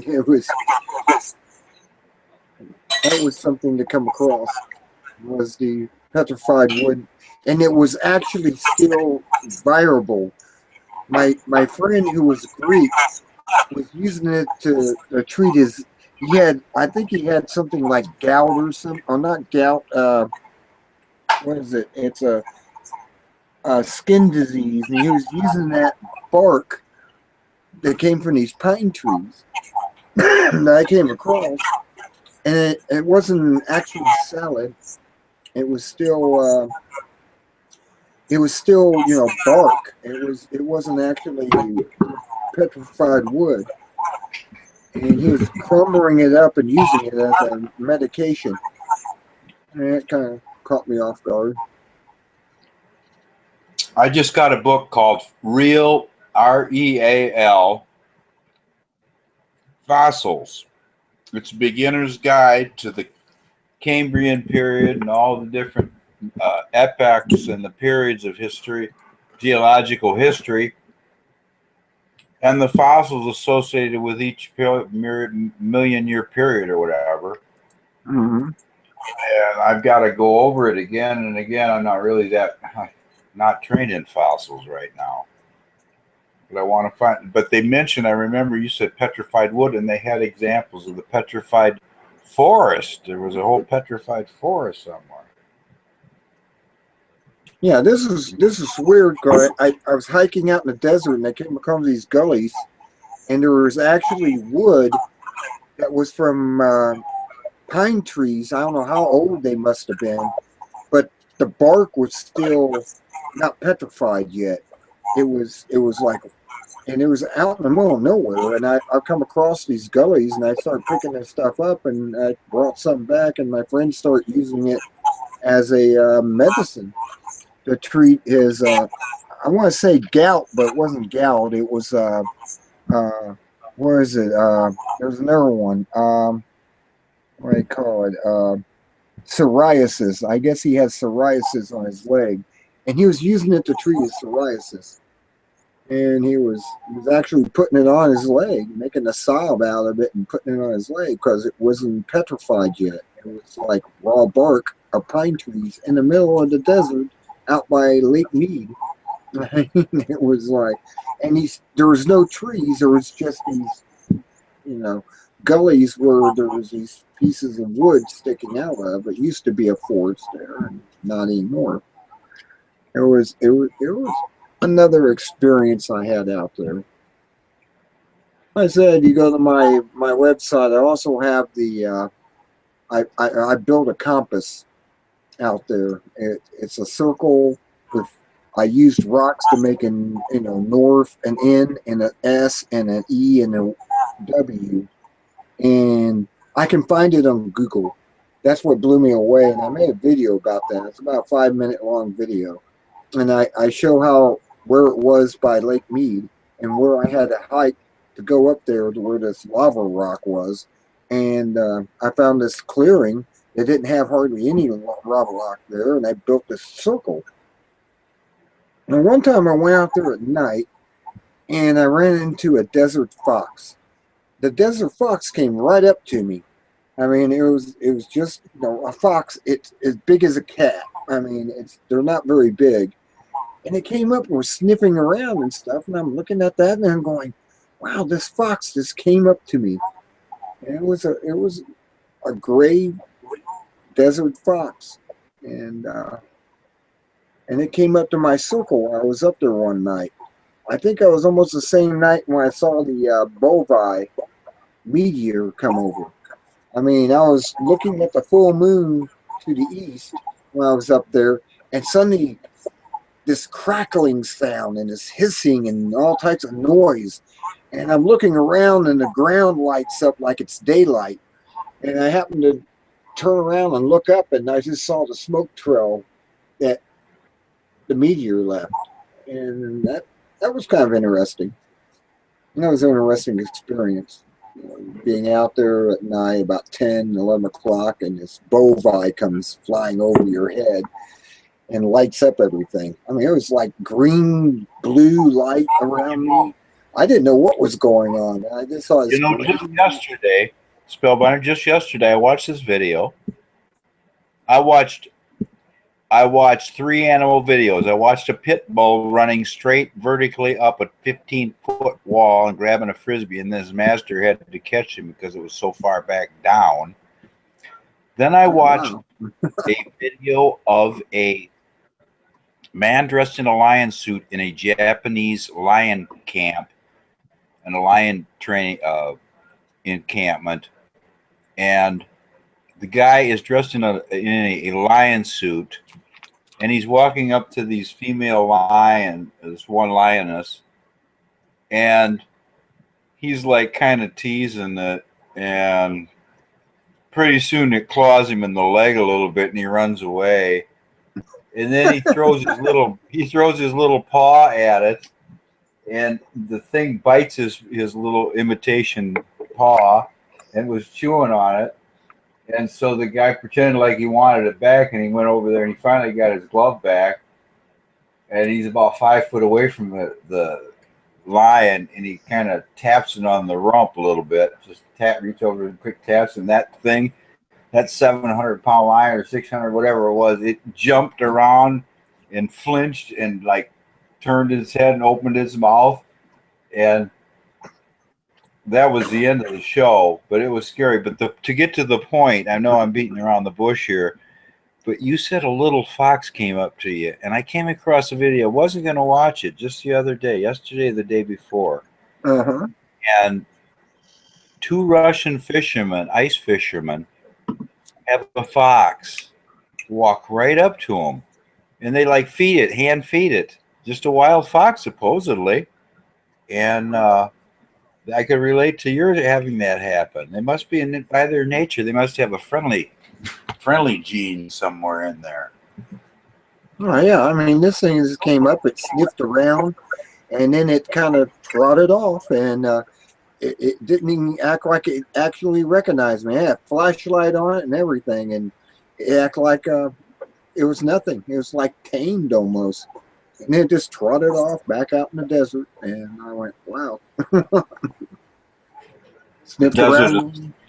The desert is a strange, desolate place, like I said, because of all the lack of resources and so on. And so even the animals psychologically are in a different world than what I'm normal. Like, I live in a utopian paradise basically, and it's like a pure Garden of Eden around here with all the plants and flowers, but not there. Oh, no way, Daddy. Yo. No, not there. Not out in the desert. No, desert's quite different. Yeah, I understand that. Well, I got to take a quick break, but I will be right back. So, Oh, okay. I know you know, nature calls. no, not exactly. Okay. Anyone else want to talk out there? I know there's 4 other people out there. If you want to have a conversation, you can join right on in. Talk about your experiences in different places. I mean, I had a long 8 years in the desert, so I have a lot to talk about that, a lot of experiences. Took a friend out one time to show him Don Juan's world, and we came across well, it was like it's hard to describe. It was like a twinkling light along a ledge, and the ledge was 50 feet away, and I'm pointing out to him there's an ally right there, as in Don Juan's Yakor Way of Life book, Carlos Castaneda. And I took him out to show him this stuff, and I said, well, over there, look at that. You can see that twinkling there, right? He goes, yeah, I see that. And I go, yeah, it's only 50 feet away, and it's like about 8 feet up, and it was sitting there and it was twinkling at us, and we're out there at dusk, and I'm showing him this stuff. I'm going, this is what Carlos Castaneda was talking about out here in the desert, that you can come across allies, as Don Juan called them. And it was an ally, but it was at a distance, and we didn't really bother with it. We just observed it and came across that. I mean, there's all types of experiences I've had out in the outback of Las Vegas and in the desert.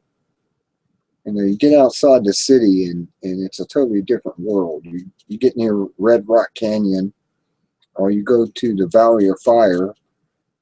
Valley of Fire was very interesting.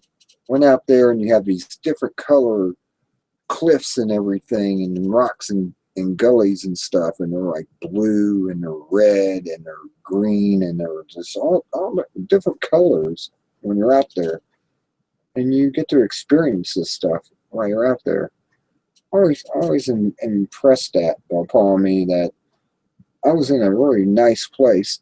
As far as, you like the desert, you'd love that desert out there at Lake Mead and the Valley of Fire.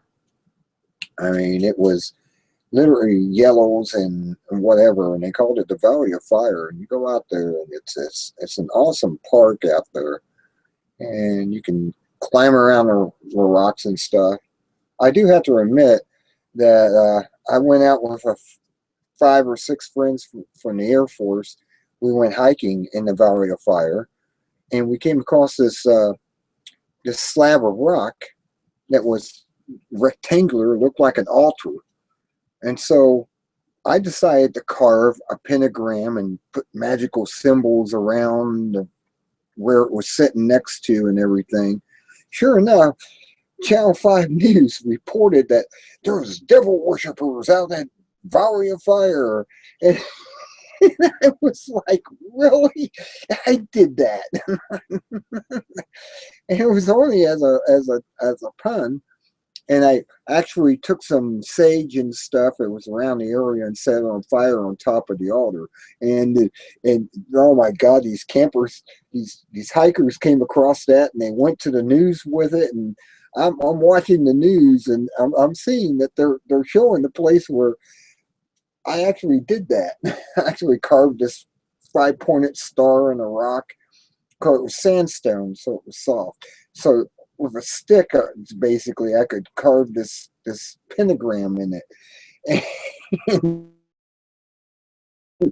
and wrote magical symbols that I had with me. It was part of it was Abba Melin the Mage. I brought that book with me, and I was able to put some of the symbols out of that book on there.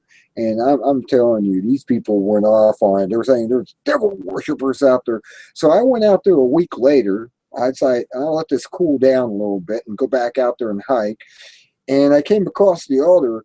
They smashed the altar that I set up. It was just a sandstone block. It was rectangular, and it was sat there.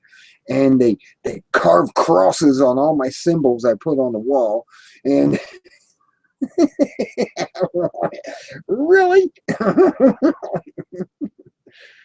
Oh, you had to be there. You had to visit with this and understand it. I mean, it was a trip to me, because I went back out there just to take a look, and sure enough, they destroyed everything and scratched out everything with crosses and everything. And I'm like going, these people are serious about this, aren't they?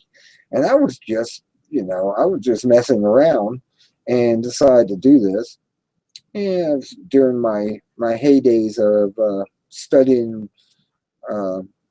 magical texts and everything, Kabbalah and all that stuff, and I started putting symbols up around this thing. And these guys were with me and everything. And I told them about it, and they went and saw the film. They were still playing it few days later about it and everything, making a big deal out of it. Devil worshippers out at Red Rock, out in the Valley of Fire. There's devil worshippers out there sacrificing animals and everything. And it's like, no, I set fire to some shrub stuff I found that was dry on top of it and just, left it that way. And next thing you know is there's I don't know. I still don't know it's me. And it was just messing around. I mean, there was something that I did out of just, well, I'll set this up and have this little altar here and stuff and see if anyone discovers it. Oh, sure enough, it must have been a week later that they discovered this, and then they went out and they went wild on it. they took the block, they broke it, and it was just sandstone anyways. Didn't really matter. The walls were like carved in symbols and stuff. They scratch, like I said, they scratch crosses into it, and they put all this stuff in there. And I come back and I'm looking at that and I'm going, man, these people, like I said, were really serious about thinking that it was devil worshippers, and it was just a gag. Basically, I just set up a gag and they took it seriously. All right. Not too many people. I mean, I wonder how many people discovered my little circle with it. It's like a, well, it kind of reminds me of the, what I built was kind of like a circle with a cross in it, or not like a cross, but what do they call that in Germany, where you have equal iron cross or whatever, and put an E and a W and an N and rocks shaped like that and an S. It's still there. Apparently nobody's disturbed it.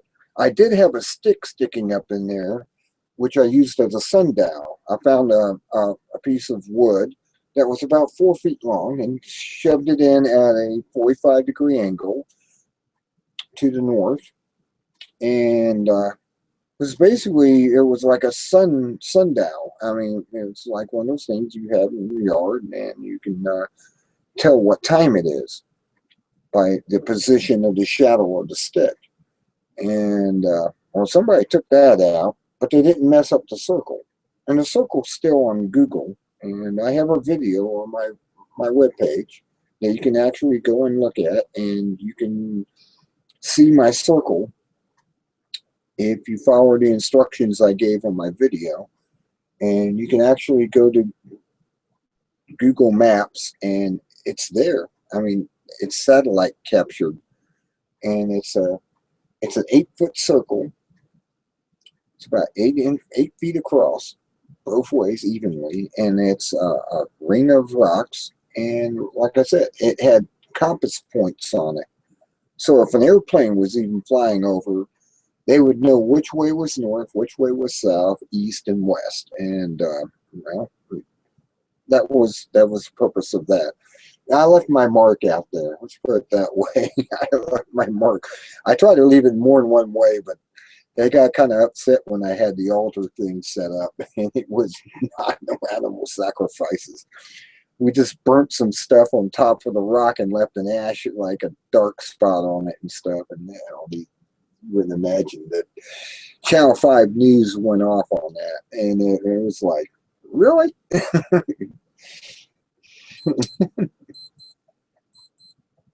I am impressed with that. Is it 4 o'clock already? Must be.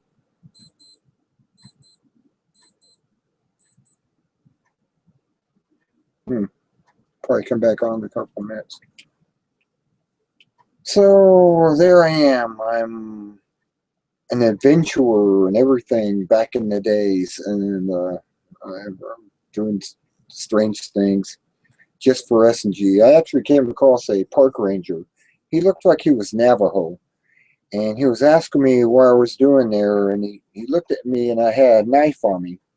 It was a dagger, and it had magical symbols and jewels glued onto the handle and everything. That was another experience. He asked me why I had that, and I said, in case I run into snakes. You know, I gotta have some type of weapon. I don't have a gun, so I have this dagger in case I have to defend myself. And he kind of talked to me for a few minutes, and he left, and he got back in his vehicle, and it was on the oh, what would that be? That would be the east side of the Nellis Range and of Nellis Air Force Base, which the east side, over those mountains to the east, was the nuclear depository where they keep all the nukes and stuff. And I can see why he had concern I was out there. But I've went out there with other people who took their 2020s out there and were shooting targets and everything.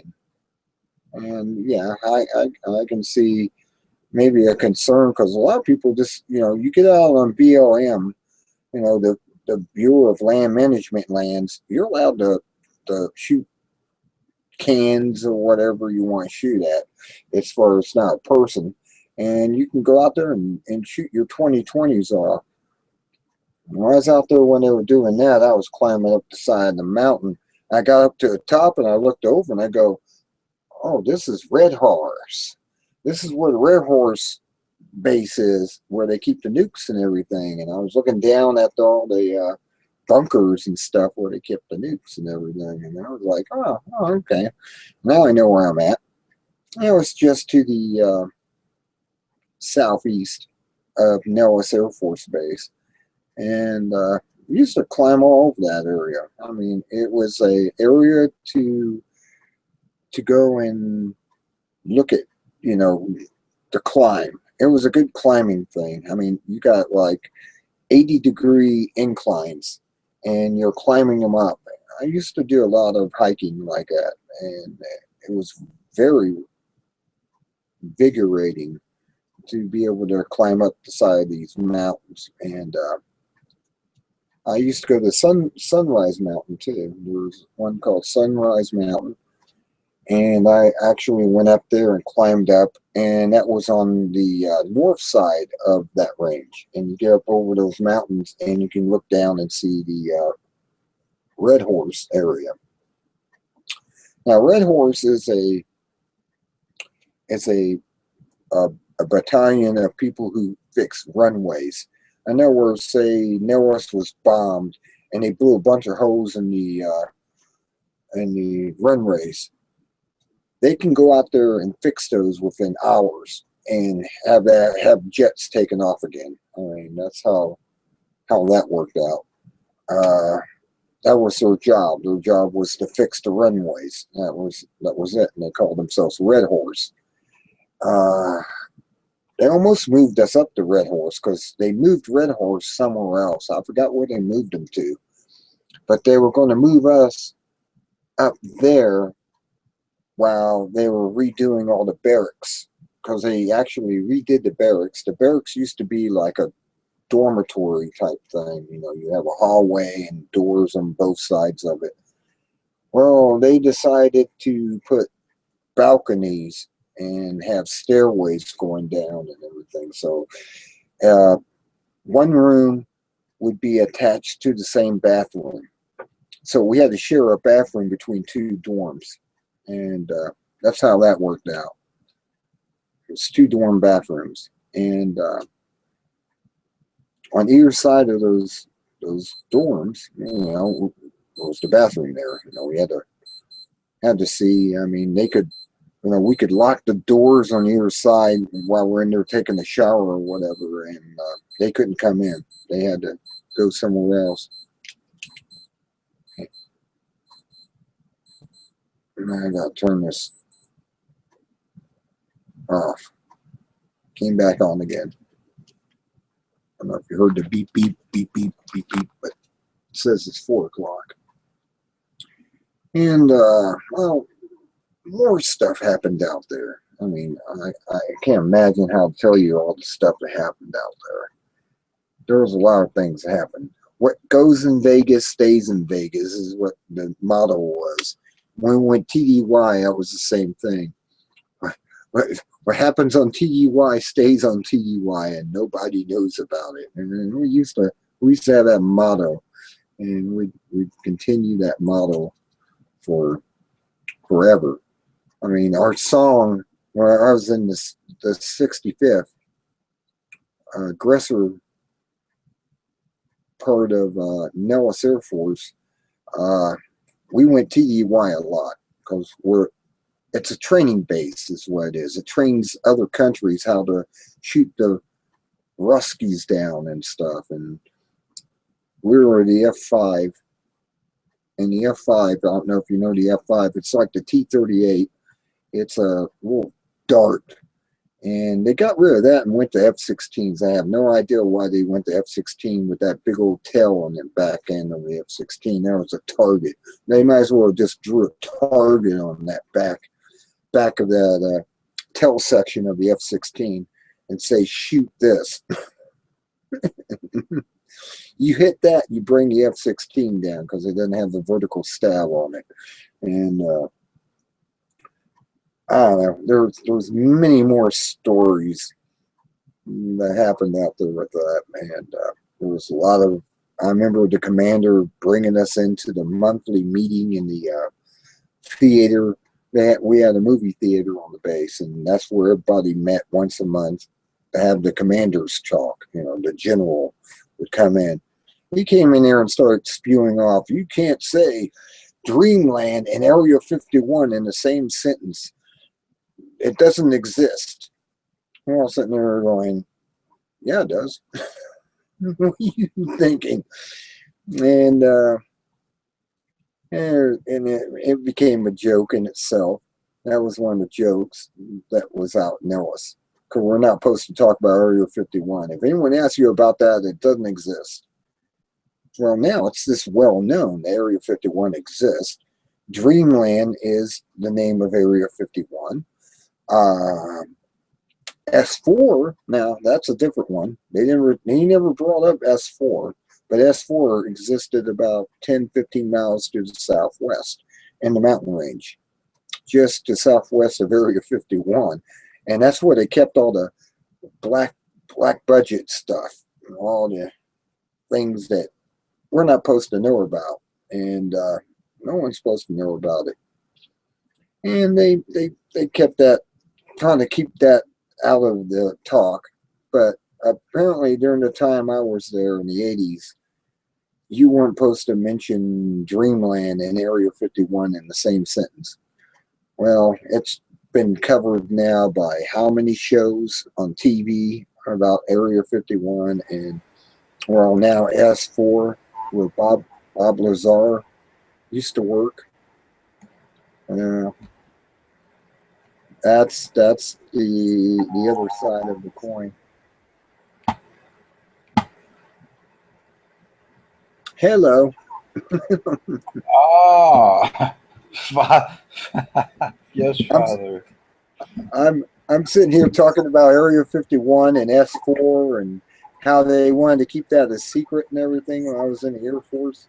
I mean, we had a commander's meeting, which is the general of the base, came in and said, you can't say Area 51 and Dreamland in the same sentence. Now it's all over the place. I mean, how many documentaries have been written about Area 51 and S4?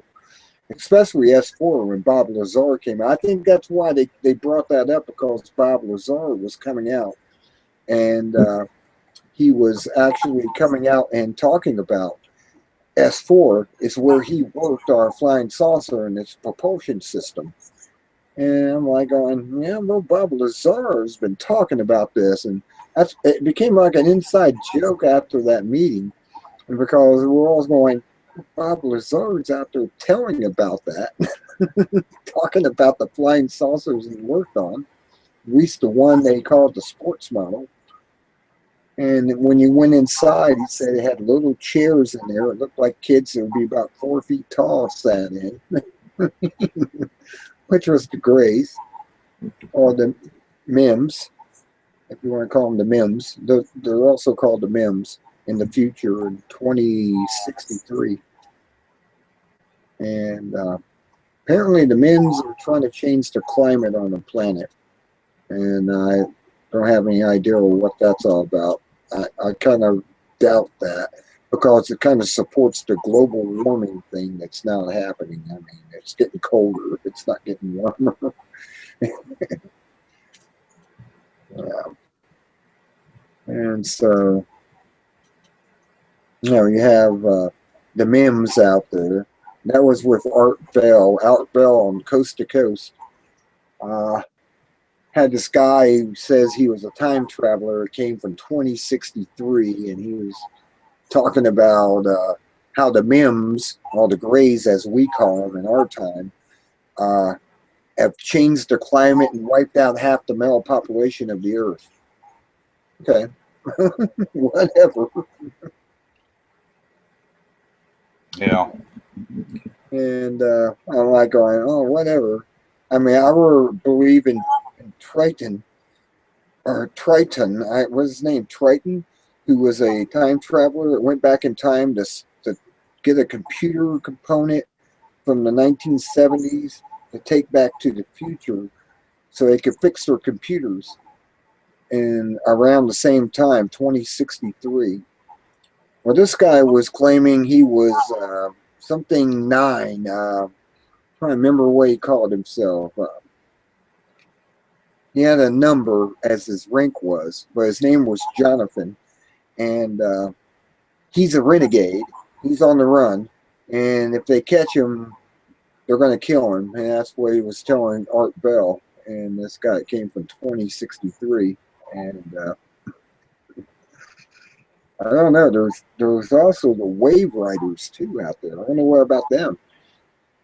They had these people that called themselves Wave Riders. And they were able to go into a trance where they could travel time mentally and physically by going into a certain meditative state, and they were called Wave Riders. Now, Art Bell actually covered that also during his time. He was talking to this guy who was a Wave Rider, and they called themselves Wave Riders. And this guy was supposedly a renegade too, and he has to keep jumping through time to keep away from the people who are chasing him down. Other people in the organization that also are Wave Riders, and I don't know how much to believe in Coast to Coast when it gets to that. Might as well believe in Al Bielek. Al Bielek says he traveled time and went to the future and stuff, and was reborn again after he jumped ship in the Philadelphia experiment and ended up at Montauk. And I don't know what to believe on any of that. It's kind of an open subject in itself. I looked into the background of Lelock, and all I found was deception. So I don't know if I can give him credibility. I did the research myself. I found very little there.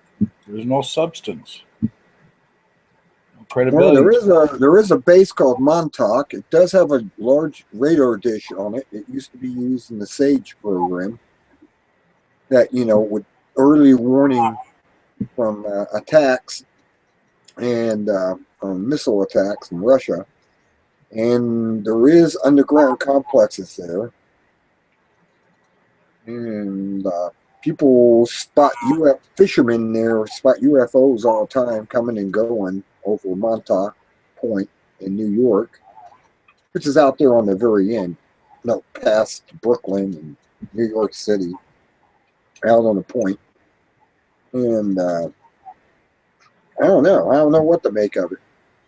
I bet if you looked up Blelock's history, you'd find out that he piggybacked on one of the greatest whistleblowers of our era, Philip Snyder. Oh, Philip Snyder blows me away. He actually shows his fingers missing and stuff and said, this happened when I was a geologist and we went down in this hole and these aliens attacked us, and he barely got out of there with this other guy alive when they went down in this hole. And I want to find out, Spellbinder, if Blelock piggybacked off of Schneider. Somehow or another, Blaylock got to know Schneider and siphoned off a lot of his theories and so on and bouncing back and forth.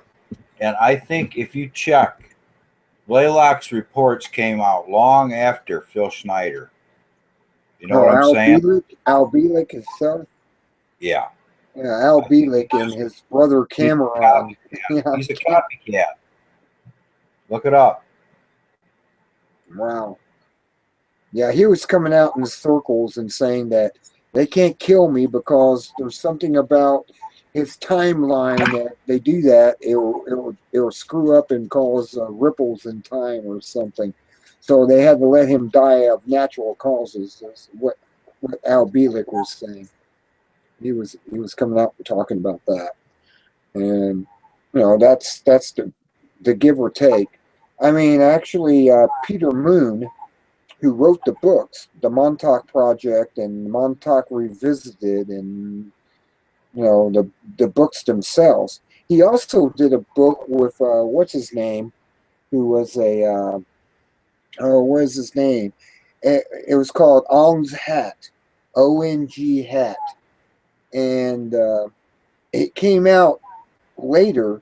He had to admit it. You can find this on the internet too. That he had to come out later and say, "Yeah, it was all made up. It was just supposed to be a book to make you think." I'm just wondering, is that what the Montauk books are?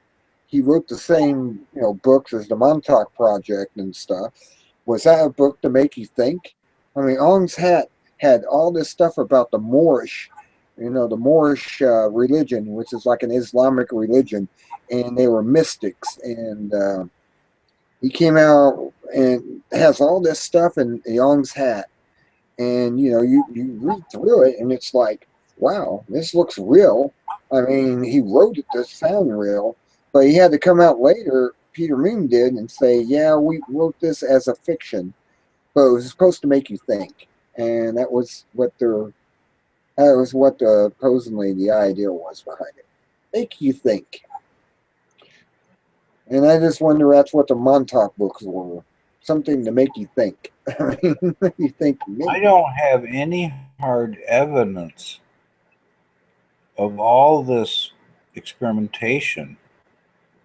I've looked, I've checked websites.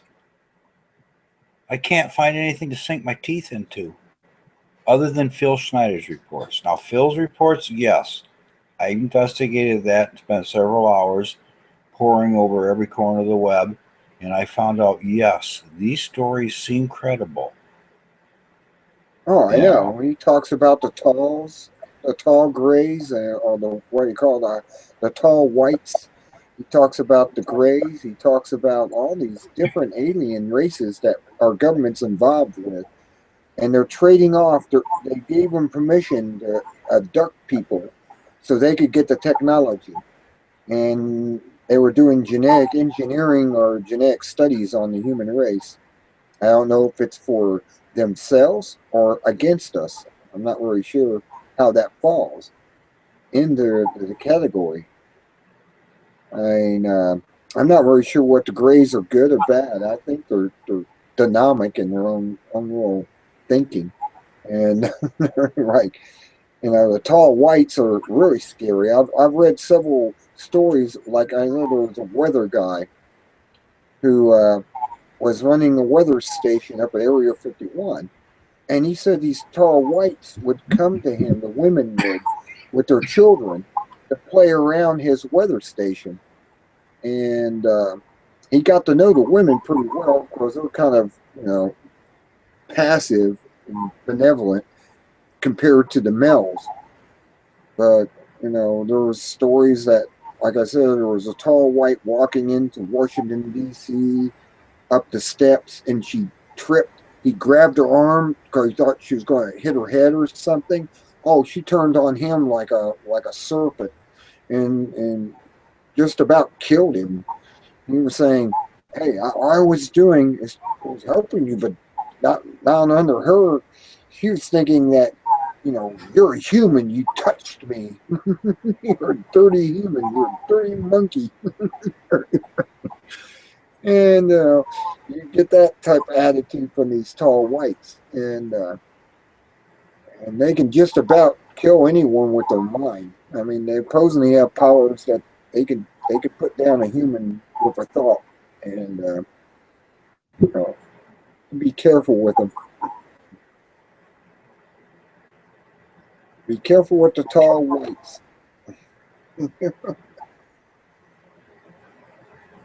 And they're basically like have like real thinning hair, and they look like grays. Basically, they call them the tall whites, and they're to be not messed with. I mean, that was the warning. Even Phil Snyder came out with that. Don't mess with the tall whites. They're dangerous. And like I said, I were deal with the K group, which is the Palladians or Palladians. They're called Palladians, not Palladians. Palladians is the constellation of Seven Sisters. They're from that direction, but they're not from there. They're kind of beyond and off to the right or something, and they're in a star system near there. Spellbinder, Yeah. Spellbinder. Can you get back to something that really interests me? These constellations. I mean, you had the opportunity, and how well did you study, and how well can you remember the names and the shapes and the amount of stars that form the leg and the arm and the eye of whatever? And were you familiar with this? Did you study? Did you do research into the position of the heavens? And can Oh, you? I had to. I had to, being an astronomer, an amateur astronomer. I can identify all 12 constellations. I can Oh my! actually almost name all of them, like Antares and Sirius and the three stars in the belt of Orion. Well, I can get something here. It will help me. There. I'm curious. Just to read this. I've always wanted to learn some of these, and I'm thinking, well, I wonder how you would study that. But now you say there's only 12 major ones, so I guess that's only 12 positions. Well, it's the actually Alpha you let me take a look at it. It's Ophiuchus or whatever. It's in between Scorpio and Sagittarius. I think it's in between Scorpio and Sagittarius. Let me look at the star wheel here. Uh it's Ophiuchus, I think, and it actually touches. We should have 13 uh stars that runs along the elliptic or ecliptic, actually ecliptic. Oh, as far as astrology goes, yes. Well, astronomy in itself, I mean, it goes through the ecliptic, and you should have not only, um, shoot, Auriga is almost close enough of Capella to be here. Let me see, we got Cancer, we got Leo, and let me move this around. I got the star wheel here because it helps me to come up without sitting there and blundering on everything. And okay, Ophiuchus. Now, Ophiuchus actually touches down. They actually show it not doing it, but I know it does. It actually has a star right there that doesn't have a name on it. I don't know why, but it's part of Ophiuchus. So Ophiuchus should have been the 13th constellation, or at least the 11th or 12th. And then comes, so we got Libra, Spica, and Virgo. That's definite. That's a no brainer right there. You got Sagittarius. You got Capricornus. You have Pisces, and Aquarius. What other ones we got on here? Taurus. I said Taurus already, didn't I? Gemini, Orion. Well, Orion actually does almost touch the ecliptic. The ecliptic is what they got the 12 constellations that are the major constellations. And it almost touches itself. Ophiuchus does have a star that touches, and it should have been one of the major constellations of the zodiac, as they call it. We got Leo, and let's see, Virgo. I already mentioned that. See, on the star wheel, you get everything on it. You get everything on the star wheel. I don't know if I can get that to come in or not. No, not with this graphic on. But Does it tell you where to set your telescope as far as the angle of your scope upward and your lateral, like you said, you have the where it follows the curve, the motion of the Earth.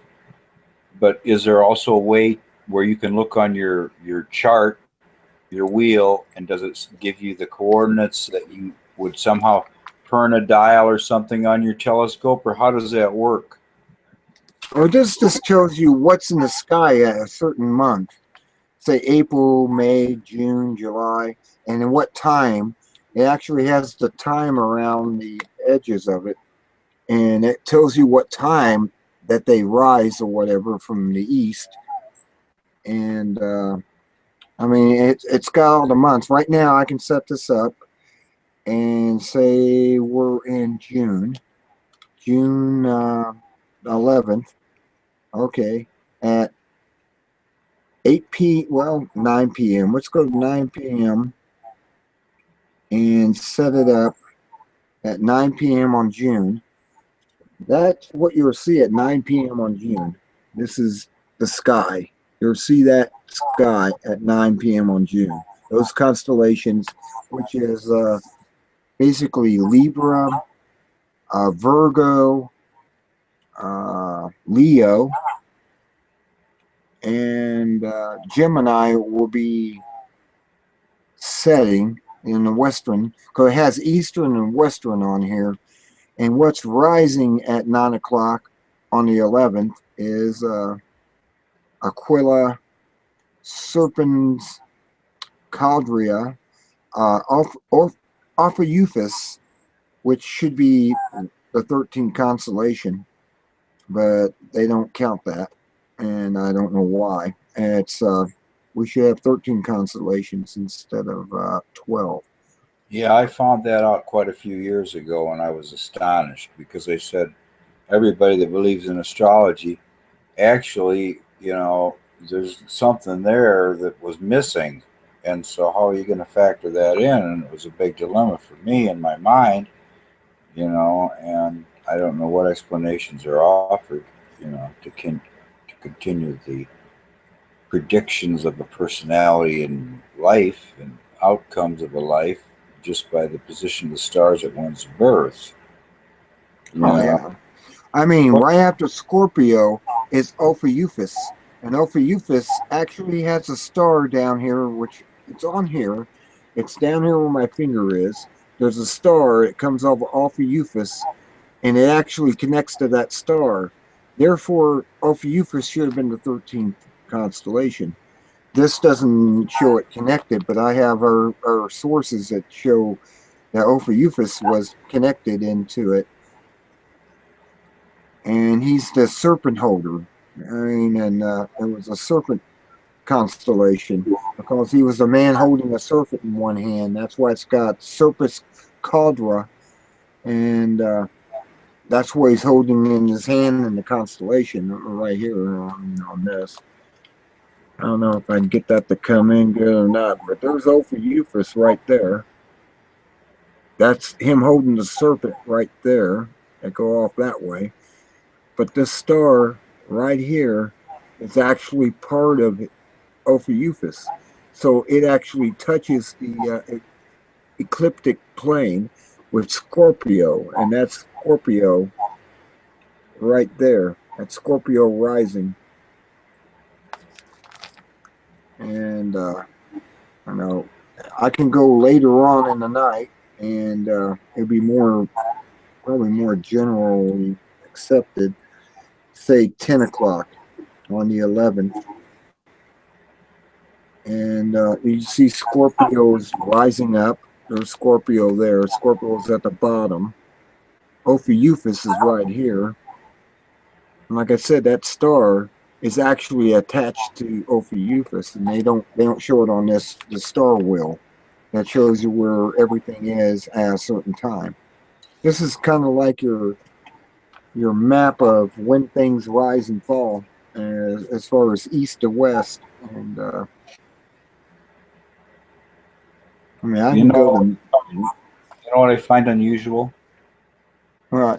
Here we are on this nice, friendly planet, and we look at a Ophiuchus or whatever you call it. They could have other planets nearby and so on with beings and so on in life. And they Every go one far, of these do. far away that, I mean, I'm trying to comprehend how many millions of miles and light years and so on these worlds are. That they speak of these new worlds they're discovering that can harbor life and that had water and the signs of chemicals needed for supporting life. And they're in they call that there's a zone, there's a certain zone of closeness that the planet would need to be to a planet to support enough warmth to encourage the life. Yeah, they call it the what do they call that? The life zone or whatever. It's there's a certain name for it, and I can't think of it just off the top of my head right now. It's the I don't know. Somebody can come on and know Yeah, this and say it. come on.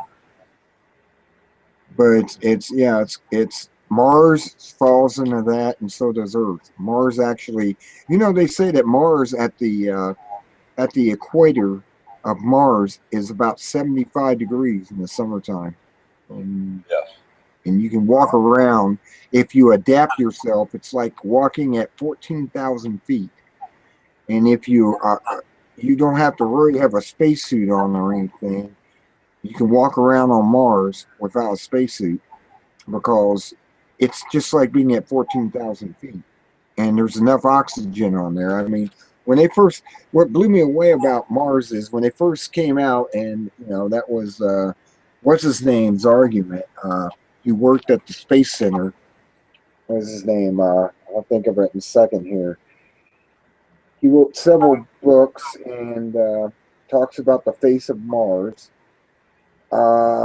He used to be a person who investigated. He was the reporter for NASA, and he was doing it. What is his name? I can picture his face, but man, his name slips me. But he's the one that talked about the face on Mars and everything. He talks about the higher physics that we don't know about. But he actually said that, yeah, you can actually basically walk on Mars. All you have to do is be like you do if you go to go to the Himalayan mountains. You have to be adapted to that altitude, and you can walk around without anything on. And you have to require adaptation to that light atmosphere. But he was saying how they turned on so when they first landed the Viking probe, they went around and turned all the red up on all the monitors. So it looked like it's red sky, red ground, red, light and everything. Yeah. And then you saw a few years ago, they had an entire NASA team when they sent one of the rovers up there, and they're standing in front of a light blue sky on Mars. I mean, it was light blue and everything. It's like they just blew the lone whistle on themselves and said, yeah, and they had it behind them. It was light blue sky. It's not like our dark blue, but there's oxygen there. Yeah, there's actually oxygen on Mars, and I don't know why they wanted to fake us out, except maybe they already colonized Mars. Maybe Alternative 3 was real. You seen that? You seen that video? Have me a documentary called Alternative 3? It was a British documentary, No. and you haven't seen Alternative 3? Oh, you gotta see Alternative 3. It was done by uh, a program that was on TV in Britain. And what's weird about that program was they had all this scientific, stuff they discussed on it when its seasons went by. And in 71, I think it was 71, they came out with a program called Alternative 3. It was all basically, how can I say it? It was staged, but yet it was based on facts. And they put it out on April 1st, which, supposedly that was their cover to keep from being, shut down for putting that out there, putting it on April Fool's Day. And they actually did a documentary on Alternative 3. And at the end of it, they showed this video that shows this probe that they're actually monitoring in 1961, landing on Mars and discovering life on there. And it was a job between the Russians and Americans were working together, and they put this probe on Mars. And it was a live transmission that they were recording everything. And when they landed it, they saw the ground moving, and if something looked like, one of the Russians go, "It looks like a hippopotamus." And this thing was coming up out of the ground and crawling around and stuff. And this one guy, as an American, goes, "Look, we discovered life. There's life on Mars." And he says something in Russian, and, and they went from there. But actually, that was probably based on fact that they did discover life on Mars. There's stuff on Mars. And they brought this probe down live. I tried to explain it when I did the video. I have a video where I took the excerpt of that out and showed that part where they landed it on Mars. And I did a video on YouTube. So, I'm basically a part of that. I've had, I don't know how many thousands of people that looked at that. I would have to look it up. Sir, I'm going to have to bid you adieu. So you have a good evening, and I will see you again sometime, and have a nice evening. Okay. Yeah, you take it easy. All right. Thank you very much. Good night. You have a good night.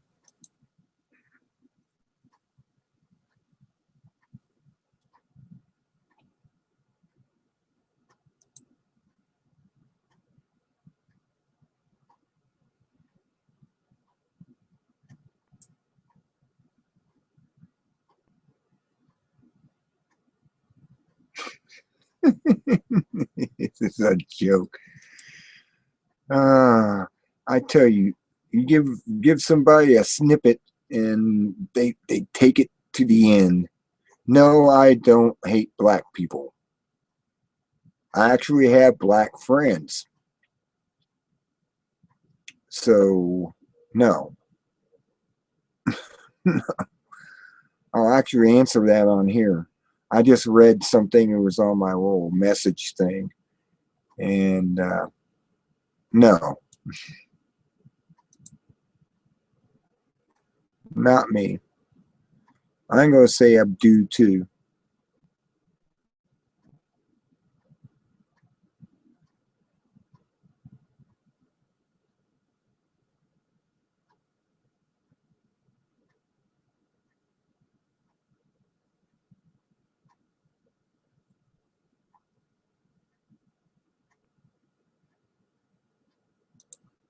Okay, I'm going to end this for the night. it's already 4:38, and I have nobody on here anyways talking to me, you know. So I'm going to say my abdues and say goodbye. You all take care. Be good or be good at it.